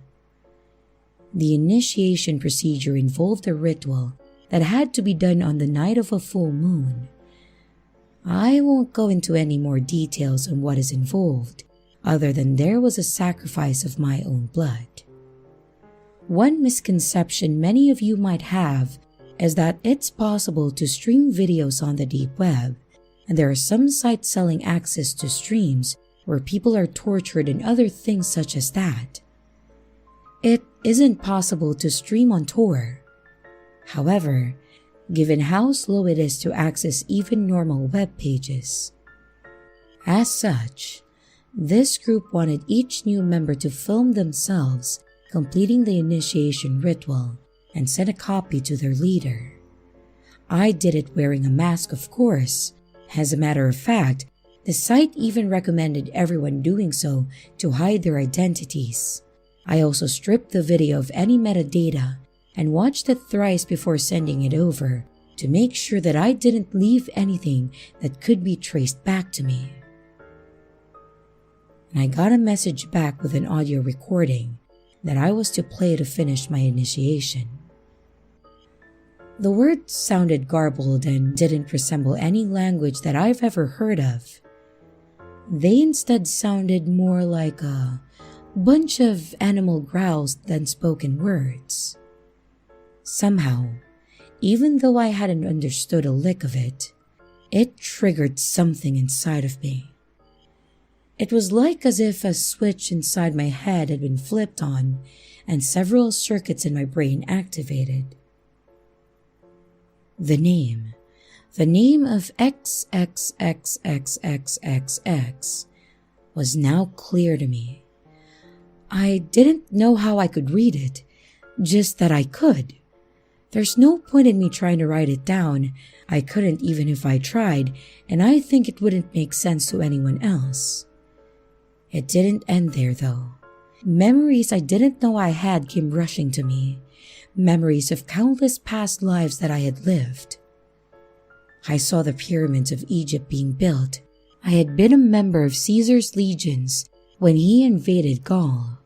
I saw myself landing on the beaches of Normandy. And there were countless others to which I couldn't give a modern-day name. Nearly all of these times, I had discovered this religious cult, and I had joined it countless times. But there was something that this group had been hiding from me, and I knew why. The prophet would become a vessel for bringing XXXXXXX into this world, but that was after sacrificing himself. In short, I was a lamb for slaughter. I knew this from my memories and browsing parts of that webpage that I now had access to confirm the fact. I immediately logged off and vowed never to go on that site again. But my nightmare wasn't over. Later that night, I had a dream more vivid than any that I have ever had before. And I saw him, or rather, it. I saw XXXXXXX. Even if I had the space of an entire book, I still probably couldn't do what I saw justice. I saw nearly every single kind of horror. Werewolves, vampires, skinwalkers, demons, and many more melded together into a giant body that completely spanned the horizon. Though it had no real eyes, or rather millions of eyes all looking in different directions, I could still somehow feel it focusing its gaze directly at me. None of the individual mouths opened up, but it still spoke with an impossibly loud voice directly into my mind. My prophet, you know your destiny. It showed me a vision of me lying tied to a table surrounded by people in black hoods. One of them took out a knife and slit my throat, and I watched myself die. As the light left my eyes, they began to turn pitch black and my body levitates off of the table. A voice that wasn't mine left my mouth as dark tendrils began to form around me. This was what was going to happen to me. I wouldn't end up dying as a sacrifice. I would be possessed by this monster. I'll spare you the details of what I saw afterward. Let's just say that XXXXXXX is not a merciful God. Most of humanity would be wiped out, and with what happened to the survivors, let's just say that a swift death was a far kinder fate. "No!" I screamed. "I won't let this happen." The thing was that I knew that I had to be sacrificed in a specific way to manifest him. If I managed to avoid the religious cult that I had inadvertently joined, or if I killed myself another way, his plan would be foiled. At least for now, it would be. Think about it. Your death will be easy, almost painless. Submit yourself as a sacrifice to me. You have wanted to be special your whole life, have you not? You will attain godhood through this action, and I will live through your flesh. Godhood? More like demonhood! I screamed back and awoke in a cold sweat. I knew though that it wasn't just a dream. I also knew that the cult could probably also communicate with XXXXXXX in some way, and it was still a possibility that they might be able to track me despite the precautions I had taken. I couldn't let that happen. I went ahead and destroyed my old computer. I moved to another country and cut all ties with everyone that I was close with. It's been 2 years up till now, and they haven't found me yet. Hopefully, they won't. But it isn't them that I'm scared of. It's XXXXXXX. There is no way for me to unlearn what I know now. It visits me in my dreams every single night. Initially, it tried to appeal to my ego, of my desire to one day accomplish something great or to be special. This was my chance, it said, a chance to be the chosen one, or the protagonist, or what have you in the world. I had certainly wanted to be important all my life, but not in this way. When this failed, it tried another tactic. It told me that even if I didn't submit in this lifetime, I would just be reborn over and over again. Eventually, this God would manifest in our world. It was better, it said, for me to submit willingly now, so that it might be a bit more lenient to the rest of humanity. When this failed, it told me that when it did manifest, it would have limitless power and would bring forth every single past version of myself into this reality at once, and as punishment would subject every single version of me to torture worse than any human on this planet has ever experienced. I don't know if that's true or even possible, given what I know of reincarnation. Could I really be brought back if I was already born into another body? I had no idea what the capabilities of that monster were.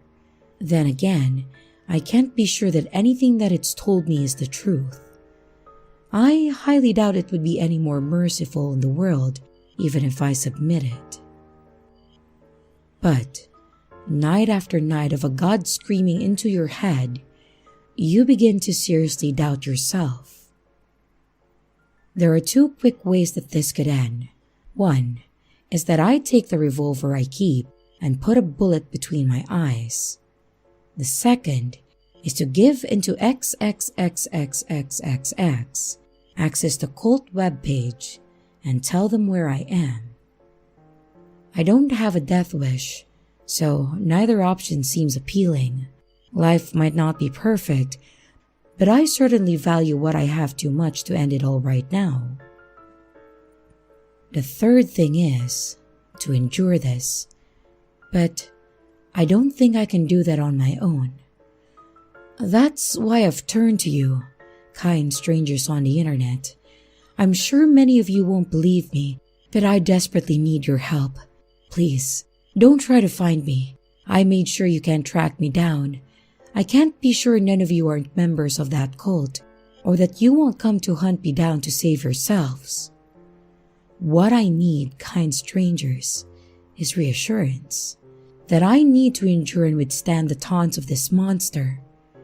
After all, you all do have a vested interest in this as well. I can tell you that what XXXXXXX wants to do with humanity is nothing you would wish upon even on your worst enemies. So please, convince me that I can withstand it. Tell me counter-arguments against what it has told me, because I don't know how much longer I can hold out like this.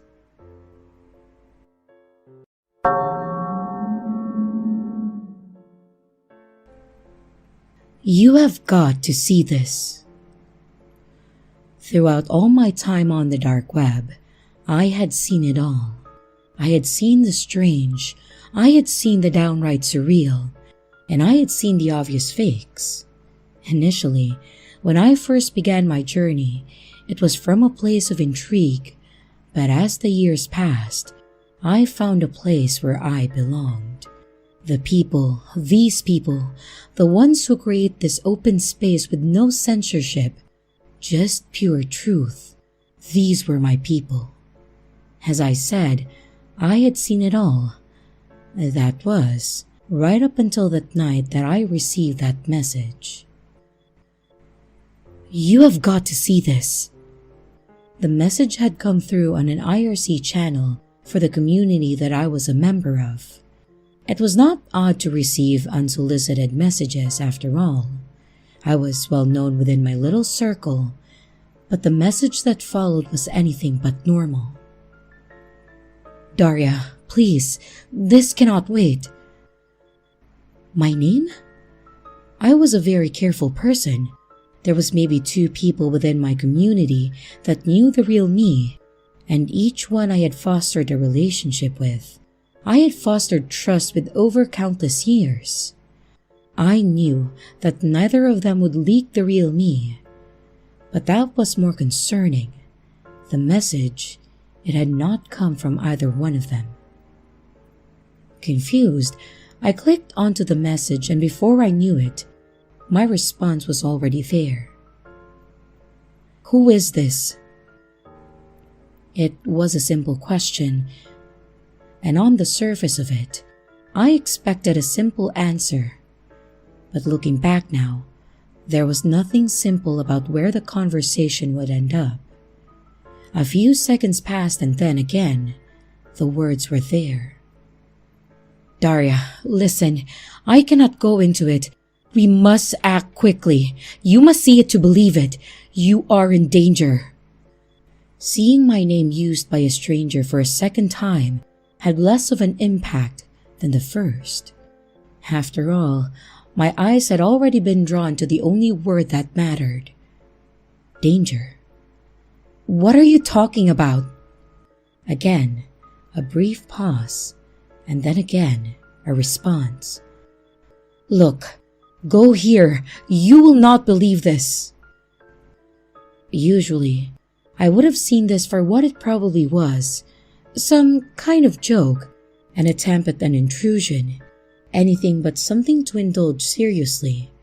But whoever this person was, somehow, they had found a way through my usual steadfast exterior, and without thinking, I was already clicking on the link which they had provided. My heart skipped slightly as the page loaded and the listings materialized on my screen. People? It was an auction site of sorts, its layout not that dissimilar to other websites on the conventional web. At least, it was, apart from one key difference. Instead of product, people seemed to be bidding on other people. Each of the listings came with a picture attached of what was on sale, and the pictures, they were taken out there on the street, in public, and by the looks of it, without the person in question knowing about it. Derek Hunter, 28, Michael Matthews, 36, Joanne Price, 21. I scrolled further and further, watching as each auction ended. each for an obscene amount, and the further I fell into the darkness, the more my heart strained. What is this? Whatever it was, it felt wrong. There was nothing visceral about the sight itself, no sign of the impending doom of those auctioned, but it was there, silent, unspeaking, and within a moment, things went from terrible to even worse. Me? My eyes settled upon the listing as they did. My hand shook. Daria Wood, 27. Just like the others, there was a picture for the potential buyers. And just like the others, their image contained the usual sink of voyeurism. It was me, taken just outside of class one day. Wait, that was yesterday.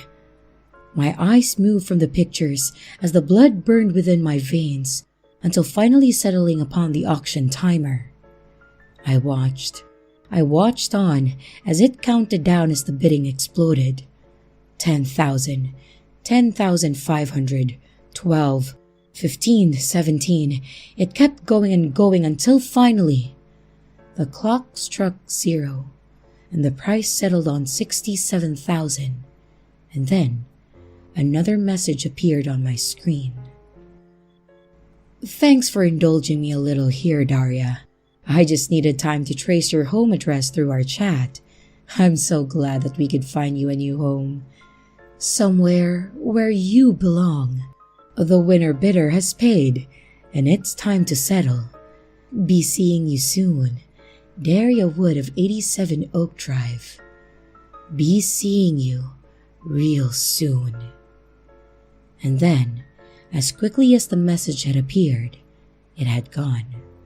A million different thoughts were there. They ranged from the extreme all the way through to confusion. But within the midst of it all, there was one stronger than all else. It pulsated, it oozed, and it tore against the very fabric of my being. Somewhere I belong.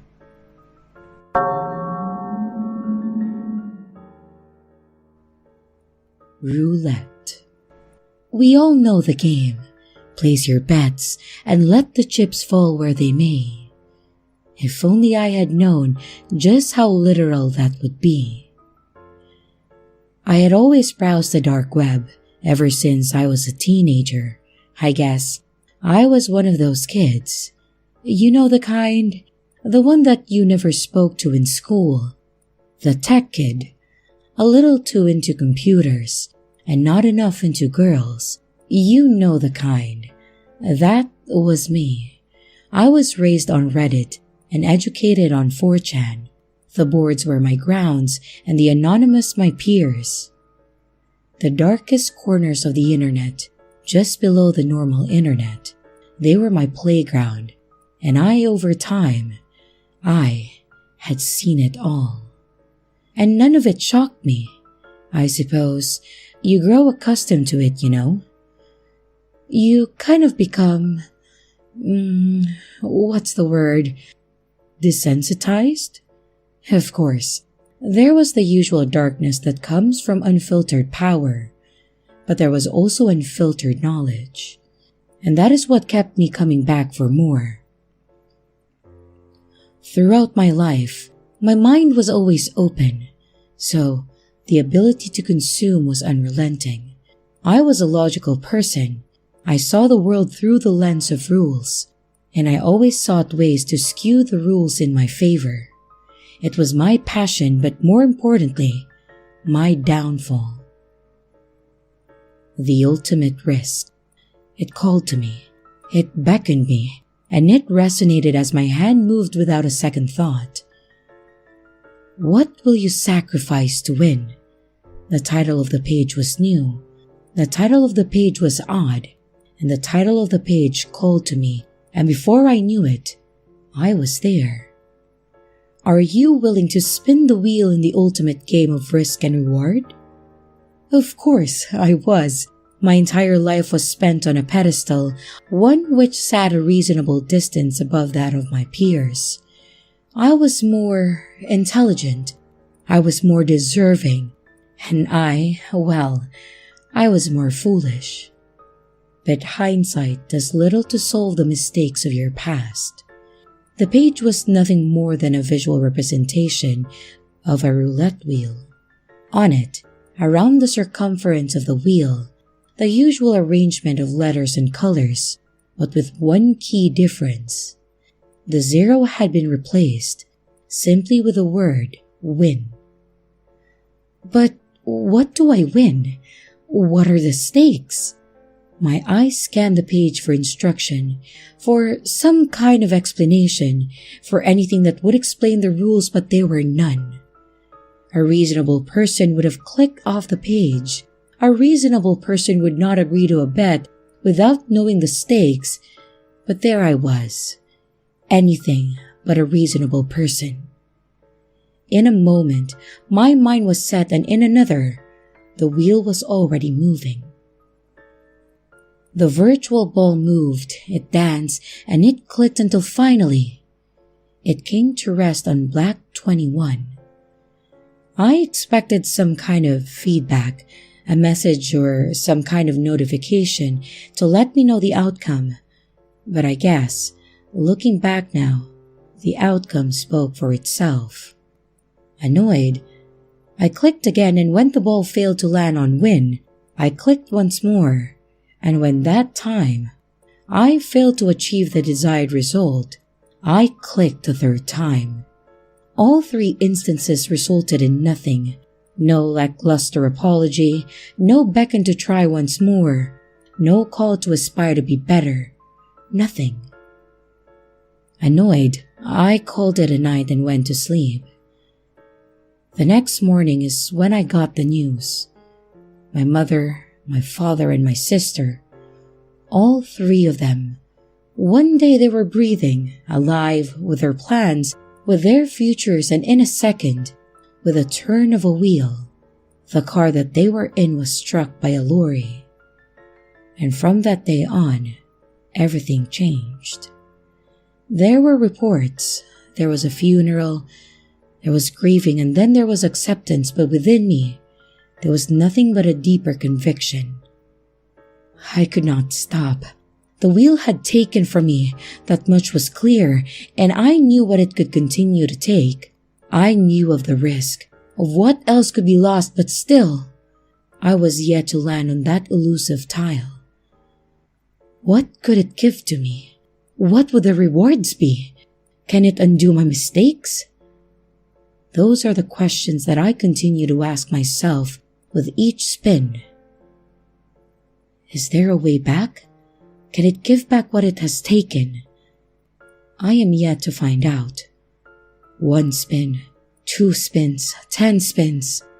Place your bets and let the chips fall where they may.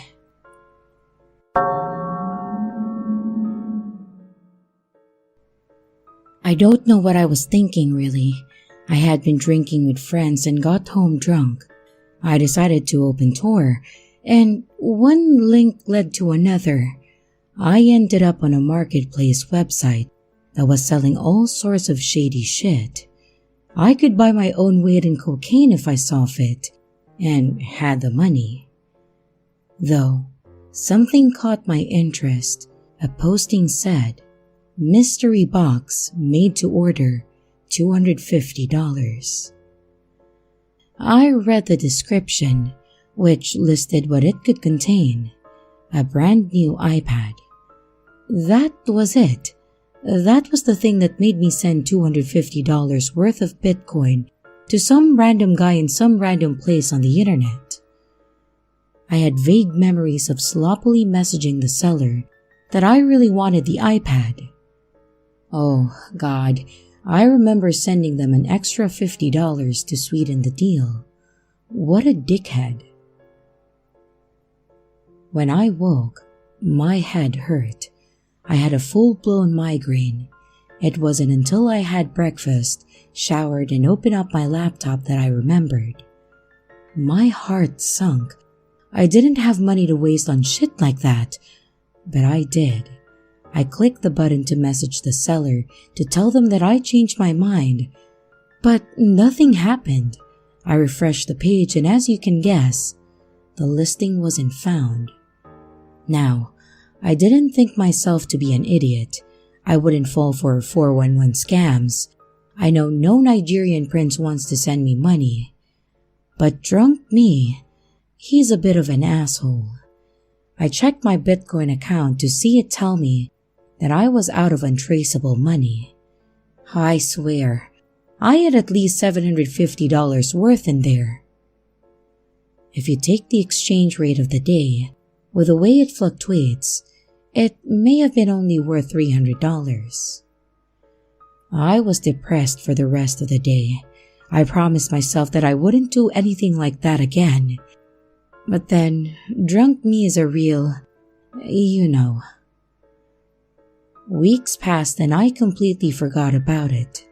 To be honest, I didn't want to remember how stupid I was.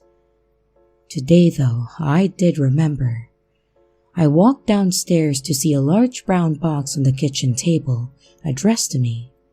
My dad must have received it from the mailman when he was getting ready for work.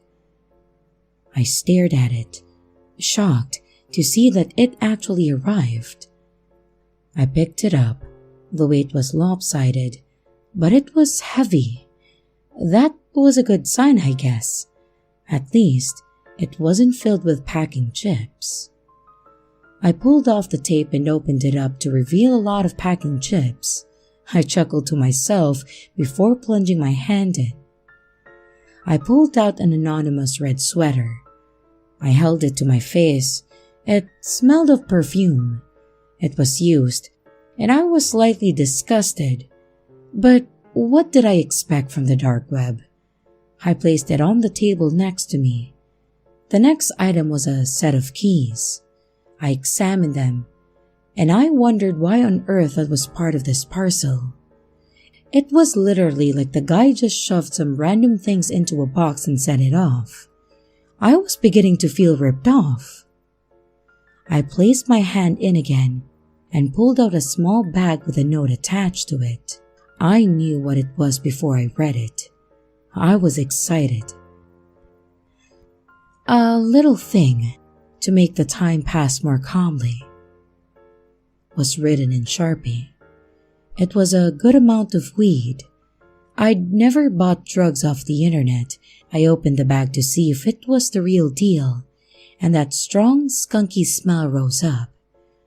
I took a deep breath and sighed. I'd say it was $70 worth, give or take, and I pushed it into my back pocket, worried that my mom could be up in any minute and then catch me with it. I was intrigued to see what was remaining. Maybe I'd make my money back yet. The next item was a small wooden box. I opened it to see a few pieces of silver jewelry. I checked each one, having no idea if it was worth anything. There were 2 necklaces and 2 rings. I wondered if these were stolen or bought from a pawn shop, and I placed it next to the red top. The next was another baggie, with another note written in Sharpie. You'll need this, trust me. I was a little anxious when I read the note and saw a small box of Xanax inside. What the hell did I need anxiety medication for? I was not one to dabble in prescription drugs. Weed and a little mushroom was all I needed. I knew some friends who'd pay good money for that. I had no idea how much they were worth though. I'd looked it up later. I assumed $50, so that was worth $130 so far. And to be fair, for something off the dark web, if I only lost around half my money, I should count myself lucky. I finished the round in the box again, and I couldn't feel anything else. I picked it up to feel if it was still heavy, so I placed it down again and stood up. I reached all the way to the bottom and felt something large and slender. I pulled it out and it was a freaking iPad. Holy shit! Jackpot! It was slightly scratched, but it wasn't a first generation. It was light and thin. It was at least in air, and I was stoked. It was then my mother popped her head around the corner. "Hey, honey, did you get a package?" "Yeah," I said, suddenly aware that I could smell the weed in my back pocket. "Hey, you found my sweater," she said, delighted. "Where was it?" Was all I mustered. She picked it up, and unconsciously the keys too. She walked away. I sighed, worried that she would smell the drugs. "What's that?" she said, turning. "I'm holding it for a friend," I said without thinking. "What?" she said, not paying attention. "What's my jewelry box doing down here?" I stared at my mom slack-jawed. She picked it up and opened it, studying if anything was missing. "Well, answer me," she demanded. "It was in the package," I said honestly. "Don't bullshit me. Were you going to sell this?" "No, I promise." "Just wait until your dad gets home. Jesus, Darren." I swear, this is not your stuff. It was in my package that I bought off the net." "You expect me to believe you bought my exact top and my jewelry box off the internet? Why in God's blazes would you do that?" "It was a mystery box. It could have contained anything." "You come up with some shit sometimes. I think it's best if you go to your room." "I'm 17, I said. "When you're under our roof, it's our rules." I picked up the iPad and went upstairs. I laid on my bed and turned the device on. I was surprised to see it still had power. A few non-standard apps appeared on the desktop as I swiped to unlock. Nothing of interest though. I checked the email program to see that it was blank, and I was worried that it was stolen. I knew I couldn't keep it there if there was any personal data on there. I checked the photo apps, and there were around a dozen photos. I tapped the first. It was a low-light shot of a street. It could have been any. I swiped, and the next was of the front of a house. The light was on in the front room, but in the low light, it overexposed the shot and made it hard to see any detail. The next one was of the side of a house. The horizontal white wood siding looked similar to ours.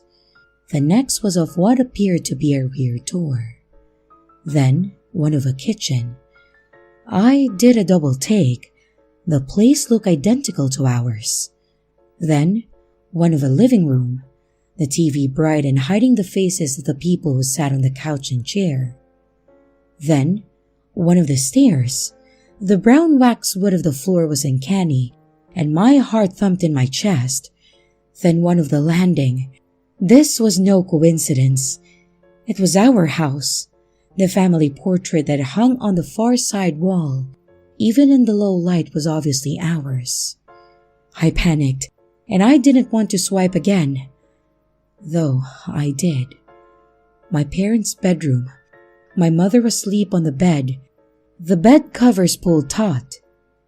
The next view, the covers being pulled back gently. My mother pulled her legs up from the sudden cool air. The cupboard open, a black-gloved hand reaching out and searching, the hand holding a red sweater, a dark photo with lines of light obscuring the view. Another dark photo, this time. The exposure was better, and I see it's from inside the cupboard. My dad was in the room. The next, my dad getting into bed next to my mother. Then, one of the bed, my parents sleeping.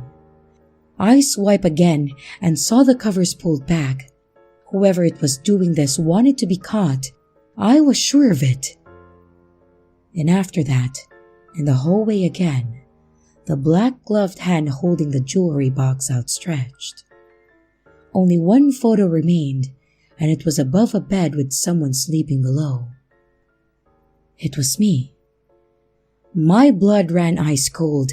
I threw the iPad to the floor, hearing it crack against the side of my desk. No, no, no, I said to myself. I leaped up and saw the screen stare back at me with a rainbow mosaic of broken LCD and glass. What was I going to tell my parents? They'd never believe me. I pulled the bag of pills out of my back pocket and read the note again. You'll need this, trust me.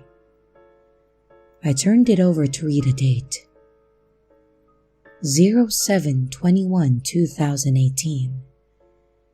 It must have been when the package was sent. I read it again, and I realized that's tomorrow, Saturday. Hell, what does it mean? I have to warn my parents. Please, if you don't hear from me, call the authorities. I fear the worst.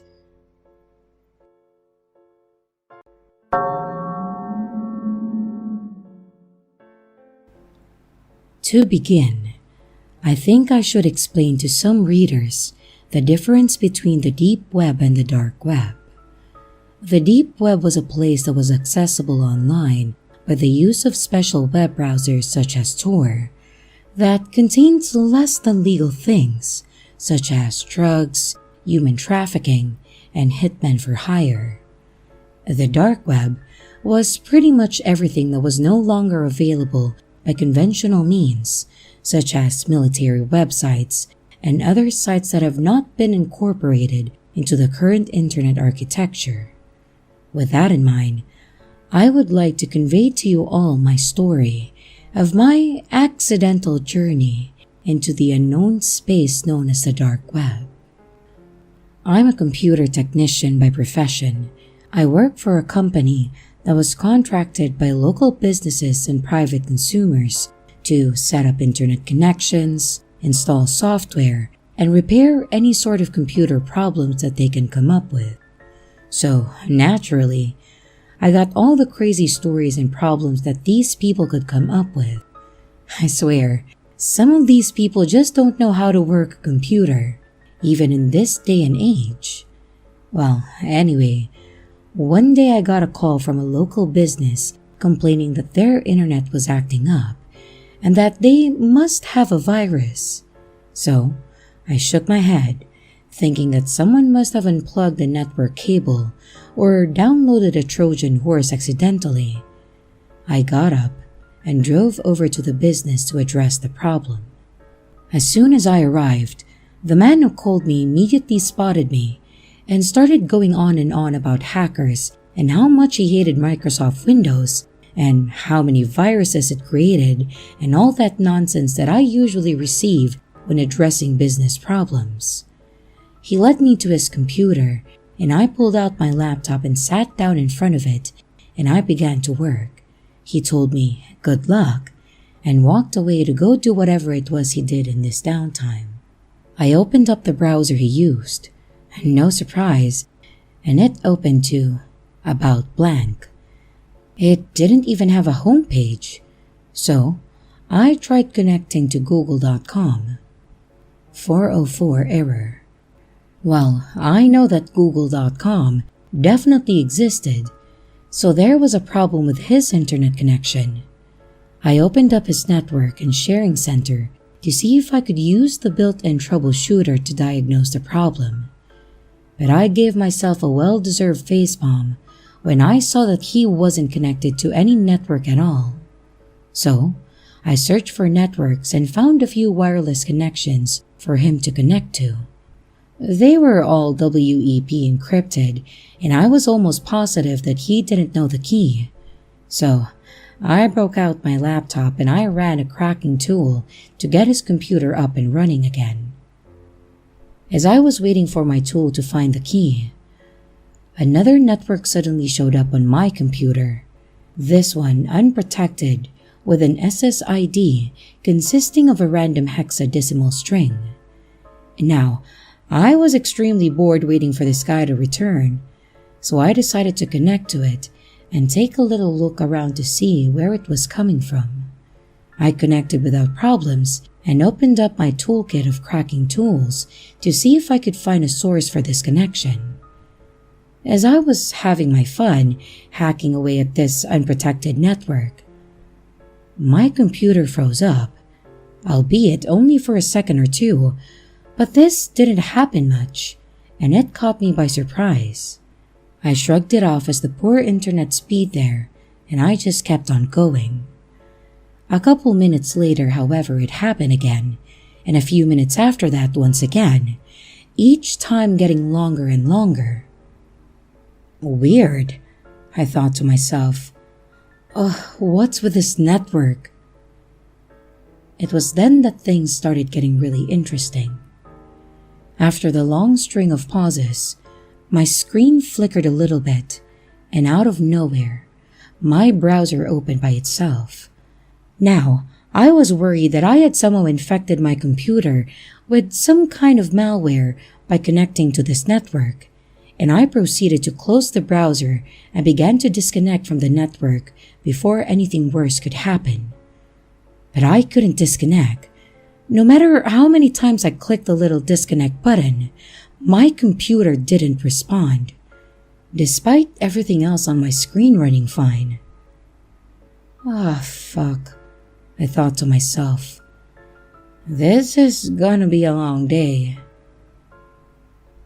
And just as I was about to hit the power button on my laptop to perform a hard reset, my browser opened again, this time with a little chat box open. Hello. I stared at the screen for a couple seconds, not quite sure what was going on. I want to talk to you. Now, I had heard about those AI programs that had these program responses to simulate conversation with people, and I was not impressed. This was one nasty virus. You need to leave this network now. This is your last warning. Maybe an automated security program designed to keep hackers out? I'll have to admit, I was impressed with it. I had never seen anything like this before. I'm telling you one last time, leave now. I don't know what made me do it, but I responded to the program. Or what? The next response scared me more than anything in this world ever had. The program began listing information about me. My name, address, telephone number, credit card information, my parents' name, their address, and my heart sank in my chest, and all the color immediately left my face. I couldn't move. I just sat there, paralyzed with fear. But what came next was even worse. Don't look at me like that. My webcam was on. You really shouldn't stare. You might see something you regret. Suddenly, the most horrifying images you could ever imagine flashed on my screen. Images of disemboweled humans, human sacrifice, detached limbs, cannibals eating people, video clips of mass suicides and firing lines. My heart was racing. My body was shaking in utter fear of the images that I was being shown. They are seared in my brain. Those were things that no one should ever see, and I mustered the strength that I had left and I hit the power button on my computer and I slammed it shut. I ran to the bathroom and I threw up a couple times. I was drenched in sweat and I could barely compose myself. It took me about 20 minutes to go back to my computer, and even then, I had a hard time getting near it. I looked over at my client's computer and it was connected to the wireless network that I was cracking earlier. It was working fine now. And just then, My client returned and thanked me for fixing his internet. I didn't say anything. I just grabbed my laptop and left. Going down the elevator with my laptop under my shoulder was terrible. I just wanted to leave that place and get my laptop replaced as soon as I could. 5th floor, 4th floor. Come on, come on! 3rd floor, 2nd floor. Come on, god damn it! Ground floor. Open up, open up! And just as the doors opened from behind me, a whisper, "You really shouldn't stare." I immediately left the office building and drove back to my office. I promptly gave my laptop to my boss, telling him that it had become non-functional and that I required a replacement. I told him that someone had accidentally spilled coffee on it during my last trip and that it short-circuited. In reality, I made a pit stop on my way back to the hardware store and bought the most powerful magnet that I could find, and I ran it over the hard drive several times. I wasn't risking that thing ever turning on again. So after a few short minutes of the "keep better track of your shit" speech, he took the laptop and told me that I would get my replacement tomorrow. And it was probably the most satisfying thing that I could ever hear. For a few days, everything was back to normal. No more AI chat boxes, no more funky unprotected internet connections, and no more disturbing images popping up on my screen. I was safe. Well, until the nightmare started. I remember the first one that I had very vividly, and I shudder when I think about it. But I'll tell you nevertheless. It began with me walking through a large city. I remember seeing large buildings and people walking up and down the streets on their way to work or shopping, whatever it is that city people do. And as I was walking, I found myself in front of a very large building, much taller than the rest, and for some reason, I wanted to go inside and take a look. So, I walked through the front doors and took a look around. It was a fairly normal office building, people moving about, talking on their cell phones and whatnot, minding their own businesses. And I realized that there really wasn't much to see there, so I turned around and leave. But something was wrong. The doors to the building were gone. I walked forward thinking that they were some type of door that blended into the wall or something, but nothing was there, and I found myself very confused. So I turned back around again to maybe ask the receptionist where the exit was, but she was gone too. Everyone was gone. The lobby was empty. No sounds, no people, no furniture, just an empty white room. Now I was scared.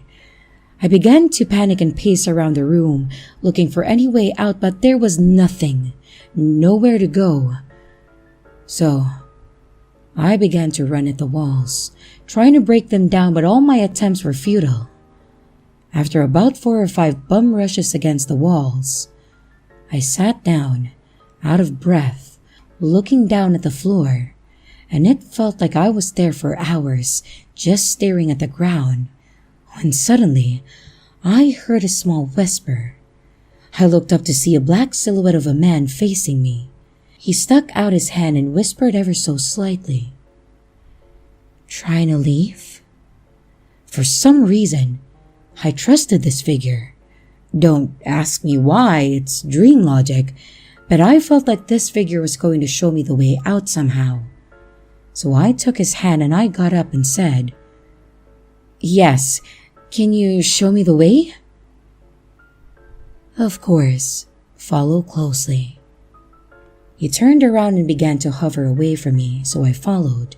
I don't know how, but he began to create the hallways and staircases out of the room that I was trapped in, leading me all sorts of ways as if through a giant labyrinth. We climbed up and up and up until we finally reached the hallway that had a door at the end of it. It was then that he stopped moving and turned back toward me. I could make out a faint smile on his face as he pointed toward the door. "Is this the exit?" "It is." I was so happy to finally get out of this place, so I grabbed the door handle and began to turn it as he placed his hand on my shoulder. I turned to look at him, and his words made my heart race to this day. "But remember, you shouldn't ever stare." My eyes widened as his face began to morph into that of a horrible horned creature. His teeth became like razors and his mouth was filled with fire. I threw him off me and I opened the door only to find my worst fears behind it. Dead people were hanging from the ceiling and blood covered the room like wallpaper. I screamed, but nothing came out. I turned away from the room and ran as fast as I could back the way that I came from. But it was not long before I realized that I was hopelessly lost in this labyrinth that the demon had led me through. I ran and ran, but couldn't find the way out. There was no way out. I was trapped in this nightmare. I started hurling myself at the walls in an attempt to leave this evil place, but nothing was working. I thought I was going to die here, and that was when I awoke. I was drenched in sweat, my heart racing and my breathing was heavy. I looked around and it took me a couple of minutes to realize that it was just a nightmare. A horrible, horrible nightmare. I got up out of my bed and walked over to my bathroom to wash myself of all the sweat that I had just doused myself in. And as I washed my face, I noticed something in the mirror. A small light coming from my room. I turned around and I saw it. Sitting at the foot of my bed, my personal computer. I slowly walked over to examine it, thinking I had accidentally left it on before going to bed, which I rarely do. So I bent down and picked it up. The command prompt was open, but it was blank. No prompt or anything. Just that little black box with a white cursor flashing at me. It was then that I remembered that I didn't even use my computer before going to bed. In fact, I had left it in the kitchen. My webcam light turned on. Command prompt began to type. "What's the matter? Bad dream?" Now, immediately after seeing what had appeared on my screen, I did what anyone else would have done. I removed the battery from my computer, threw it into a safe that I kept in my bedroom, and I locked it tight. I didn't sleep the rest of that night. I just sat on the edge of my bed staring at the floor, paralyzed with fear. This was no ordinary nightmare. This was real. For the next few days, I had the same nightmare every night, each time as traumatizing as the first, and worst of all, each time after waking up, I could hear my laptop fan inside that safe. I knew what it was doing, but I never looked. I didn't want to see that message again, and I didn't want to scar myself even further. After 3 nights of experiencing that terrible nightmare, I stopped sleeping. I couldn't see those horrible images anymore. I couldn't face that demon anymore. It was too much for me. I kept myself up with caffeine and vitamin B. My motor functions declined and my cognitive ability deteriorated after the second consecutive night. I was so weak, so tired, so afraid. On my 3rd day of self-induced insomnia, my boss walked over to my desk and gave it to me straight. "You look like dried up dog shit, man. Go home, go get some sleep." I looked up at him. I wanted to tell him so badly, but I know if I did, he would just tell me to get my shit together and then come back tomorrow. So, I nodded my head in agreement, picked up my stuff, and walked out. As I was driving home, I turned on the radio to help keep me awake. I had not slept in almost 60 hours, but instead of my favorite tunes, all that came out of my car speakers was static. Just a bunch of white noise. I started changing channels, but everything was the same. Static. So, I turned it off and drove home in silence. As I pulled into my driveway, I noticed through my front window that there was a flickering light coming from inside my house. It was my TV. I left the damn thing on before leaving to work. I wasn't surprised though. Not sleeping for 2 consecutive nights was definitely taking a toll on me.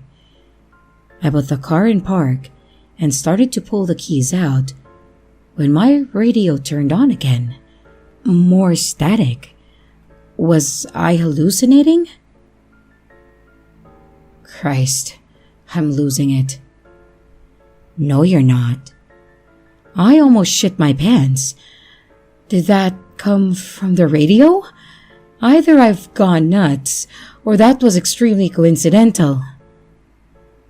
I'm still here, you know. Holy fuck. This time I was sure. That deep static voice just came out of the speakers of my car. I looked at my radio to see what station it was tuned to, but the screen was just a bunch of random symbols and letters that didn't make any sense. I started to panic. I immediately turned the car off and almost ran into my house. No, they couldn't follow me everywhere. I locked my computer in my safe. This couldn't be happening to me. I whipped around to look at my television, which I had forgotten was still on. I swear, I wish that the goddamn Teletubbies were on it. In fact, I wish there was anything on. But there wasn't. It was just static. No sound, no signal, just static. I almost fell over backward in fear. The television sound came in with a huge bang, and the static was very audible. White noise filled the room, and I could feel my heart pounding as my hands began to shake. No, please, no. The static began to get louder and louder until I couldn't even hear myself think. I covered my ears and began shouting to myself, "Stop it! Stop it now! Please!" And it stopped. I looked up slowly at my television. Nothing. Black screen. It was off. I stood up slowly, still shaking from what had just happened, and I walked slowly toward my television, fearing that it may turn on again and blow my eardrums out. I got right up next to the screen, reached behind my TV, and unplugged the power cord. I stared at it for a couple seconds, hoping that I had stopped them from gaining access. I backed away slowly, breathing more evenly now. I stopped it. And that's when I saw that face on my television screen. The black silhouette from my dreams. It was here. It was real. He smiled at me with the most evil smile you could possibly imagine, and I couldn't look away. I was too afraid to move, and suddenly, he began to speak in the most frightening voice imaginable. It was deep and booming, somewhat distorted as if he was speaking through a voice masker. It sounded like 10 voices in one, all as evil as the other. Do you fear me? I couldn't move. I said, do you fear me? My body was shaking uncontrollably. Do you know these people?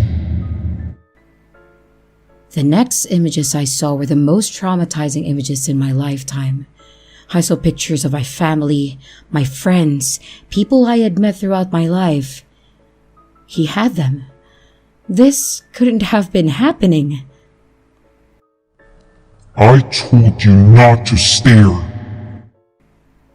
And probably out of sheer adrenaline, I snapped out of my paralysis and picked up a small glass bottle sitting on the table next to me, and I hurled it as hard as I could at the TV. Sparks went everywhere, shattered glass covered the floor. I looked up at the television, and it was broken. The screen was cracked and it was no longer functioning. The demon was gone. I mustered what strength I had left and walked up to my room. I was so tired. I fell to my knees and I began to cry, when suddenly I heard it. My laptop fan. I slowly raised my head and there it was, sitting on the edge of my bed. Command prompt open, webcam on. The screen said, "That wasn't very nice." I screamed as loud as I could, "Leave me the hell alone!" And I picked up my laptop and I threw it out the window as hard as I could. This was going to end today, and I walked over to the window and I had thrown my computer out to make sure that it was shattered. I wanted nothing to be left of it. But as I looked out the window, I didn't see any broken laptop. I saw him looking up at me, smiling. I backed away slowly from my window. I couldn't think. I couldn't comprehend anything at that moment. He was real. He was here. I backed up into my room, slammed the door shut, and I sat on the floor, trying to formulate some kind of plan of escape from this thing. Or, more importantly, how to rid myself of this demon forever.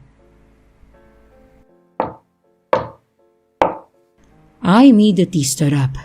He was knocking at my front door. Again, I heard it. He wanted in. I heard him knocking over and over and over again, incessant pounding on my front door, always in threes. I began thinking frantically, what was I going to do? Should I stay in here? Should I get a weapon? Should I call the police? I didn't know. And the knocking continued. I was pacing my room, desperately trying to think of what to do.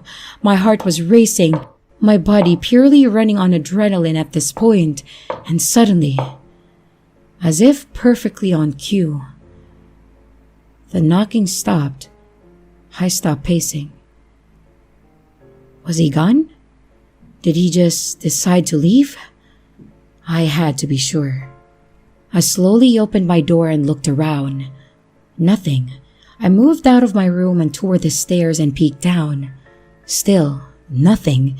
I slowly moved down the stairs and saw my broken TV and the shattered glass on the floor. Was it over? As I made my way into the living room, I began to feel cold. Very cold. I looked around to see if I could find my thermostat when something else caught my eye. My front door. It was wide open.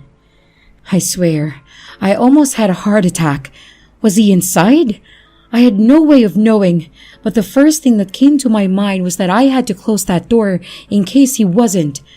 So I quickly moved to the door and slammed it shut. It wasn't cold anymore. I slumped down back against my front door. I was unbearably tired. I needed to sleep more than anything in this world. I just needed to sleep.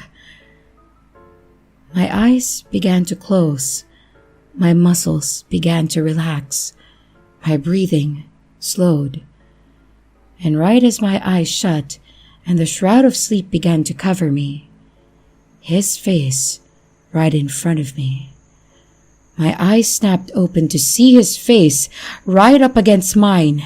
He was staring at me, smiling. I had no strength left to do anything about it. He slowly stood up and reached out his hand. He said to me the evil whisper of his, "Get up. I want to show you something." I shook my head in disagreement. There was no goddamn way that I was following him. He was going to force me to live that nightmare. He was going to finish killing my mind before he was going to destroy my body. I said, "Get up. You have no other choice." All I could do was look at him. I stared into his amorphous face as if looking right through him.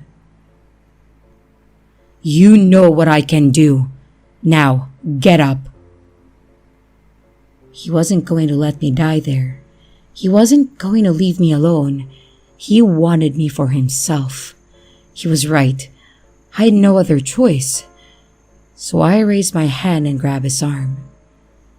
Somehow, as if my legs were moving by themselves, I began to follow him up my staircase. He's going to torture me. We started walking toward my bedroom. The door was shut. As we were in front of my room, he pointed at my door handle, looked at me, and smiled. I knew there was no way out. I had no strength left to run, no strength left to think, no strength left to fear. So I grabbed the handle and opened the door. When I looked inside, expecting to see dead bodies and burning flesh, I saw something that caught me by surprise.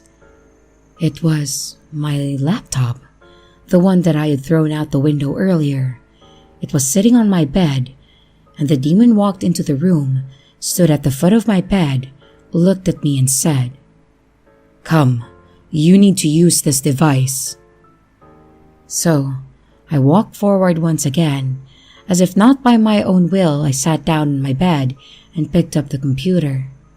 Nothing was open, just my desktop with the regular icons. Nothing strange. This, now that I think about it, was probably the strangest thing of all. It has been a very long time since I have spoken with a human. I was too tired to respond. I forgot how fun it was to distort your world and watch you break down in fear. Somehow, I managed to say, "What do you want from me?" I could ask you the same thing. You were the one who brought me here in the first place. I was so confused, so tired. I just wanted him to kill me. "I'm not going to kill you. There's no fun in that." I knew what he was saying, and I tried to feel something, but there was no way. I was too depleted, just an empty shell. "I'm going to give you two choices now. Two very important choices." I looked at him with the most lifeless stare. "Listen closely. Your first choice is to live the rest of your days with me. I could have great fun torturing you for the rest of your life." I had no response.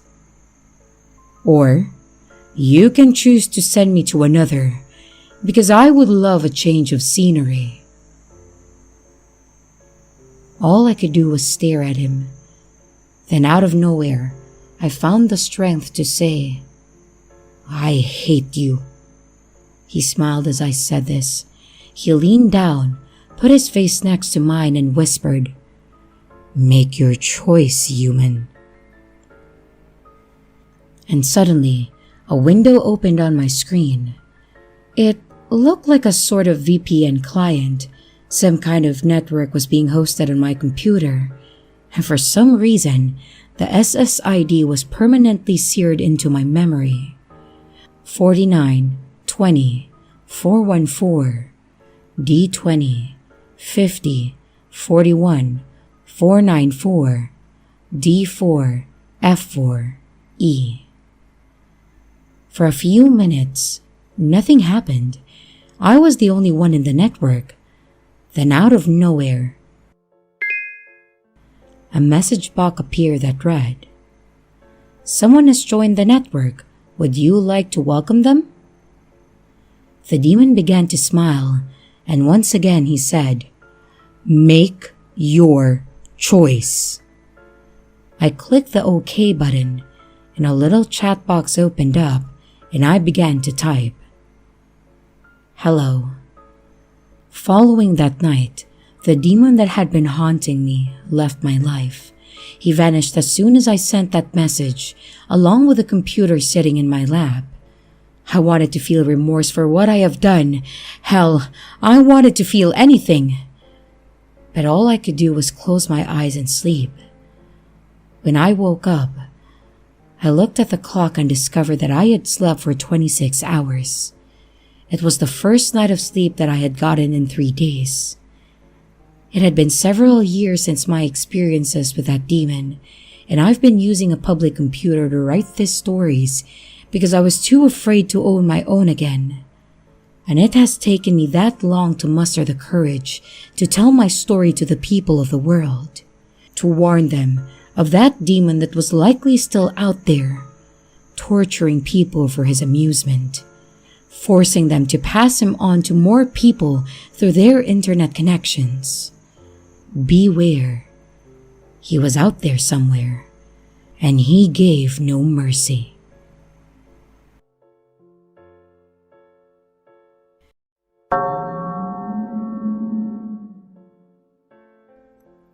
I opened the application while reading the guide off of my phone. I have never used the dark web before, so I wasn't sure what to expect. But my tech friend assured me that if I follow these instructions then I'd be fine. The things I do for my subscribers, I say to myself as I click a link. I'm a horror narrator, and I do a lot of dark web stories, since they're pretty popular at the moment, and I've recently hit 10K subs. So to celebrate, I'm going to be live streaming. But I also wanted it to be dark web related. But since I've never been on there before, now seems like a good time to learn a thing or two. And while yes, I have of course narrated a bunch of stories about the terrors of the dark web, but I know that most, if not all of them, are from writers and not actual events. So it's probably fine, right? I mean, think about it. A secret illegal version of the internet, full of evil hackers and serial killers. Yeah, sure fam, whatever. And while scrolling through the links, nothing really seemed too interesting. Yes, there were some dead links, some illegal things on there, but nothing really seemed to catch my eye. Until that is, I saw an ad. Mystery boxes for the brave of heart, not safe for life. Not safe for life, huh? Sounds like an obvious scam to me, but it would be the best clickbait title that I've ever made. Unboxing dark web mystery boxes. I clicked on the link and it led me to a text page with a PNG of a cardboard box on it. The price was only $9.99 including shipping and handling. Yup, definitely a scam, but whatever. I put in my burner account and had it shipped to a PO box to keep all my info safe and then click buy now. If it came, great, but if not, I took a screenshot of the receipt page. I can post it on my Twitter to show that I actually bought something. Now, even if nothing comes, I can just put something weird in a box. Dishonest? Yes, but hey, views are views. But to my surprise, I didn't have to. A package actually came to my P.O. box the day before the stream. It didn't have a return address, and when shaking it, I could tell that there was something in there. While I was curious as to what it was, I would save it for the stream. Of course, I would open it off camera, alongside the fake box, in case there was something inside of it that would get me demonetized for showing on camera. And with that, I set the box near my streaming setup and then went to bed. On the day of the stream, I brewed myself a coffee and I got ready to stream. And when it was time, I took a deep breath and I hit start streaming. Hello everyone, welcome back. Today, we're celebrating me hitting my milestone of 10K subs. You guys are amazing. Thank you so much for supporting my channel. But, enough of that small talk. I've got a surprise for everyone. I show them the box on camera as I explain. So, a few weeks ago I posted on my Twitter that I did some shopping on the deep web.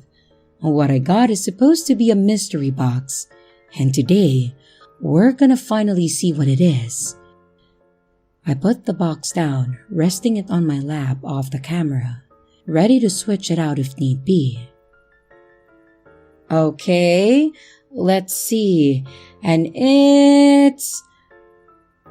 I open the box and I see a book. I take the leather-covered book out of the box and I show it to the camera. A cooking guide for men. I read the title. The red leather book was by someone named Nico Clouks. I sighed in fake disappointment and I said to the camera, "Well, I think we got scammed, guys." Well, I didn't expect much from it. I can't say that I wasn't a little disappointed. "Is it even a good cookbook?" I ask, trying to hold my viewers' attention. If the horror bit wasn't gonna happen, I might as well get a laugh out of it.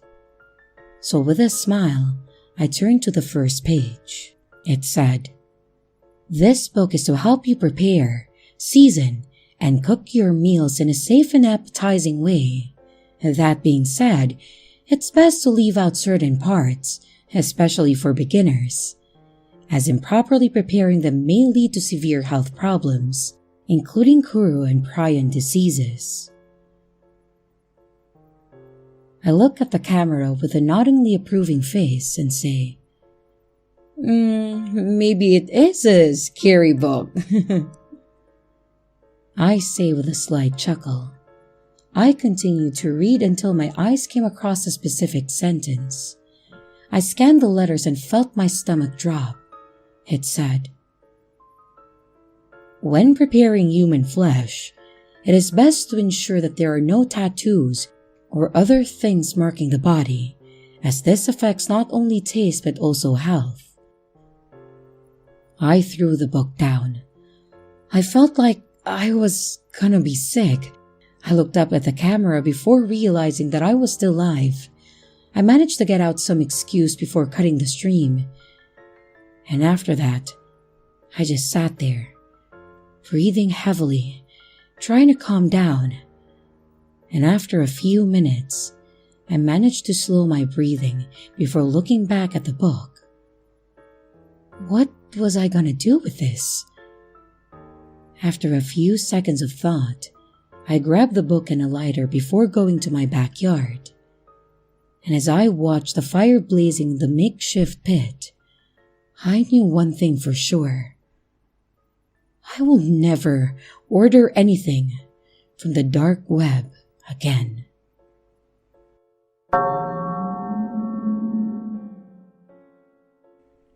I can't be very detail specific here due to the nature of my job, but I will try my best to communicate the story as best as I can. I work in the cybercrimes division of a law enforcement agency. That's about as specific as I can get. And I want to be clear here. Most of the stories that you read about the dark web are outright fabrications. The tales of the red rooms and the stories of hiring hitmen are practically universally untrue. Most crime takes place on your normal everyday web. One Tuesday afternoon, though, I got a call saying that there was a new case for me.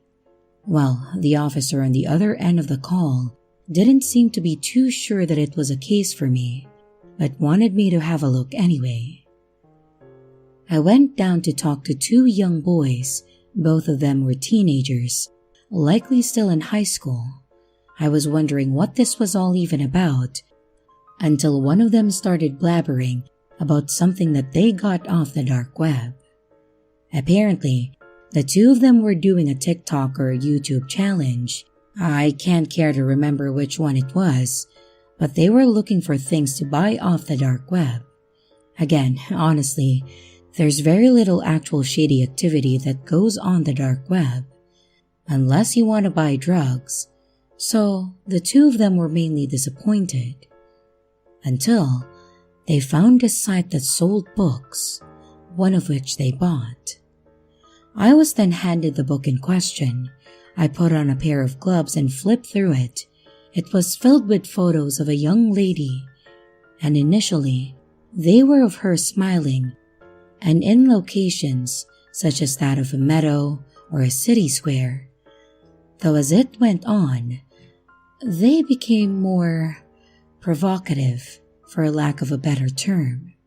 She began wearing outfits like a maid uniform or a catgirl cosplay, and the last few photos of her were wearing nothing. "Is this all you wanted to show me?" I asked, wondering what the fuss was about. It was then that I was handed a card, one that had come with a book, and it said, "Thank you for your purchase, dear customer. Inside, you can find a treasure trove of photos of a young girl. Though, that's not all that's special about this book. To make sure that it is truly one of a kind, we made sure that you could get the full experience. The book is bound with her skin, so feel free to gently caress the leather as you think of her. Again, thank you for your purchase." At this point, I should probably mention for those who might be unaware what anthropomorphic bibliopegy is.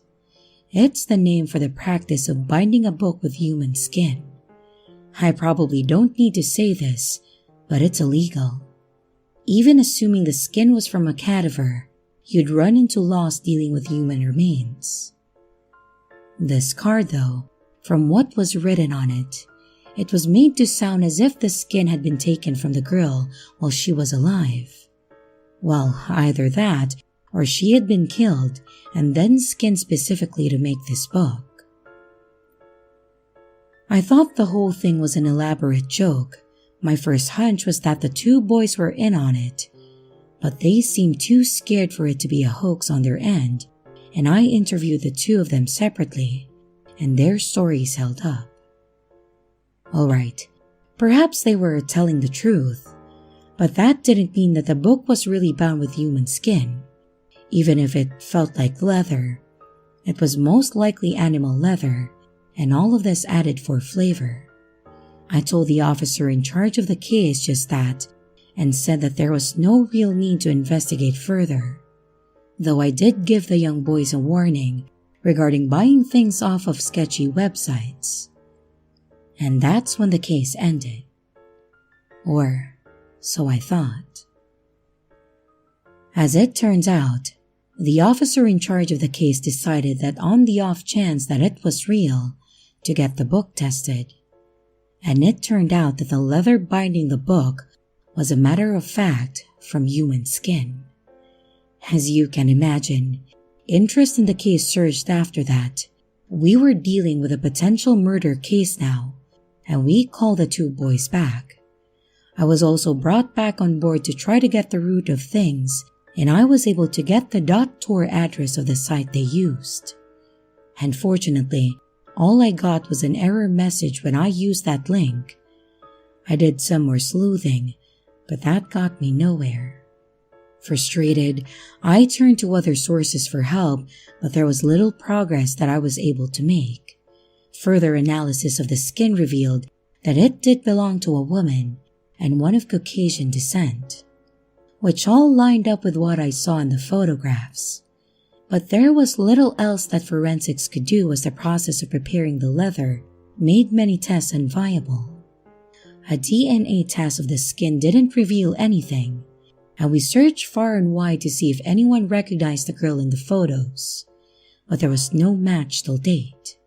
The case was about to turn cold when I managed to find an unexpected lead. On a forum that I caught wind of someone else who had purchased a similar book and was confused regarding the veracity of what was claimed about it. It was 3 states over, but we managed to track down the poster, who was a woman who had bought it out of morbid curiosity. Forensic testing revealed that the cover was made of human skin as well. She had a different .tor link, one which I tried, and this one actually worked. The site by itself was nothing impressive. It was as basic as could be, kind of like old sites back in the 2000s. I would have thought that it was a cheap prank based off this alone, but the 2 cases made me hold back my skepticism. I took screenshots of the websites and confirmed with the 2 boys who first came to us with this case that this was the site that we were looking for. Both of the books had been mailed from fake addresses from mailboxes within large cities, so there was little to go on there. Given this, we decided to try the site for ourselves, and I placed an order, only for nothing to turn up. If anything, what happened was that the site's URL no longer worked. And it's here where things took a sinister turn. One of the boys, the one who had actually ordered the book, went missing one day. He was coming back home from school, and then, well, there was no further trace of him. A manhunt for months came up with nothing, until one day, the other boy came to us saying that someone had delivered a piece of paper to his house. It wasn't a normal piece of paper. It was a roll of parchment. Testing later revealed that the skin was human, and DNA testing showed that it was from the boy who had gone missing. Upon it, written with what was later confirmed to be blood, were the words, "Stay out of our business." I don't like to admit this, but that single incident spooked me beyond anything that I've ever encountered. I'm not really used to being in the line of fire. Yeah, I know I'm part of law enforcement, but my work is usually done behind a computer screen. I didn't catch a wink of sleep for 3 nights after what we confirmed what it was. I vividly remember how his mother broke down in tears when we gave her the news. There were no more leads aside from that anyway, and I honestly want nothing more to do with that case anymore. People who would gladly skin someone and then use that skin are not people that I want to be in close contact with. Well, that case might be over, but I'm leaving this here as a general warning. Do not buy things off of the dark web, even if it's more likely a joke than not, because sometimes they might not be kidding.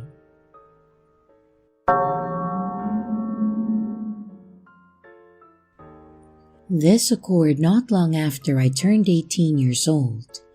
My girlfriend had just also turned 18 a few days ago, which meant that her parents had finally trusted her and I to be alone in the house while they went out for dinner. My girlfriend had always been a fan of horror films and creepy things in general. She loved reading creepypastas and watching dark and gory films such as Hostel and Saw. One evening, I was sitting with her while she finished watching the last few minutes of The Human Centipede. We both had a few drinks and I was about to go to bed, but she suggested that we look for other horror films to watch online, and despite my tiredness, I obliged.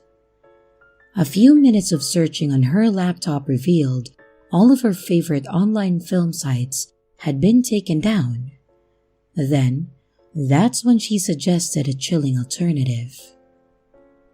"Have you ever heard of the dark web?" she asked. I had heard whispers around school about it, but I never took much interest. "Yeah, I have," I replied, trying to act brave. A smile of excitement appeared on her face. I could tell she was slightly drunk and in that sort of I don't care what happens kind of mood. I decided to go to the kitchen to fetch her some water. and when I came back, I noticed that she had a site open called Sensor View. The site displayed the pictures of movie posters that I had never seen before. I correctly assumed that it was a site that sold banned horror films from other countries. All of them looked pretty unoriginal, nothing that I hadn't seen before. All except for one. The one my girlfriend was hovering the mouse clicker over. And the movie was called The Visiting. The display picture was simply a white background with The Visiting written in Arial black font. We were both fascinated as to what it was. I took my iPhone and searched for the plot of the film, yet I found nothing. Just a few stupid videos in irrelevant forums. However, when I looked back up from my phone, I caught a glimpse of my girlfriend typing in her name and address into various boxes on a page titled Order Details. And before, to my horror, she clicked the submit button. I was caught in a state of anger and shock. I manically shouted at her, explaining how dangerous it was dispersing her personal details into such a messed up place as the dark web. And I could see that my attempts to correct her were futile, as the alcohol was hitting her hard and she was not paying attention whatsoever. Frustrated, I went to bed deciding to discuss it with her the next morning. The next morning, she seemed to have little regret over her actions. She spent the morning explaining how she was curious and she was in no danger. She even commented that the experience would be fun. However, I wasn't convinced. She told me not to tell her parents, fearing that they would not trust her to be alone in the house again. And I promised not to say anything, and I headed back home. 3 days later, I was visiting her house again. Her parents had gone to meet with some friends from work for a drink, and we were watching The Exorcist on DVD. During a particularly non-eventful part of the film, my girlfriend began joking about how horrified I looked a few days ago when we were discussing the dark web. She said she had only received a fairly professional-looking email confirming the order and nothing else. I began to yield to her argument that perhaps I was overreacting. It was merely seconds after our conversation finished that an aggressive knock came from the door. It sounded like it was from 2 doors, but I dismissed this as an echo.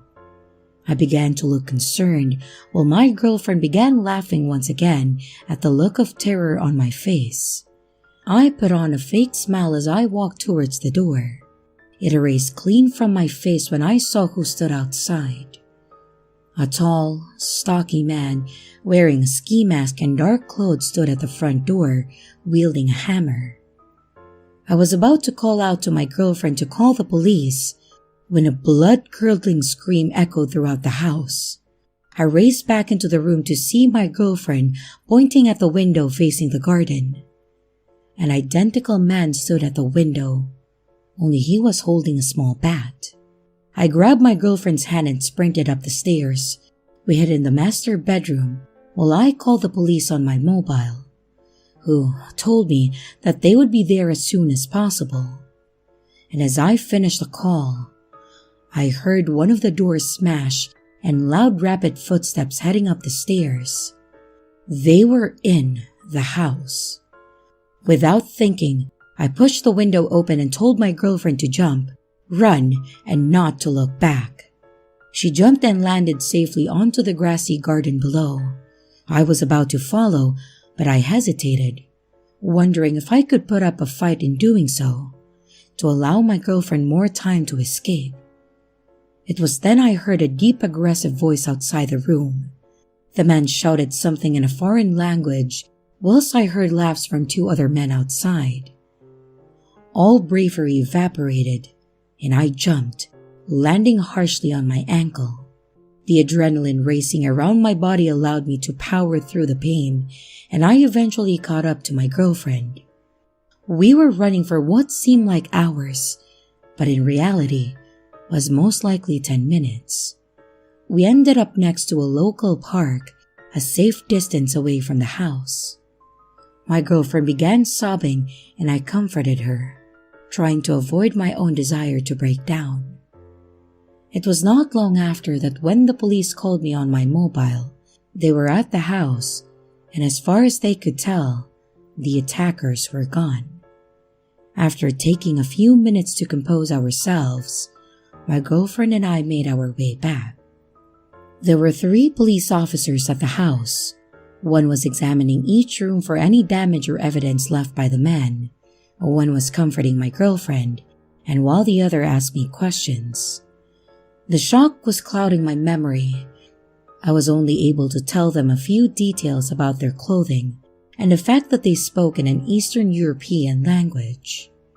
My girlfriend handed over her phone and computer for the police to investigate, and then they left.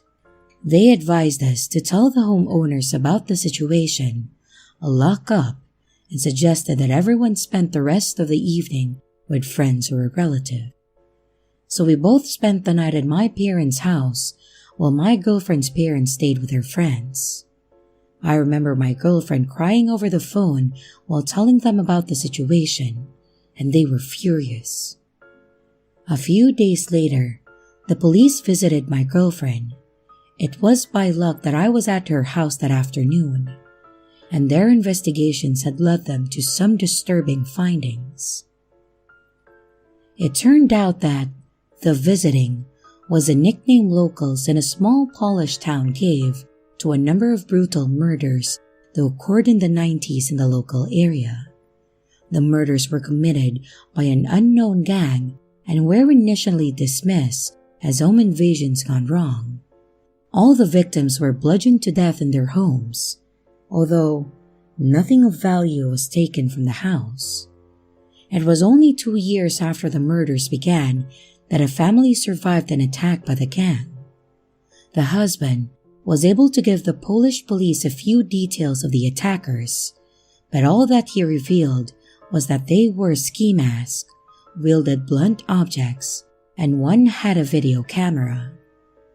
However, the crucial evidence was that one of the attackers had dropped a backpack containing 1 blank videotape and 3 other tapes with content on them.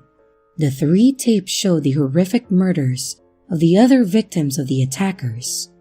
The police came to a shocking conclusion that these men were creating snuff films to be sold to whatever psychos paid enough for them. A nationwide manhunt began, but after years of investigation, nothing was found. I remember feeling incredibly cold as the police told me their findings. They went on to tell me that the men most likely fled Poland during the police search and could possibly have entered the UK as workers when Poland joined the European Union. The only thing they knew for certain was that these men were operating once again, decades after their last murder, and they were using the dark web as a way of deciding on their next victims. The police told my girlfriend's family to move in with a relative while the investigation was ongoing. It was not long after that when my girlfriend broke up with me by her parents' wishes. I assumed her parents suspected me of forcing her into using the dark web. My girlfriend discovered later that various documents containing her information had been taken from the house. So, I'm not allowed to see her, but our parents still speak. From what they tell me, her mental state has become incredibly fragile, and it broke my heart to hear this. I can safely say the police will never find the attackers using the information I gave, which means they will most likely strike again. I can only hope that the next time they do, it will lead to those bastards ending up behind bars and not the creation of another tape to add to their collection. Be safe out there and avoid the dark web.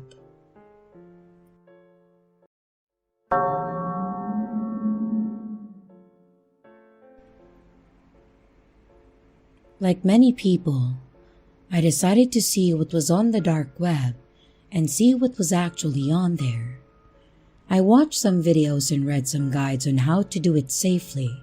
I heard rumors of people getting their computers hacked and also messed with. Not to mention some other people who had far, far worse fates happen to them. It was difficult to determine which of these stories was fact and which were fiction.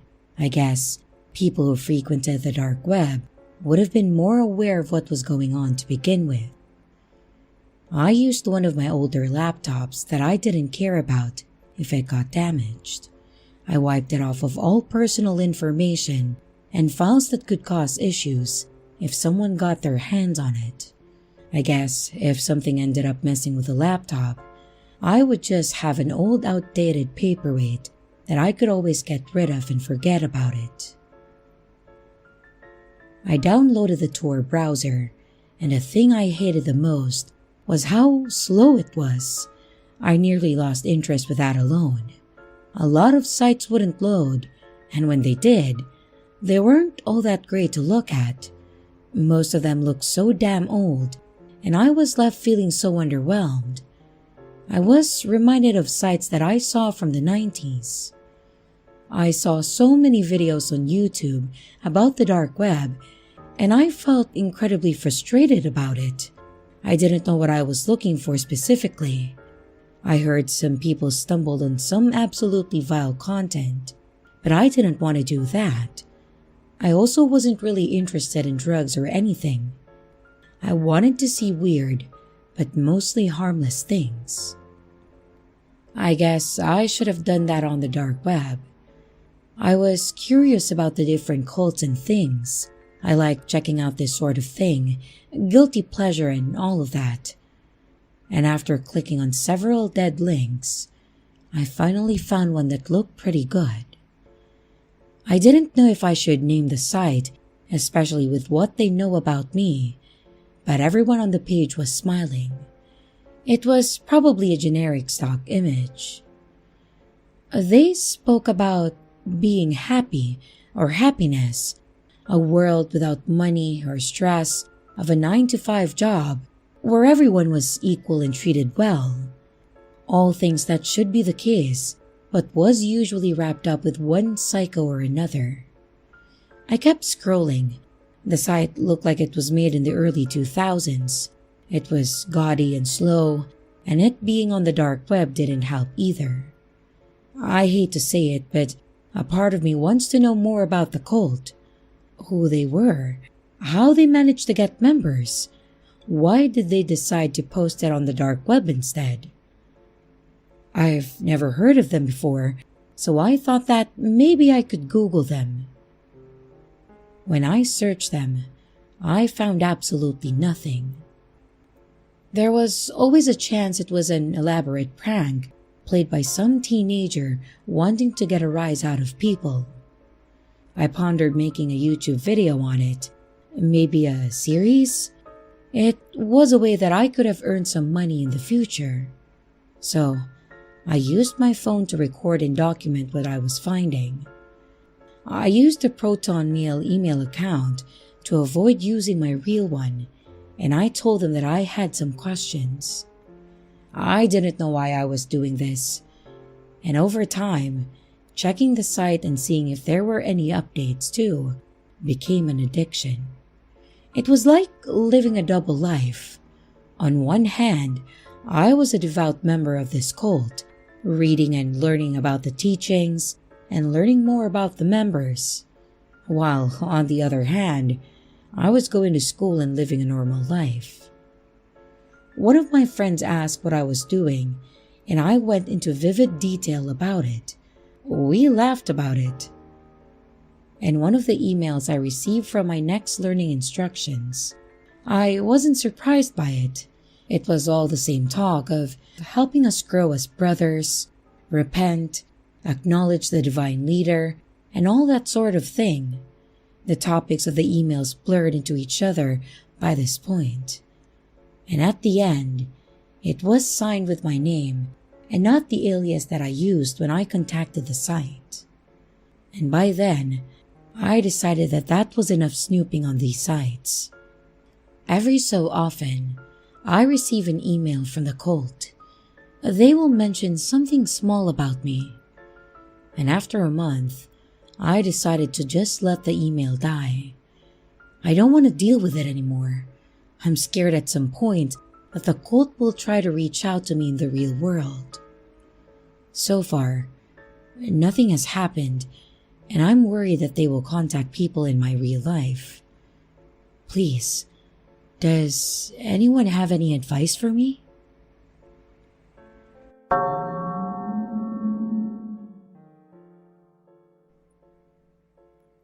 My mother and father were killed in a terrible car accident when I was just 6 years old. Since then, I have been raised by my aunt and uncle in Texas, along with my older cousin.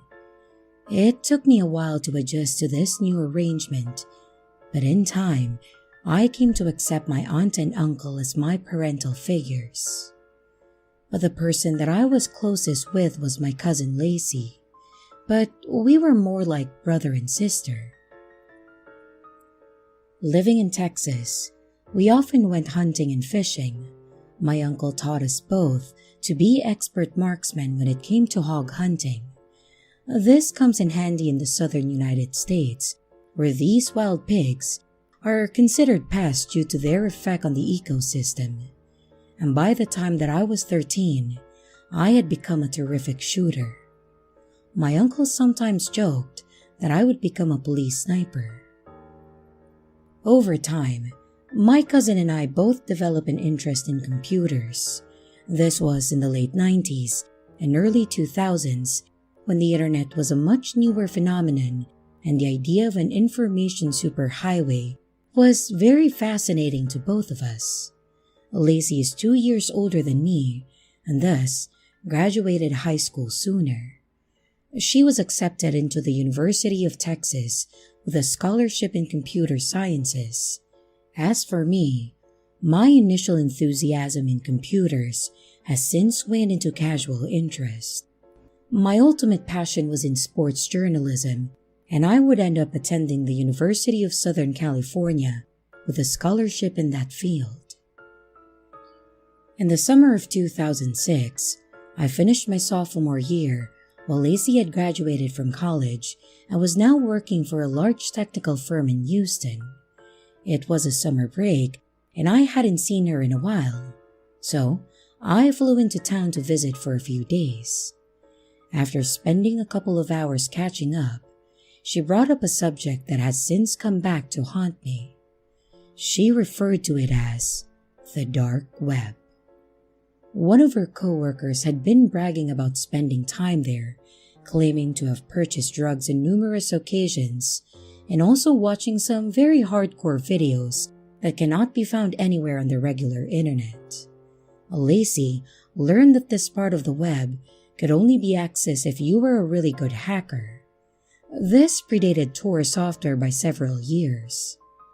Hacking had become a hobby of hers, and she decided to check it out. I figured, what the hell, right? What could be so bad about this dark web? Well, plenty, as it would turn out. As we went browsing, we both lost count of how many hitman advertisements, drug dealers, and animal torture videos we saw. Some videos were live streams of what seemed to be genuine rapes, which caused both of us to cringe. We even saw things like crush porn. Apparently, there are people out there who are sexually aroused at the sight of baby animals being crushed under stiletto heels. But despite all of these horrors, Lacey had a strange fascination with this place, but I had already lost interest. Eventually, she came across a link entitled TJ's Horror Shop. It sounded corny as hell, but Lacey clicked on it anyway. She was greeted by a message informing her that a show was going to be taking place that night, but it was members only. The page gave her the option of registering, and she did just that. Southern Nerd 04. was the username she chose, if I remember correctly, and the website accepted her registration. She seemed eager to see what this was all about, but I felt very uneasy. From what I had seen so far, these people on the dark web are the type who hide their true colors, and I didn't want to see Lacey associating with people like that. After her registration went through, we were greeted by a digital clock gradually counting down to the beginning of the live stream. It felt like an eternity, but the clock eventually reached 0 and the screen lit up. We saw a man wearing a skull mask. He had skeleton gloves and dressed in leather. He was twiddling his fingers like Mr. Burns, and we heard him speak in a deep, distorted voice. "Greetings, everyone, and welcome back to TJ's Horror Shop. For all the newcomers, it is my pleasure to welcome you into my house of horrors." It seemed like a silly little show, but given everything else that we had seen on the dark web, I wasn't convinced that something truly sinister was out of the question. Tonight's first victim. 2 other men, who were also wearing masks and dressed in leather, dragged a third person in front of the camera. His hands were tied behind his back, and there was a bag over his head like he was some kind of hostage. Andrew Fleming of Charlotte, North Carolina, 43 years old, divorced, father of a son and a daughter, and he has been selected as the first victim of tonight's bloodbath. I began feeling sick to my stomach, and I noticed Lacey was beginning to look nervous. For those of you who are new, my viewers, are the ones who get to pick how our victims meet their demise. Your username is selected at random, and after your name is chosen, a box will appear on your screen to offer you several choices. The option you select is the method in which this poor bastard will die. One of the henchmen ripped the bag off the hostage's head. The man was sobbing in terror and was pathetically begging for his life. I sincerely hoped this was all just an act, but I was becoming more and more convinced otherwise. And now, let the selection process begin. On the left side of the screen, all the usernames of those watching began to briefly flash up at random. Some kind of algorithm was using some sort of lottery system to select who would determine this man's fate. Eventually, it settled on the username Who Gives a Shit 771. Who Gives a Shit 771, one of our favorite guests, TJ shouted in glee. How will Mr. Fleming's life come to a horrifying end? Let's find out. A box appeared that showed the following options. A. Strangulation. B. Mutilation by chainsaw. And C. Repeated gunshots. The user chose the third option. Very well. Let the carnage begin. One of the masked henchmen appeared from off the screen, armed with a sawed-off shotgun. He aimed at the man's genitalia and fired. Lacey and I both gasped in shock and horror, while Mr. Fleming howled in extreme agony. The henchman lifted the man up and shot him in both his kneecaps, causing him to drop back down to the floor and continue begging for mercy. His pleas fell off in deaf ears. The henchman then took out a 9mm pistol and emptied the entire clip into his back. I couldn't bear to watch anymore. I looked away from the computer and I lost my lunch. I heard one more gunshot, and the man screaming stopped. What a delightfully gruesome display. Now, on to our next guest. The other guys dragged another hostage into view, also bound with a bag over their head. The bag was removed, to reveal a young woman not much older than me. Melissa Cartwright of Pittsburgh, Pennsylvania, 24 years old and single. You will be our next victim. Now, let's see who decides your fate.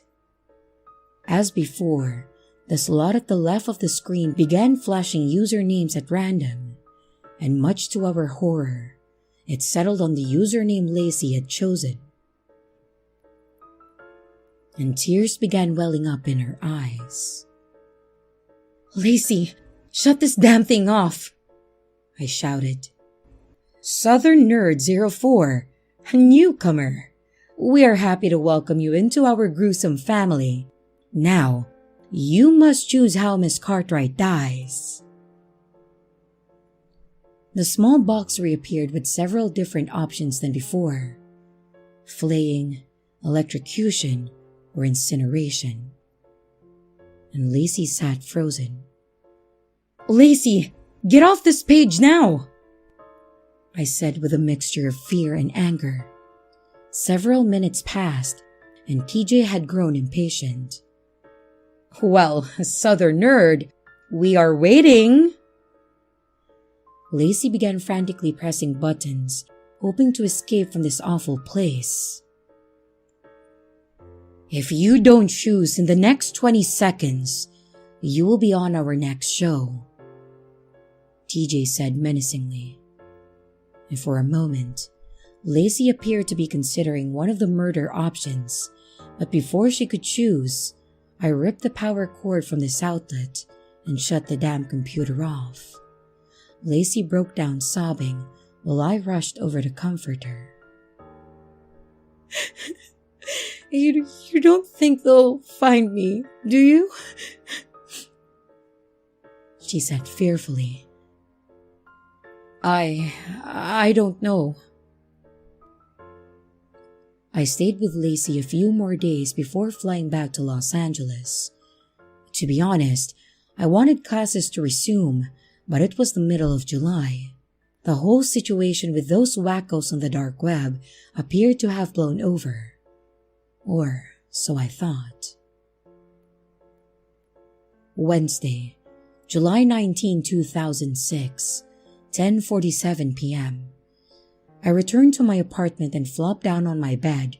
I opened up my laptop, and I was met with a horrifying sight.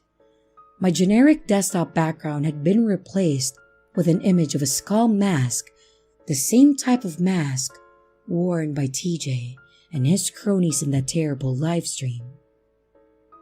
A video box appeared and a video message began to play. "Hello there, Jason. It's me, TJ." Shivers went down my spine. How did he learn my name? How the hell did he hack into my laptop? "I believe we have a hostage here that might be of interest to you." The camera angle changed to reveal. No, it can't be. Lacey! She was bound and gagged and sobbing in the corner of the room where TJ was filming, and there were cuts and bruises on her face. "Remember when I told you your cousin here that she would be part of our next show? I'm a man of my word, Jason. She had a choice, and she refused to answer the call. And now, she will pay the ultimate price." He bent down and pet her hair very creepily. Or will she? I sat motionless, waiting to hear what he would say next. "I've decided to make things interesting for our next show. Your cousin will have a chance to survive if, and only if, you eliminate this man." A photograph of a middle-aged man appeared on my screen. Raymond Marshall, 53 years old, of Los Angeles, California.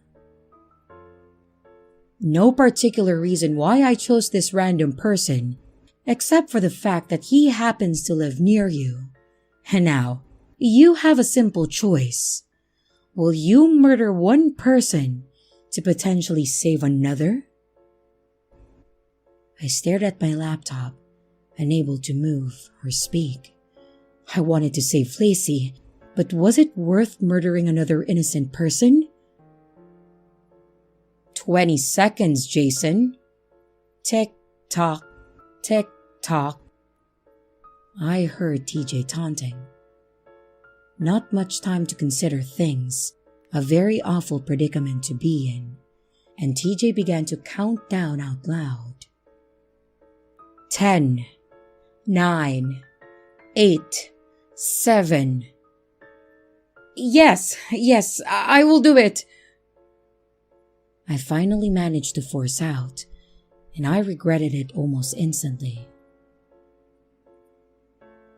So, you've agreed to play along. Very well then. You have until the end of our show tonight to carry this out, which will be in a couple of hours. Be warned, one of my henchmen is currently in Los Angeles, and he's watching your every move. You know, in case you try to chicken out.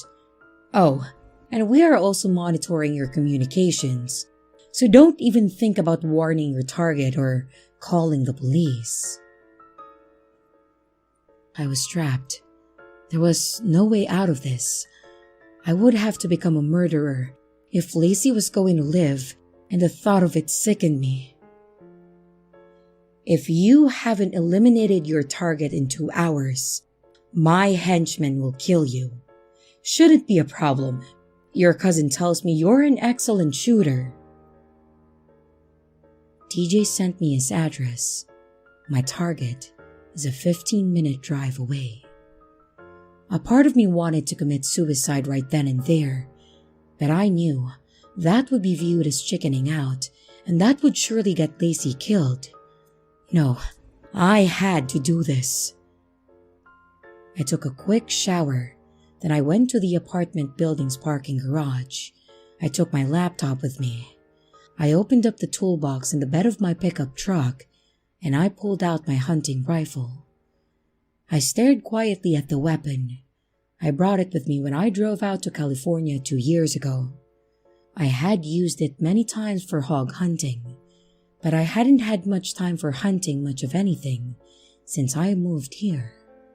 However, I had cleaned it recently, and I had plenty of ammunition, and I tossed the rifle into the back seat of my truck. "Put this on," I heard a voice say.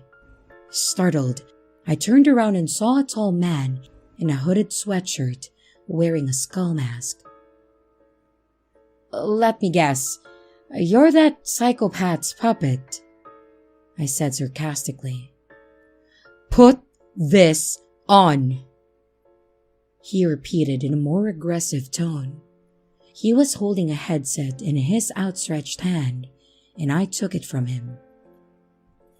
This headset has a small camera planted inside. It will provide visual confirmation that you have carried out your task. Any attempt to tamper with it, and I will kill you. They had all their bases covered. "Such a lovely crowd you hang out with," I said as I climbed into my truck. I saw him turn around and walk away. I couldn't see him or his vehicle anywhere in sight, and with that, I started the ignition and I began driving to the address that TJ had sent me. All the while, I saw a dark SUV with tinted windows tailing me the whole way. I tried to make out a license plate, but it was late at night and I couldn't see it. I eventually arrived at the street where my intended target lived. His house was directly across the street from a park, and I decided that it would be easier to hide from my target if I parked my truck over there. And meanwhile, the SUV that had been tailing me made a sharp U-turn and parked itself on the other side of the street. They weren't kidding that they were watching my every move. I opened up my laptop and waited for a video box to appear on the desktop, which is how TJ said that he would contact me when they neared the end of their disgusting little show. At about 1:20 a.m., that's exactly what happened. Welcome back again, loyal viewers. We have had quite an entertaining show so far tonight, but we've got quite a finale in store for you. He went off camera and dragged a woman in front of it, hands tied and mouth covered in duct tape. It was Lacey. Will a man end one person's life to possibly save another? Let's find out. Off to Los Angeles we go. In the video box, the image of TJ was replaced with a camera feed from the headset his henchman had given to me earlier. I knew this was my cue to look over at my target's house across the street. I rolled my window down low enough for the muzzle to stick out. TJ's henchman got out of his SUV and walked up the driveway. Apparently, the man I was assigned to kill was a night owl. All the lights in his house were on, and I swore that I could hear his TV blaring. Maybe he lived alone. The masked man rang the doorbell and stepped off to the side of the house to hide. A man arrived at the door. It was him, my target. Hello? Who's there? I heard him shout. He took a couple steps outside, and this was it. My moment of truth. I gathered every ounce of strength and fortitude that I could muster, and then I pulled the trigger. It was a direct hit right between the eyes. Raymond Marshall was dead before he hit the ground. The henchman emerged from the side of the house and walked up to the corpse and examined it. After doing so, he looked in my direction and gave some kind of hand gesture, presumably a signal of verification. Well, there you have it. Our friend did indeed have it in him to commit this murder, and since I am in a generous mood, I will not kill his cousin. I heard TJ say on my laptop. The henchman got back into his SUV and drove off into the night. I watched as he drove away, and I breathed a sigh of relief. But that relief was short-lived. I saw TJ walk off camera, and another one of his cronies walked into view, armed with a shotgun, and after a slight hesitation, he shot Lucy dead. I was in utter shock and disbelief. Even though I had done exactly what this monster had ordered me to do, and my cousin was still murdered, I had committed an act that I found to be reprehensible, and it was all for nothing. I spent the next 2 days sobbing in despair in my bedroom. My uncle called me and told me that he and my aunt had filed a missing persons report. They had tried to contact Lacey for several days, but couldn't get a hold of her. I feigned ignorance about what had happened because I just couldn't bring myself to tell them. I lay in my bed pondering what to do next. Those bastards had to be punished, but how? After all, one doesn't maintain a murder show on the dark web without being masterful at covering their tracks. But even the most careful criminals slip up eventually. Then I remembered something. The headset that I had worn that night. The one with the camera installed. Could it possibly still have a footage on it? Maybe not. They probably deleted it by now. But I decided that it was worth a shot. It's not like I had any other options. I hadn't taken computer lessons in a while, but I remember the basic hacking tricks Lacey had taught me. I put the headset next to my laptop and I went to work. It was a pain in the ass, but after several hours, I finally figured out how to hack into the camera. I expected to see nothing but a black screen. But to my surprise, I discovered a memory file in the camera. I clicked the file, and yes, footage from the murder. They had slipped up and forgotten to delete the memory. But that was only the starting point. I needed more if I was going to track him down. The henchman had his mask on the whole time, making it damn near impossible to identify him. The video reached the point where the henchman drove off, and I noticed something. There was a short moment where the vehicle passed under a bright street lamp before disappearing into the darkness. I saw a license plate, but the image quality was too blurry. I hacked in a little more to see if I could clear up the resolution. And it worked. The picture was now clear. It was a Nevada license plate. I was one step closer. I then typed the plate number into the database. The vehicle was a 2002 Toyota 4Runner, registered to a man named Zachary Parker of Reno, Nevada, about a 7-hour drive north. I was also able to acquire his address, and I was now on the trail of my cousin's killers. You're going down, TJ, and I'll make sure of that, even if it kills me.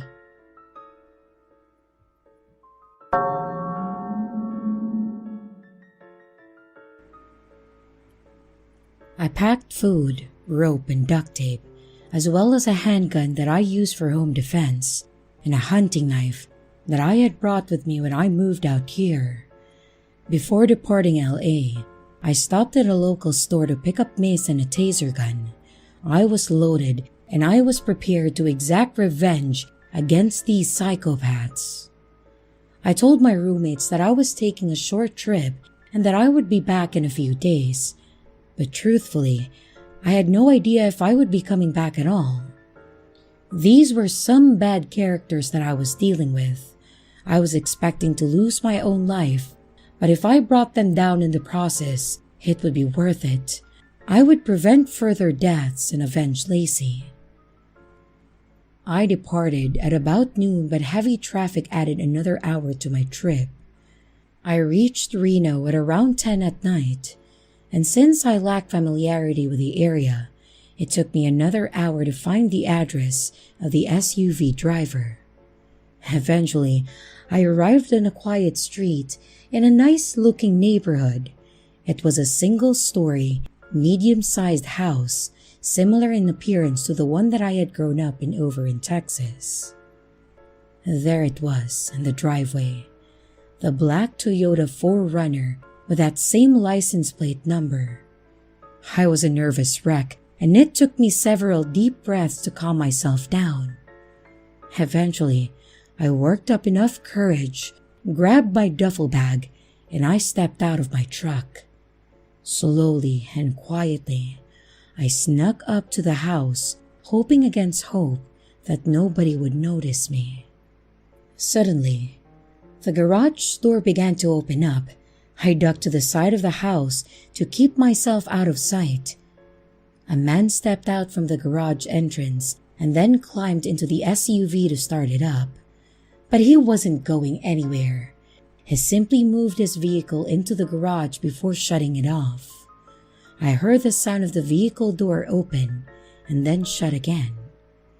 This is where I took my chance. I bolted from my hiding spot and I snuck into the garage at the corner, using the SUV as a concealment. The man didn't notice me. He reclosed the garage door, shut off the light, and walked back into the house. I stayed crouched in the corner for another half hour, believing that he might be going to bed soon since it was late at night. Eventually, I made it to the door leading into the garage and opened it as quietly as I could. I had entered the laundry room, and there was another door which I also opened. I was now in a dark hallway. At the end was a bedroom with its door partially open and the light on. I heard the sound of a shower shutting off, and a few minutes later, I heard gargling noises. These were the longest few minutes of my life as I waited for the right moment to strike. I slowly crept down the dark hallway, careful not to make a sound, and I set down the duffel bag and pulled out my taser. I heard a slight creaking noise of the man sitting down on his bed. That's when I made my move. I burst through the bedroom door and shot the man in the chest with the taser gun. I made sure he was electrocuted for a good long time because I wanted him to suffer. Plus, I wanted to ensure that he wouldn't be able to fight back while I used my rope to bind him to his bedroom chair. Some time passed and he had recovered from his disorientation. It took him a moment to realize that he was tied up and he began shaking frantically. Then he looked up at me and let out a gasp. "What? What the hell are you doing here? How the hell did you find me?" "You got sloppy," I said bluntly. "Bet you never thought you'd see me again, did you?" He glared at me contemptuously. "Names and locations, dickface." "I'm not telling you shit," he said defiantly. "Fine, I got plenty of time. In the meantime, we're going to see how much you can take. See how tough you really are." He gulped nervously. "We can do this the easy way or the hard way, Zachary. Names!" "Go fuck yourself," he shouted. I pulled out my handgun and I shot him in his kneecap. He screamed like a banshee and I couldn't help but feel satisfaction at watching him suffer. "Not so tough when your victims fight back, are you? Start talking, asshole." "Go to hell." "Maybe I will, but I'm taking you bastards down with me." I then pulled out my pepper spray and I blasted him squarely in the face, which led to more screaming. I made sure he got a large dosage and his eyes watered like a faucet and mucus began dripping out his nose. "Talk!" "You're getting nothing from me." "All right then. Looks like I need to up the ante." I reached once more into the duffel bag and I pulled out the hunting knife. Let's see. Your fingers, your toes, or your family jewels. He stared at me silently, sweating profusely. "I'll settle with the family jewels." I moved in closer and began to press the knife against his crotch. All right, I'll talk." I pulled back and smiled with satisfaction. I said, "That's more like it." He spilled the beans on the names and addresses of every one of his co-workers. He even gave the address of the abandoned warehouse where they hold their live streams. He said they were planning to have another show tomorrow night. As much as I hated this man, I didn't actually want to kill him. I would have preferred Zachary and his buddies be kept alive to suffer in prison forever. But I also couldn't take the chance that he would break free and warn his friends that I was trailing them. I pressed the gun to his temple, and then I pulled the trigger. A loud bang rang out, and I saw his head slump, oozing blood and brain matter onto the carpet. I stood there for a moment, watching Zachary's limp corpse. It was a lot for me to take in. Yes, he deserved it. I doubt anyone would argue otherwise.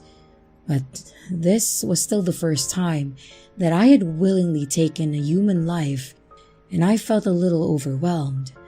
But I had to expunge that feeling. I couldn't afford to be a bleeding heart, not with these bastards, and I would have to be prepared to take more lives if necessary. Just then, I heard a whimpering noise, and it was coming from Zachary's closet. I pressed my ear against the door, and I could hear what sounded like a child crying. It was a heartbreaking sound. "Has this man been keeping you hostage?" I asked. "Yes." I heard the voice of a young boy respond from the other side of the door. "Don't worry, I'm gonna get you help." I looked around Zachary's bedroom and saw his cell phone on top of his nightstand. I used this phone to contact the police and inform them of the children being held captive. And eventually, I drove away from the house discreetly in the dead of night. Somehow, none of his neighbors heard anything.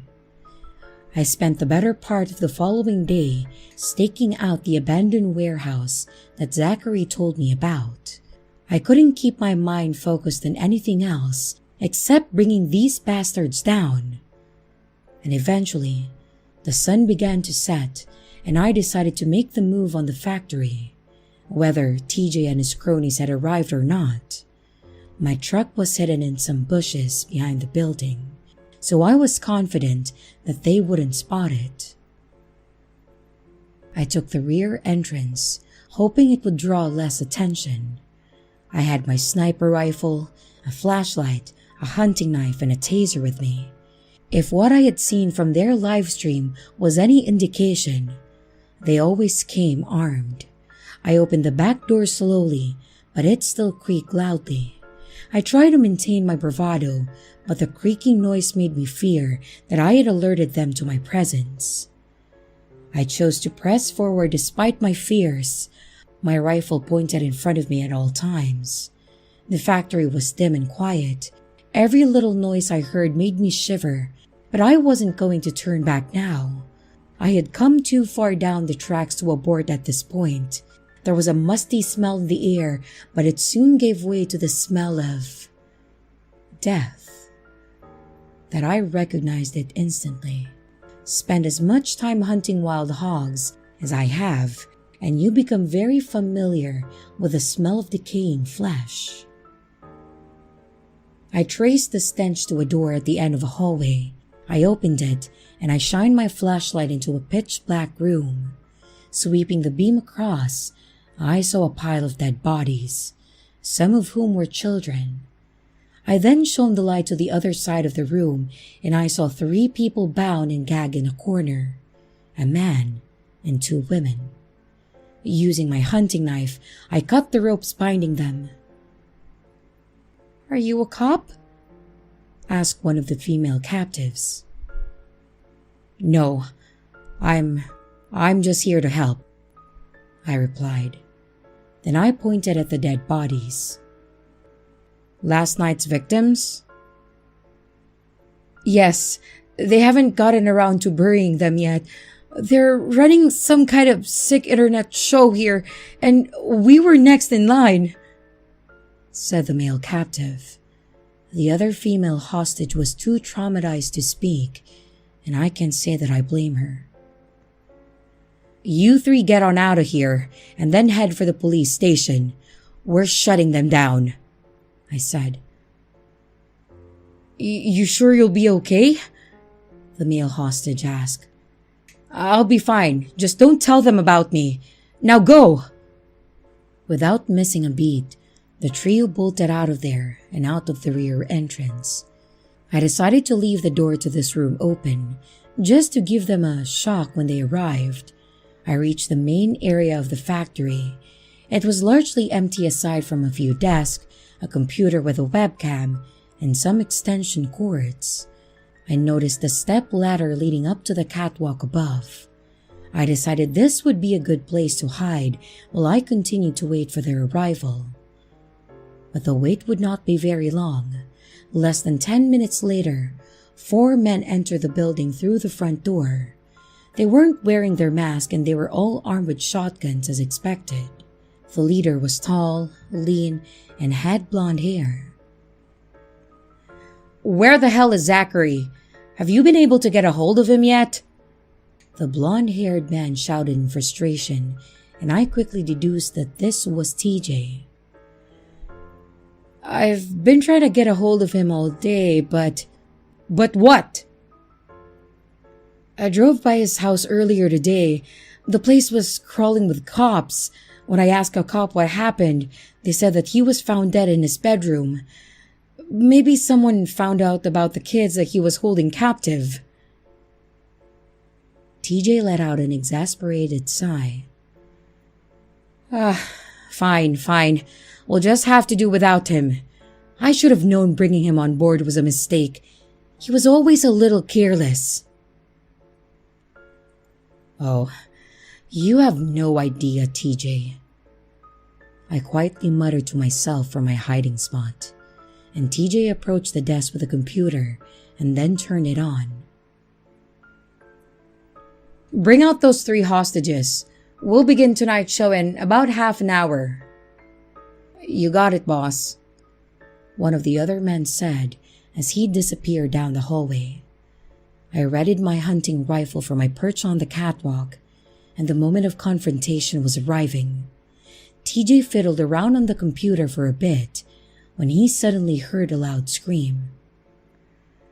"The hell was that?" TJ said. The henchman reappeared looking frantic and sweating. "The hostages! They're gone!" "What do you mean they're gone?" TJ asked incredulously. "They're gone!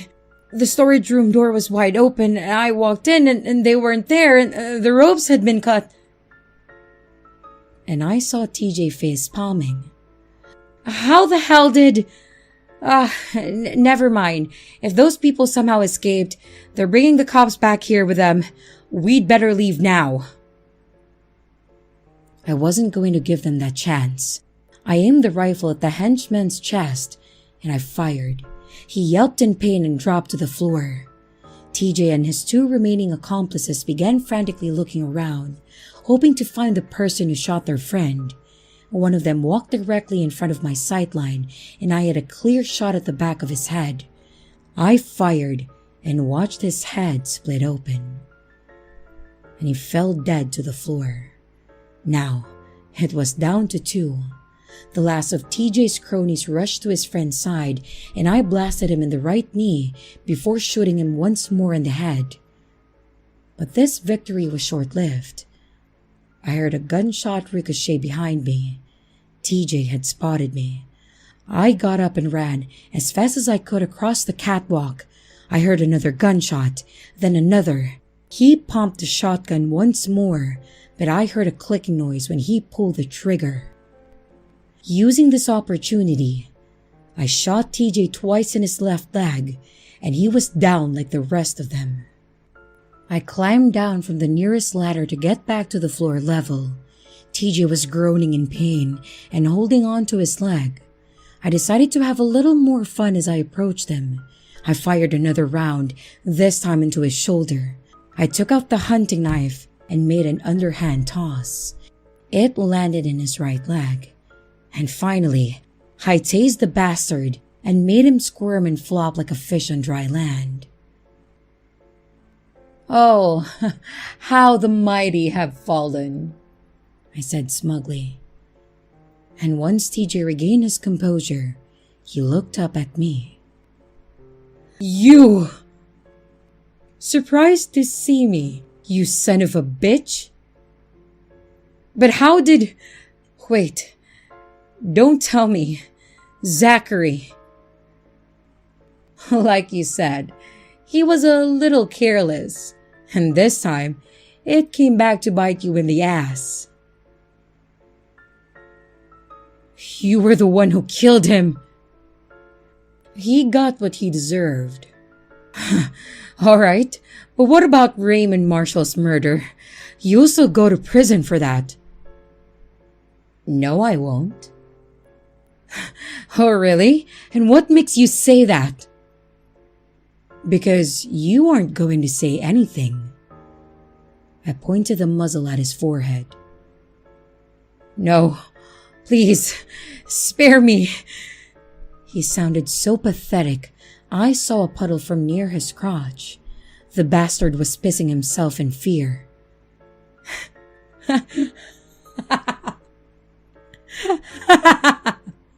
Spare you? Did you spare my cousin? Did you spare anyone who pleaded for mercy? No. You give no mercy, and you shall receive no mercy.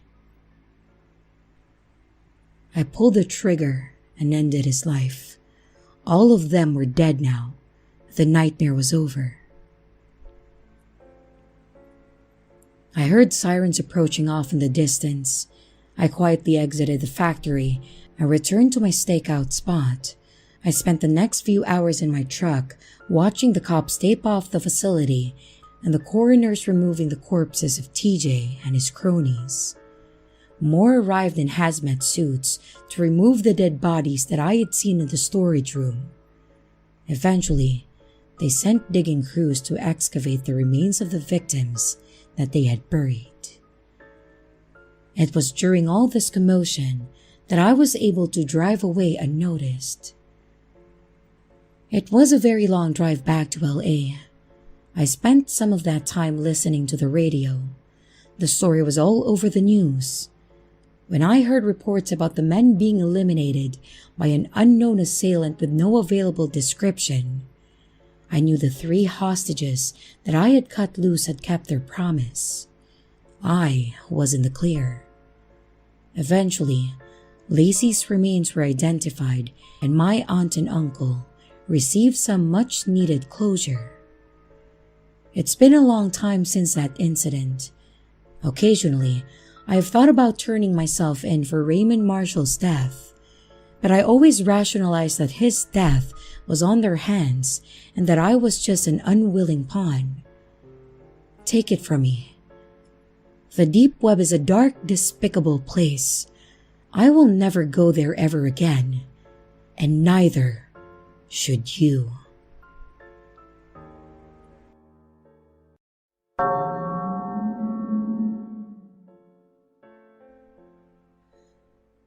Are there vampires on the dark web?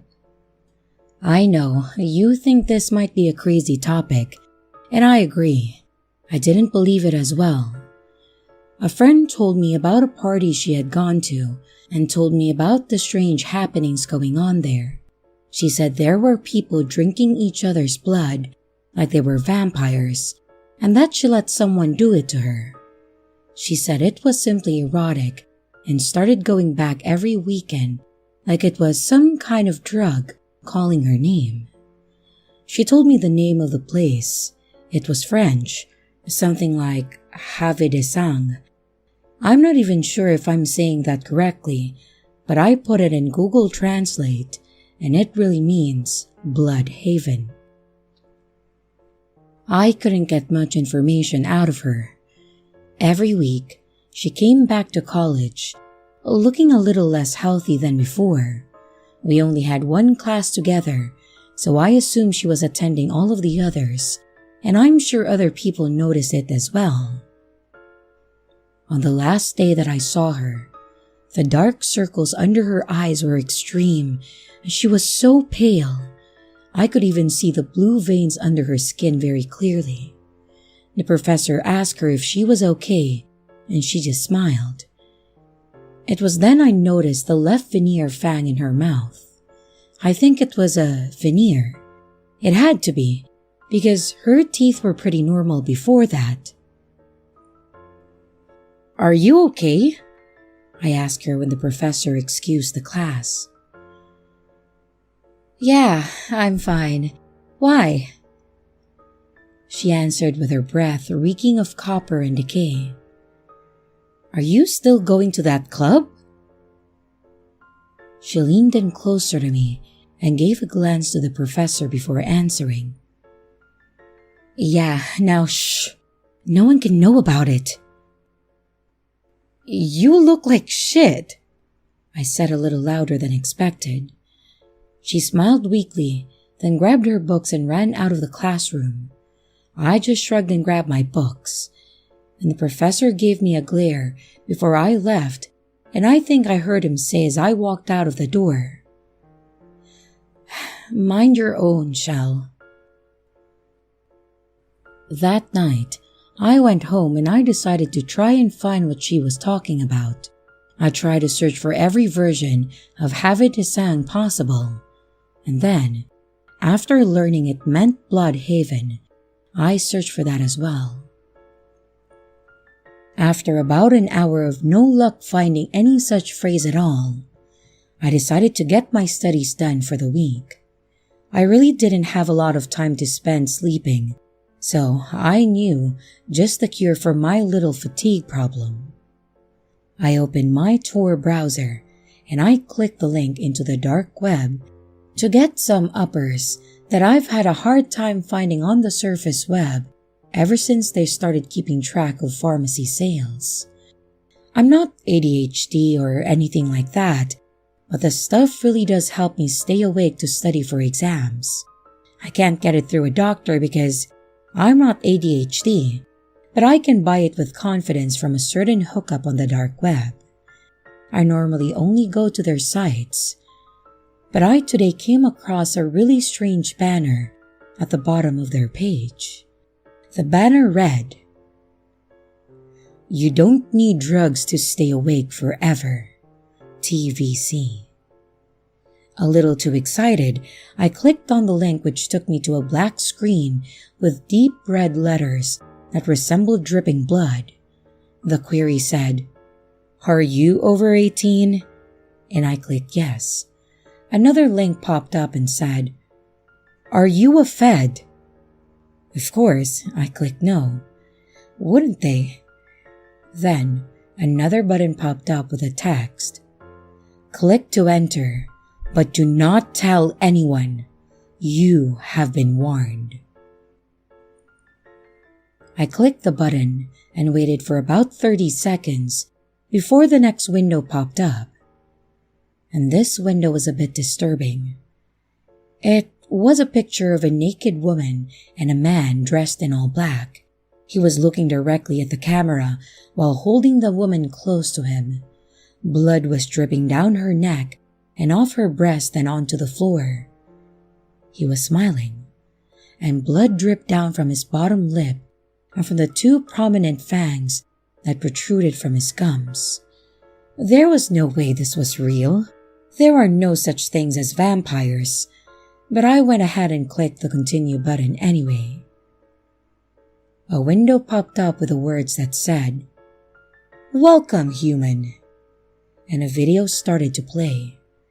There were people in a room dancing in what looked like blood squirting out from all small holes in the walls. From one corner, a young woman was pulled from a cage screaming. She tried to stand her ground, but the floor was so slick and wet that she horrifically slid along as a large man in a white blood-stained shirt and black pants pulled her through the crowd. As he passed the camera dragging her along, he gave one quick smile and then a wink. It was the man from the original picture. At first, he was very handsome, but as he passed, his eyes glowed red and his face snarled up like a hungry demon. He gave out one loud laugh as he pulled the woman to a large tank. She screamed as he yanked off her clothes like a tissue paper, and then he tossed them aside. For a moment he grabbed her and sunk his long enormous fangs into her jugular as she collapsed into his arms and began rubbing her blood-soaked body all over his. He held up his middle finger toward me with an incredibly long fingernail, then sliced her from neck down to her pelvis. As her guts began tumbling from her abdomen and blood gushed from her center, the other vampires, or whatever they were, circled around her and knelt down around her body to catch the blood now flowing in all directions. The man grabbed her intestines and held them toward the camera, laughing in victory and taking a large bite from them as her screams gurgled down into nothing. Then the camera flashed off and another of what I assumed would only be another actor appeared. "Did you like the show?" He looked straight at me through the lens. I felt warm inside, like he was actually looking at me. I don't understand. This was a show? I said dumbly into my screen, thinking he can actually answer me. And yet he did. Oh yes, do you think we could actually get away with this? Moments later, the woman who was torn apart came stumbling out of the other room and laughing with the other men. She was still naked, but completely clean, and the others had clothes on that still looked bloodstained. Come, play. She cooed into the camera, then waltzed off into another doorway. The main vampire held up a business card, and I quickly snapped a picture with my phone. I don't know what was going on, but this was all an act, and a fun one at that, and I wanted to see what it was all about. Tomorrow night at 11 p.m., be here. You must have $100 at the door, or you won't be able to get in. The man said, and then the screen went dark. Honestly, I couldn't sleep that night. I wondered what would happen if I actually did go to the location given to me on the card. All night, I tossed and turned thinking about it and wondering what it would be like to experience such a cosplay event. I decided the next night that I was going to grab $100 out of the ATM and head on over to that place. Why not? It was all fake, right? I went to the class the next day and then stopped by the bank after. Instead of only $100, I took out $400 and grabbed a cab to the next city over. I didn't know if there was going to be drinking involved or what, and leaving my car in the city downtown wasn't acceptable. Once there, I decided to get a hotel room and then some black hair dye and makeup at the drugstore. I also stopped by a thrift store and picked up some really cool clothes that made a great goth costume. And that afternoon at the hotel, I put together my masterpiece. Once I arrived around 10 to 11 p.m., they greedily took the 520s from my hand and stamped my arm with the stamp of the devil on the inside of my right wrist. I'm not sure what the significance of that was. I suppose so. It didn't get washed off if I went to the restroom. And as I entered the room, I noticed the walls were completely white and the floors were covered in dark red carpets. Tables lined the walls and the floor was bare, allowing for dancing. And the tank in the corner was empty.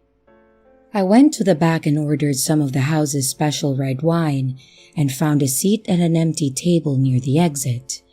I cringed as I tasted the wine. It was definitely wine, but had a strange coppery taste to it, like blood.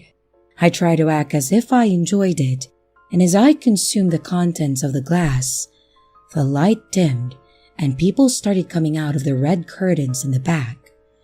They were dressed in all black clothes that were really tight. Their eyes were black with red irises and lips stained red. One smiled at me, and his fangs protruded from the red slots of his lips. For a moment, I was lost in his gaze, until he looked away. It was unnerving to say the least.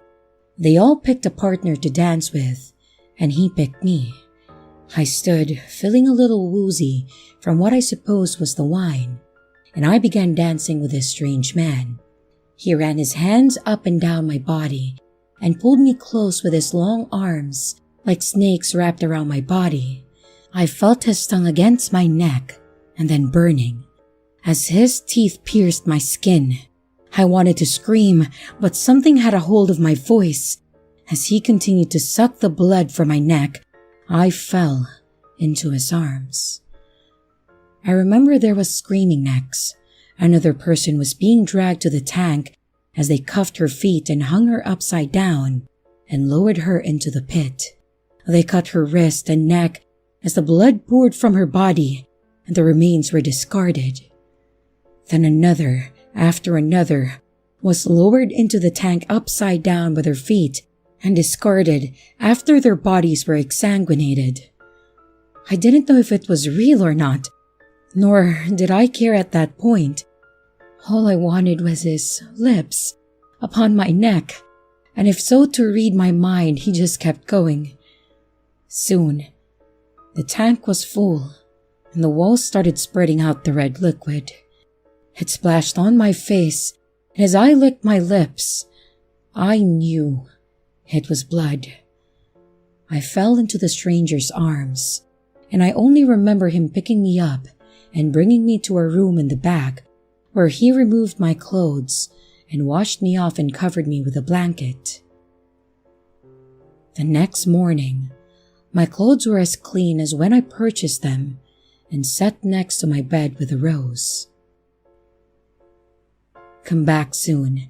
I want to taste you again," was written on the note. At this point, I have no idea if any of it was real or if they gave me drugs to make me hallucinate or what.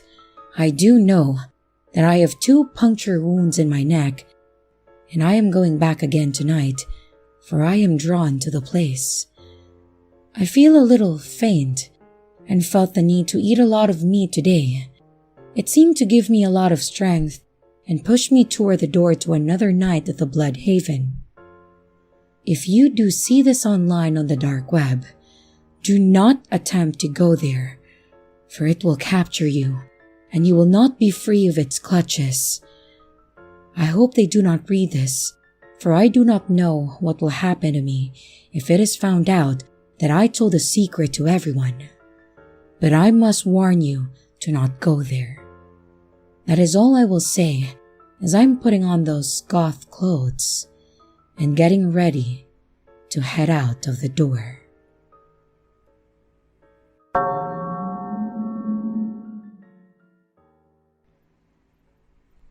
My friends say that I'm a little crazy, cruising around on the dark web like it's some place to hang out on my weekend nights. I used to have a social life with them, so I guess that they're just jealous. When I started college, we would all hang out together. But then I got really behind on some assignments, and these weren't just some assignments that I could just do overnight. It was almost the end of the semester, and I was complaining in a forum somewhere that I hadn't read any of the material and that I didn't know what was really going on. That's when a guy on the forum named The Jester spoke up. He messaged me privately and said that I could probably buy those papers off the dark web if I have the money. I was curious to see what he was talking about, so I downloaded the app and I started visiting the websites that he sent to me. I'm going to be honest here. I would have never found these sites without his help because their links are insanely stupid. These were mostly scanned images of other people's homework. Some were only a few bucks and others were in the thousands. I didn't have thousands, so I bought a few papers that cost me between $5 to a couple of $100 each.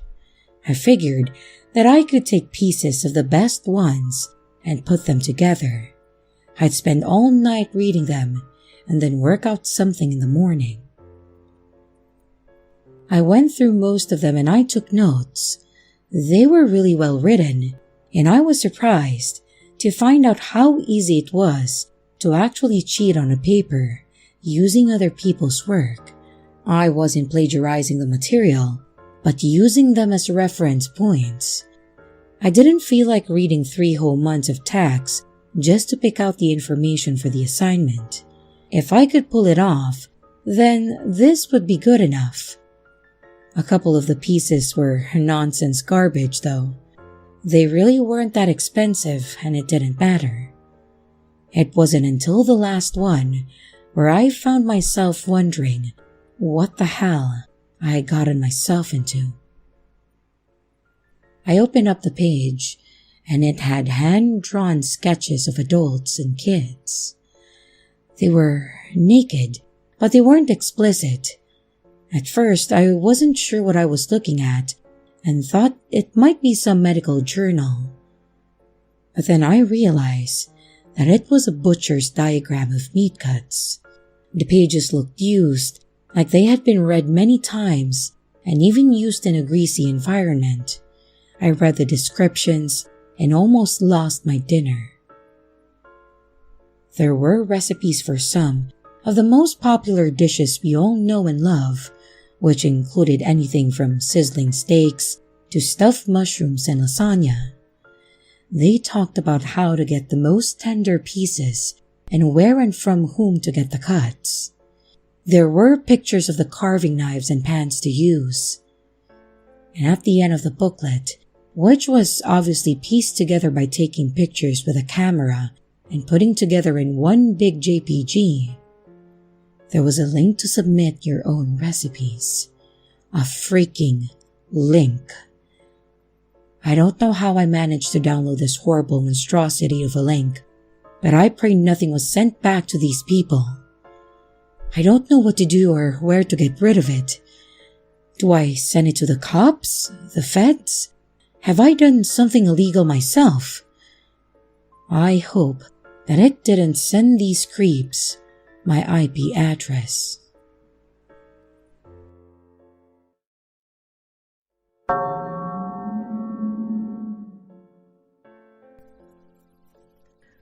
The dark web is without a doubt the worst thing to ever happen to the internet. I used to think it was cool, a place to see all the weird and illegal shit. Well, that was until I joined in on a stream. From what I could tell, it was an auction. And as I joined, I saw the face of a person alongside some info about them, like their name, age, location, health, and credit score. How they managed to get this info was beyond me. I was tempted to chat, but I realized that there was no chat, only bidding channels. Probably for the best, as I shouldn't be talking here. So I'm not sure what the bidding was for, but I could tell that it was for this person. Maybe their info? I looked at the tag for the health and thought again. I don't think it was an organ trade either, from what I could tell, because the credit score doesn't matter in terms of how good your kidneys are. The person in question was a middle-aged woman, a little bit on the chubby and wrinkly side. Decent credit, but not too good health-wise. And her name was Karen Waller, age 47, from Minnesota. I looked at the bids and they were in the thousands. Definitely not just for their info. The prices were pretty high, and at the bid of $28,000, the woman was sold. The announcer thanked all of the bidders and announced the next bid of merchandise to be sold. As I watched the next person for sale, I was surprised. It was my cousin Daniel. He was a freshman in university. How the hell did his name end up here? I stared in shock by the revelation, only to be woken from my thoughts by a notification. The bidding has started. $5,000, $7,000, $10,000, $15,000. I looked for my card, hoping to outbid everyone to keep my cousin safe. But as the bidding increased, it went out of my price range. Even if I start selling my belongings and I took a loan, I'm not sure if I could outbid them. The bidding started to slow down at $30,000, and I could feel my heartbeat as each new bid slowly came up. I watched in horror as it went to $32,000, $33,000, $35,000, and then it climbed to $37,000. The auctioneer waited for more bids as my heart hammered in my chest. Going once? My God, this was it. Going twice. My cousin, who I've known since he was a baby, gone. And I could feel tears streaming down my face as the auctioneer yelled, "Sold!" with a gleeful tone. as if he wasn't profiting off the despair and pain of others. What kind of sick person was he? Disgusted and scared, I clicked off the site and I called my cousin. It was 3 a.m. at that point, but I didn't care. I just needed to hear his voice and know he was okay. I called, and I heard the tone ringing. Once, twice, 3 times, nothing. I let it keep ringing until it reached voicemail. I hung up and I tried again, still no answer. I tried a few more times, getting more panicked with each attempt.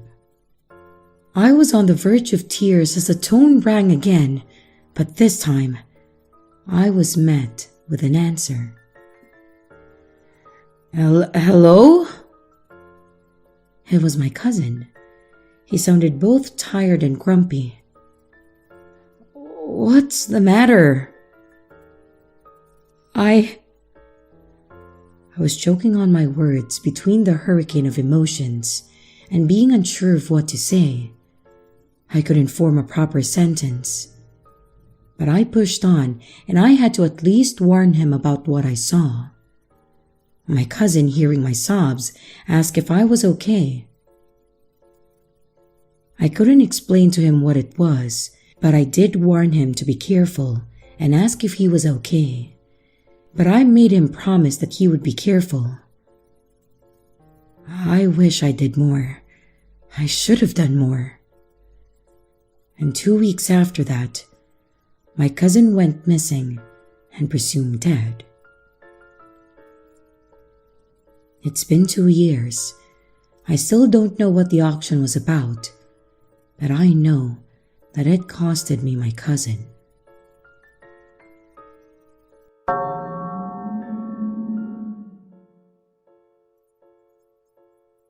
I will never go back onto the dark web again.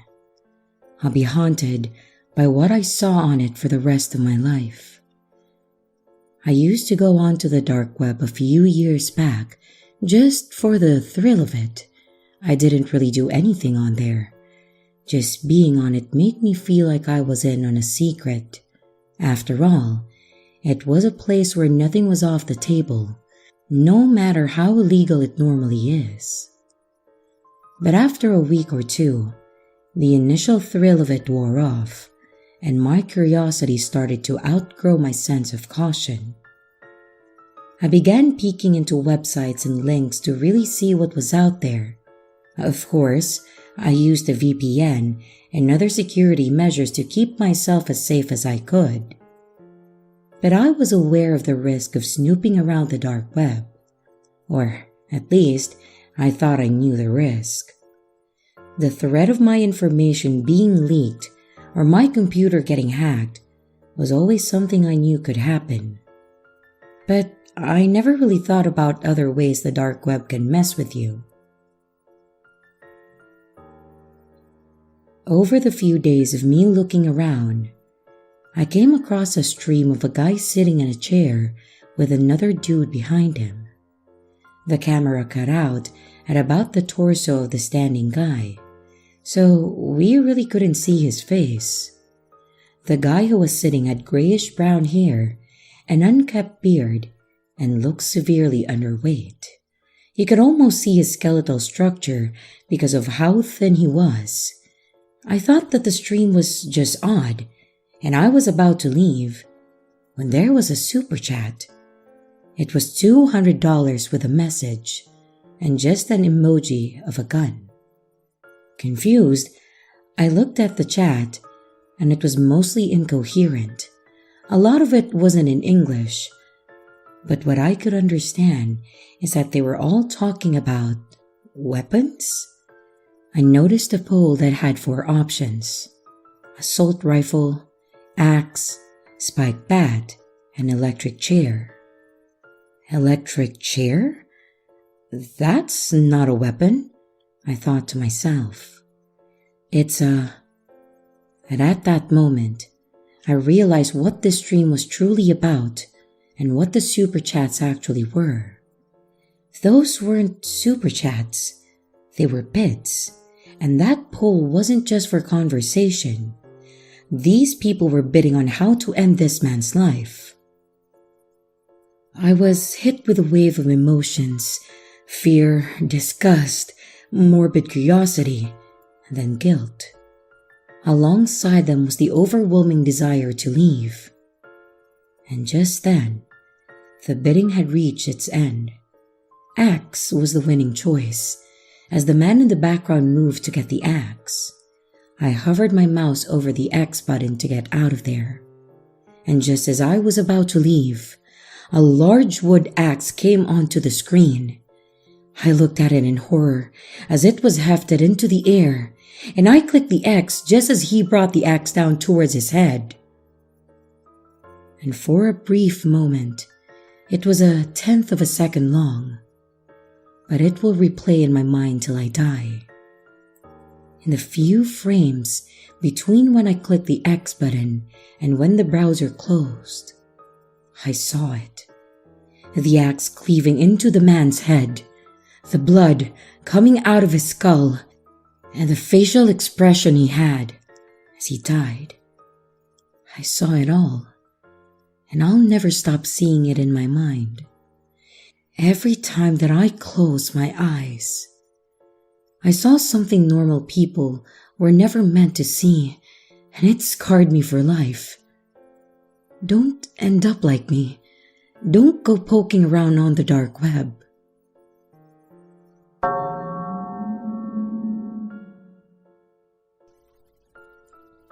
This happened a few years ago. It was a weekend, so I thought I'd catch up on playing League of Legends since I was too busy to play that week. It was going poorly and we were getting our ass kicked. On top of it all, our Draven was super toxic the entire game. After losing, he continued to berate everyone in the post-game chat. Well, that was when I had enough of it, and I told him to shut up, because he was just being an asshole. He was silent for a few minutes, so I assumed that it had worked. However, just as I was about to queue up for another match, he replied again in the chat box. His reply was my address. With his threat understood, I backed off, not wanting to mess with him at that point. However, I wasn't a stranger to hackers. I frequented the dark web and had a few friends on there.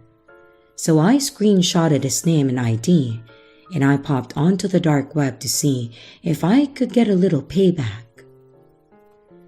I then checked in with one of my acquaintances, a hacker that went by the handle of Jericho. I sent him a message saying hi and that I wanted a favor from him. Jericho isn't the type of person to beat around the bush or make some small talk. So if you want something from him, it's best to spit it out from the get-go. What do you need? His reply was within minutes of my message. Well, I told him the situation and about how I wanted to get back at him. Maybe just scare him a bit by doing the same thing he did to me, I suggested. Freaking him out the same way he threatened me sounded like good karma in my books. All right, Jericho responded. I'm pretty sure I can do that. What's his ID? I showed him the screenshot. ICP fan, number NA9. There was a long pause before Jericho's next message. Interesting. What? I asked curiously. That's not a normal ID. There's usually a long string of letters and numbers. Is that bad? I replied, a little bit nervous. Probably not. If anything, he might be a dev, but I can still do it. I smiled to myself. Thanks, man. How much is it gonna cost me? I'll do it for 100. Deal? I winced. I seriously doubted that it was a fair price. But I have already gone far at this point, and I certainly wasn't going to piss Jericho off by haggling or calling things off. So I agreed, whilst I yearned for my wallet. With the transactions done, Jericho told me that he would have it done by tomorrow, and that he would take a short screen capture video of it so I can see the proof. And then he logged off for the night. I woke up the next morning feeling tired, probably due to staying up late on the dark web, but I didn't mind if it meant that that asshole was getting the scare of his life. After a long day at work, I came home to check my messages and see if Jericho sent the video yet. Nothing so far. Thinking nothing of it, just that he was taking his time, and I just went on about my day. Later that night, I checked again. Nothing. At this point, I was wondering what took him so long. So I sent him a message asking about his progress with the job. No reply. At this point, I was starting to get annoyed. Did he scam me? Did he just take my 100 and then disappear? It's the dark web, so it's not like I could do anything about it. I kept telling myself otherwise, trying to remain calm. Jericho wasn't that type of guy. Was he, though? I'd known him for what? A month? Via chatting anonymously on the dark web. But what did I really know about him? I watched as the time passed. Soon it reached midnight. Jericho missed his deadline, and just as I was about to close my laptop in frustration for being so stupid, I got a notification. A message from Jericho. I checked to see, and it was a 2-minute video. I smiled. I guess he didn't rip me off after all. I thought as I clicked on the video. And this clip was $100, so I'm gonna do my best to enjoy it. Or so I thought. The video was of a man tied up to a chair. He looked bloody and bruised, surrounded by men with ski masks. A paper was taped to the bleeding man's chest with the name Jericho on it. "Hey, asshole," one of the masked men said. I gasped in horror, putting 2 and 2 together. "Let this be a lesson to you." He raised what looked like to be a gun to Jericho's head. "Don't mess with ICP, fan." And with that, the gun went off. I didn't see a bullet, but I saw parts of Jericho's head being splattered on the other side of the gun alongside the bang. And with that, the men just left, leaving nothing but the corpse of the man that I hired sitting in its chair. The rest of the video was just that. After what felt like eons, the video ended. I just stared at the blank screen, the replay button in the center terrorizing me. And the screen finally turned off. This was enough to snap me out of my trance. I had just witnessed the man die. No, it was worse than that. I sent that man to his death.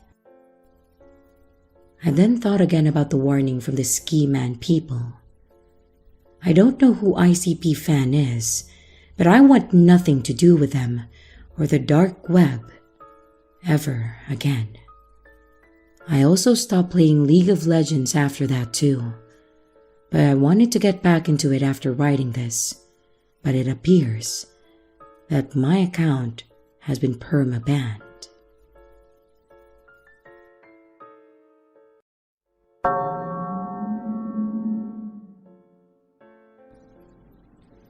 It was just another boring Saturday when I decided to surf the dark web. Looking through things to do, I found a website that will let you sell anything, and I mean anything. Browsing through it, I saw things from guns to drugs to exotic animals, along with less interesting things as well, but mostly things that you couldn't easily buy normally on the internet. It was kind of Craigslist. Given that, it allows anyone to post an ad for anything that they wanted to sell. Given the fact that I had nothing to do, I decided to make an ad of my own. The only thing was, what would I sell? I honestly didn't want to sell anything. So I decided inside to listen to my intrusive thoughts and make a joke ad. Believe it or not, a lot of people on the dark web had a good sense of humor. So I made an ad for these nuts. This would probably give someone a good chuckle. Finishing the ad, I browsed around for a while on the web before heading off to bed and just forgetting about it. After a few days of nothing, I received a message from an anonymous account. They said, "Do you do shipping and handling?" I nearly died laughing. I'm glad someone decided to play along with the joke. And with a large grin, I replied, "Nah, you gotta ship and handle these nuts yourself. As a bonus, you can see the quality of them yourself." The reply was instant. "No need, but I will be willing to handle shipping and handling for the stated price." Still laughing, I messaged him back saying, "Alright, whatever you want them, come and get them." After seeing his reply of, "I'm on my way," I put my phone in my pocket. It was just a fun gag, but I'm pretty sure that it was done now, and with a jump in my step, I continued about my week. Well, that was until I received another message from the same person. "I'm outside your home. You did not have a listed business address, so I hope this is okay." I was about to reply again with another smart-ass response, but as I looked out my window, I noticed a black car parked right outside of my driveway. I then got a notification on my phone. It was from my bank. It was a sum of $420.69, and it was deposited into my bank account. I stood there, looking at my phone, completely stunned, when another message appeared on my screen. "I was unable to find a business account for you, so I sent the payment to your personal. May I ask, when am I receiving the testicles? I already paid for it, and as you said, I am willing to handle shipping.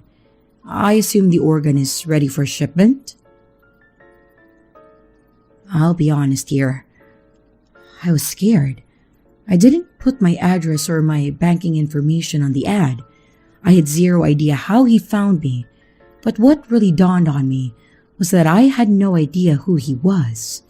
This wasn't a joke anymore, and I could just see how real the situation had become. I tried to reason with the man, hoping that he would leave me be. However, I was met with zero compassion. "Hey, sorry to be the one to tell you this, but that ad was a joke, man. I'm not really selling my balls. I'll give you your money back and then we'll be square, okay?" The man's reply was terrifying. "Whether you are intending to sell them or not is irrelevant. We made a deal in response to your ad, and I flew 2 hours to get here. A simple refund won't suffice. I demand my product, or currency in value to the time and the resources that I spent because of your false ad." I could tell a shakedown when I saw one. I knew that the only way to get him to leave me alone was to pay him, or maybe calling the cops. And while the latter option did sound reasonable, given the circumstances I was in, I'm not entirely sure if they would even help me, since this is technically an organ trade gone wrong, which is very much illegal. Weighing my options between jail, losing my nuts, and paying this guy money, I decided that I would at least see if I could negotiate with him. So how much do I need to pay you?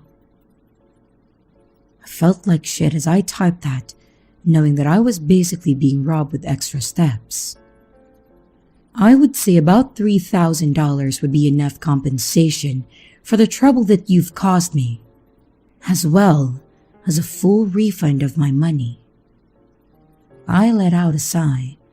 Well, at least, it's not some super high ridiculous amount that I would have to take a loan for. And feeling completely defeated, I sent him the money through the same account that he used to pay me. And once I had, he sent me another text. A pleasure doing business with you, but fair warning, never waste my time again. I won't take no for an answer a second time. And with that, the car drove off, and I was left by myself once again. And after an extreme anxiety attack, I took the ad down.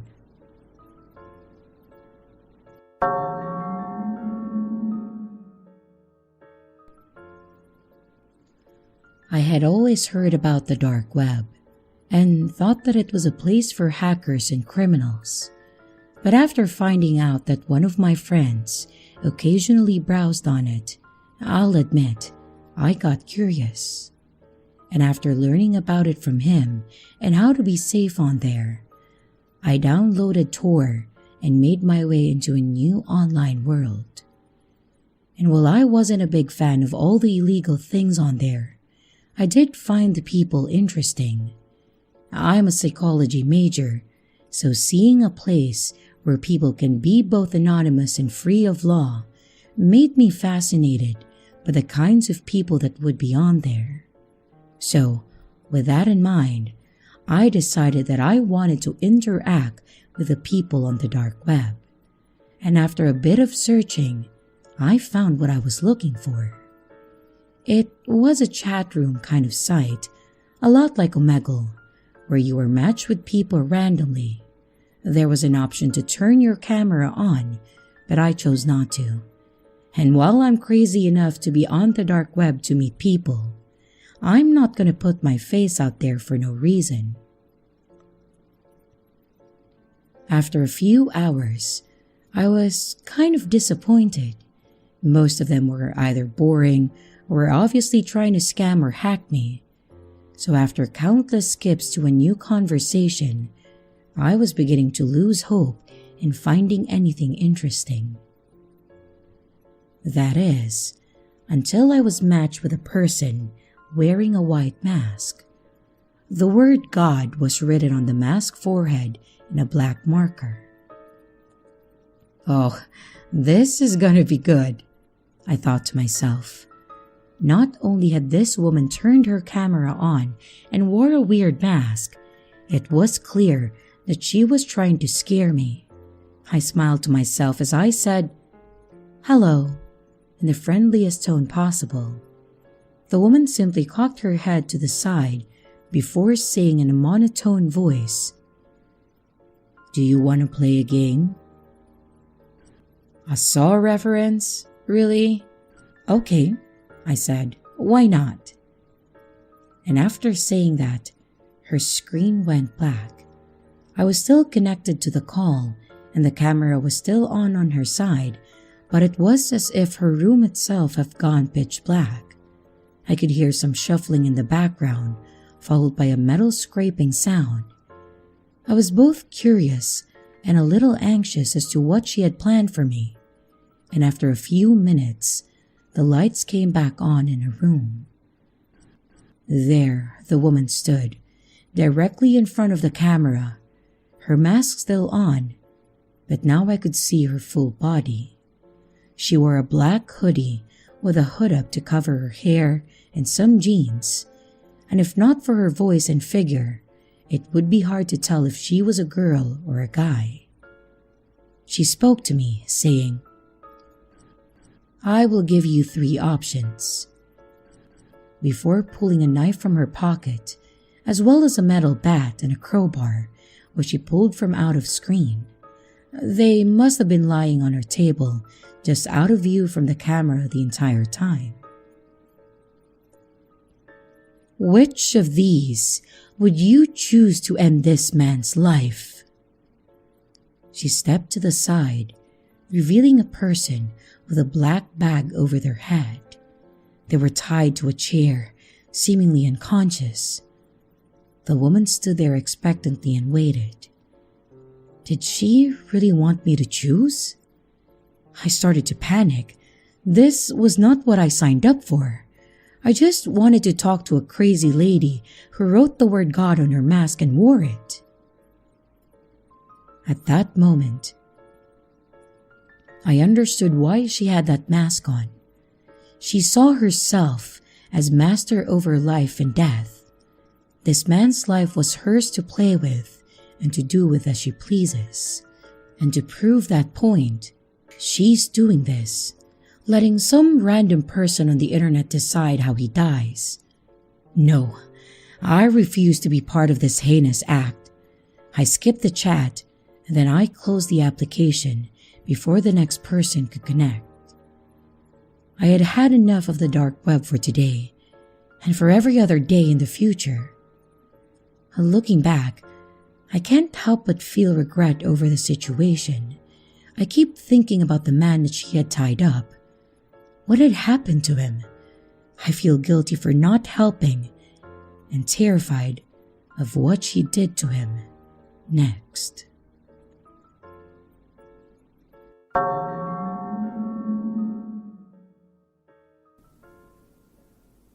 I was surfing the dark web, not sure what to do on a Friday afternoon. Seeing as there was nothing better to do, I clicked on a stream. As the stream loaded, I was greeted with cheering. "Congratulations, you're our lucky winner," the streamer said. Confused, I waited to see what he would say next. "You've won an air conditioner." What the hell? The rest of the chat seemed to be very excited about this.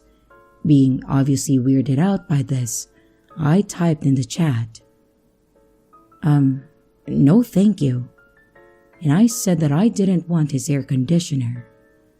The streamer chuckled and then said, "Well, okay then, if you say so." I left the chat not long after, and I spent the rest of the night watching YouTube. I had mostly forgotten about the weird interaction on the dark web until a few weeks later, when a large package arrived at my apartment door. It was a portable air conditioner. At first, I was confused until I remembered the streamer. Shit, how did he get my address? I was a little panicked, which the delivery man seemed to pick up on. You okay, man?" I took a moment to breathe and process things. All in all, while it was concerning that some dark web guy knows my address, he used that info to send me an air conditioner.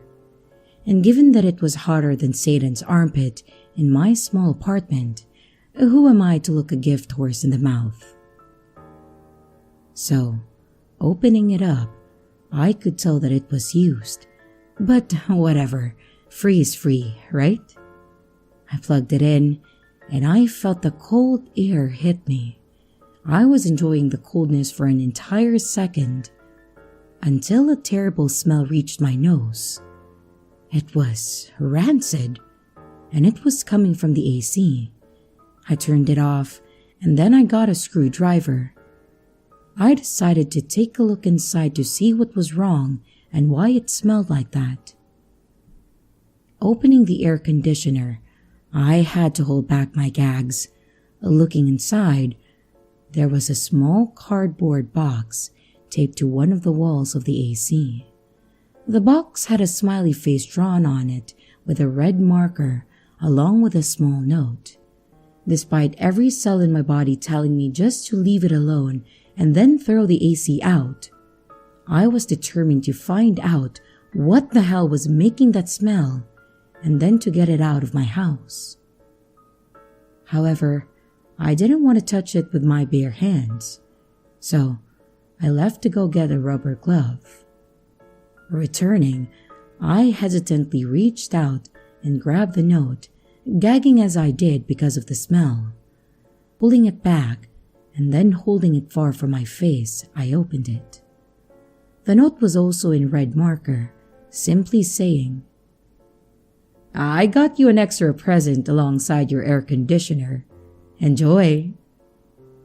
With an exclamation point at the end, I threw the note into the trash and then prepared myself to open the box. Seeing as how I nearly puked just by being near it, I knew that I needed a mask if I was going to open it. Now, face mask, bottle of air freshener, and a pair of rubber gloves, I reached in and I detached the box from the air conditioner. The box was about the size of my hand. The tape, which had been used to both seal the box and also stick it to the air conditioner, was torn, leaving the box slightly open. I pulled back from the AC and I stood up before moving away from the machine and looking down at the box. Even with the mask, it smelled awful, like mold, trash, rotten meat, and any other horrid odor you could think of. But curiosity got the better of me. So once I was holding it on top of my trash can, I pulled back the tape and peeked inside. I instantly dropped the box and fell back. Feeling sick, I ran to the toilet, ripped off my mask, and I threw up so much that my stomach was aching. And once I was completely empty, I ventured back to the trash can and I peered back to check if what I saw earlier was indeed correct. Inside my trash can, on top of tissues, takeout containers, and crunched up papers, was a molded, rotted finger. I felt sick, but this time I had nothing to puke up, so I retched as I ran back to the kitchen. Grabbing a trash bag, I put my whole trash can inside of it and I tied it multiple times before walking outside to the dumpster and throwing everything out, trash can and all, into it. I then went back to my room and sprayed disinfectant everywhere. As I sprayed, I looked at the air conditioner, disgusted by it. I pushed and I started to move it, and then something small fell out of it. Slightly afraid of what it could be, I looked down to see a tiny camera. I stared at it and I saw a green light flicker. It was on. Needless to say, it also joined my trash can and the AC in the dumpster. Don't get things from the dark web, even if they are free.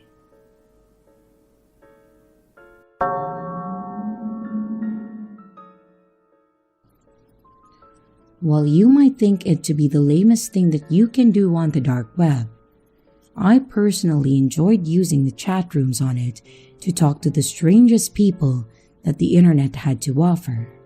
It was kind of fun to see who would be my next chatting partner. A lot of the time, it was almost cathartic to talk to the scariest people on the web, but you would be surprised by just how many of them are just regular people who just know a bit more about technology. Knowing this makes things less scary online, but that's not always the case. There was this one girl on the dark web who I would classify as the exact opposite of that. I had just left the last chat. I was kind of bored, and the guy I was talking to was being way too nosy and asking all kinds of personal questions that I didn't want to answer, so I just moved on to another chat room. And that's where I met her. User Lindsay504. I immediately thought that she was new to the dark web. I mean, she put her real name into her username. Anyone with common sense knows not to do that. But regardless, I enjoyed chatting with her quite a bit. And after a week of chatting, I gave her my Discord, and we would occasionally chat through there. I learned that Lindsay wasn't actually her name, and that she was pretty good with technology. She even bought me Elden Ring on Steam when it first came out, after I just mentioned it in passing. I was flabbergasted, and I tried to decline, but she refused to take any answer but a yes. I really couldn't afford to buy anything remotely as expensive, given my low-paying job, despite how hard my boss works me. And again, just like he usually does, he gave me an extra assignment to do by Monday, meaning that I would have to spend my entire weekend just working on it to get it done. Feeling stressed, I decided to surf the web until I got a message from Lindsay. She asked how I was today, and given that I'd just been given the mother load of all work for this weekend, I ended up venting to her about it. I ranted to her about how bullshit it was and how my boss was a greedy asshole. And she agreed with me and said that I needed a break. I said, "Yeah, I'd love a break if only the universe was so kind." And she answered, "Say no more. Just sit tight. I already sent someone over to pick you up." At this point, I wasn't surprised she had a private driver, given how much money she spends, but I was worried for multiple reasons.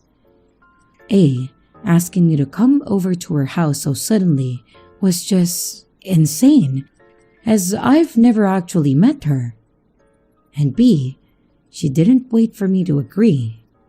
And C, I never gave her my address. I was about to argue any of these points, however, she went offline before I could get a word out. I stood there, a bit confused as what to do now, so I simply went back to work on my project. I was about a quarter of the way through when my doorbell rang. Getting up from my desk, I realized what this might be, and as I answered the door, I realized that my suspicion was correct. I was greeted with a middle-aged African-American man with a shaved head. He was wearing a suit and gave a small bow before asking me if I was finished packing. I told him that I didn't pack anything as I didn't intend on going. The man shook his head and then pulled out his cell phone. He rang for someone who quickly answered and then informed them that I wasn't coming. Then the man nodded before handing the phone to me. "She wants to talk to you," he said as he put the phone in my hands and took a step back. And with the phone in my hand, I could feel my heart beating in my chest. All I had to do was say no, so why was I so nervous? I steeled myself in the moment and put the phone to my ear. "Hello?" I said. "Hi, Eric," said the cheery voice on the other side. "Martin said that you haven't packed yet, but that's okay. I'm sure you and my brother are the same size, so you can just borrow some of his clothes." I had always been nervous about talking to girls, but telling one no? That's even harder to do. Then I remembered that I never gave her my real name, and I reminded myself that I didn't give her my address either. "How do you know so much about me?" I asked, only to hear her giggle a bit on the other end of the phone. "You told me, silly." Now, I was scared. I assumed that maybe one of my accounts was linked to Facebook or something, but I was sure that I never told her my real name or where I was. Was she trying to gaslight me? The red flags from before were crimson at this point, so I really couldn't do anything but tell her no. "I'm not going over to your house," I said abruptly. I was met with a long silence, and the tension in the air was palpable while I waited for her reply. "Why not?" Her tone had lost its cheery demeanor and became creepily hollow. "I don't know you that well, and I never told you any of my personal information. I'm not comfortable getting in a car with a complete stranger to meet another stranger." Again, silence. And after 5 agonizing seconds, she replied with a short, "I see," before hanging up the call. She sounded hurt by my words, and I certainly felt like an asshole for saying them, but I felt like I made the right choice. I handed the phone back to the man and then told him that she hung up. He nodded and took the phone before leaving, getting into his black Cadillac and then driving off. I never heard from her again, and while I assumed that that would be the last time that I would see or hear from her and her driver again, I was mistaken. About a year later, I was watching the news about a huge arrest on a human trafficking group, and as they showed the mugshots of the men arrested, I felt my blood grow cold. One of the men there looked identical to the driver who tried to take me to Lindsay's place. Hello everyone, it's your creepy sister here. Thank you so much for watching the video. I really appreciate each and every one of you. But I would also like to thank my amazing patrons, my top tippers, and my dearest channel members. Thank you very, very much. I really appreciate it with all of my heart. If you want to support the channel further, you could also choose to become a patron, a tipper, or a channel member. But remember, it's appreciated, but never a requirement. I would also like to announce that we have merch now. The link is in the description of the video, along with all my other social media links, like my Discord server, Twitter, Instagram, and others. You can connect with me and send your stories there. And don't forget to like and subscribe if you haven't yet, and comments are highly appreciated. And remember, your fear feeds me.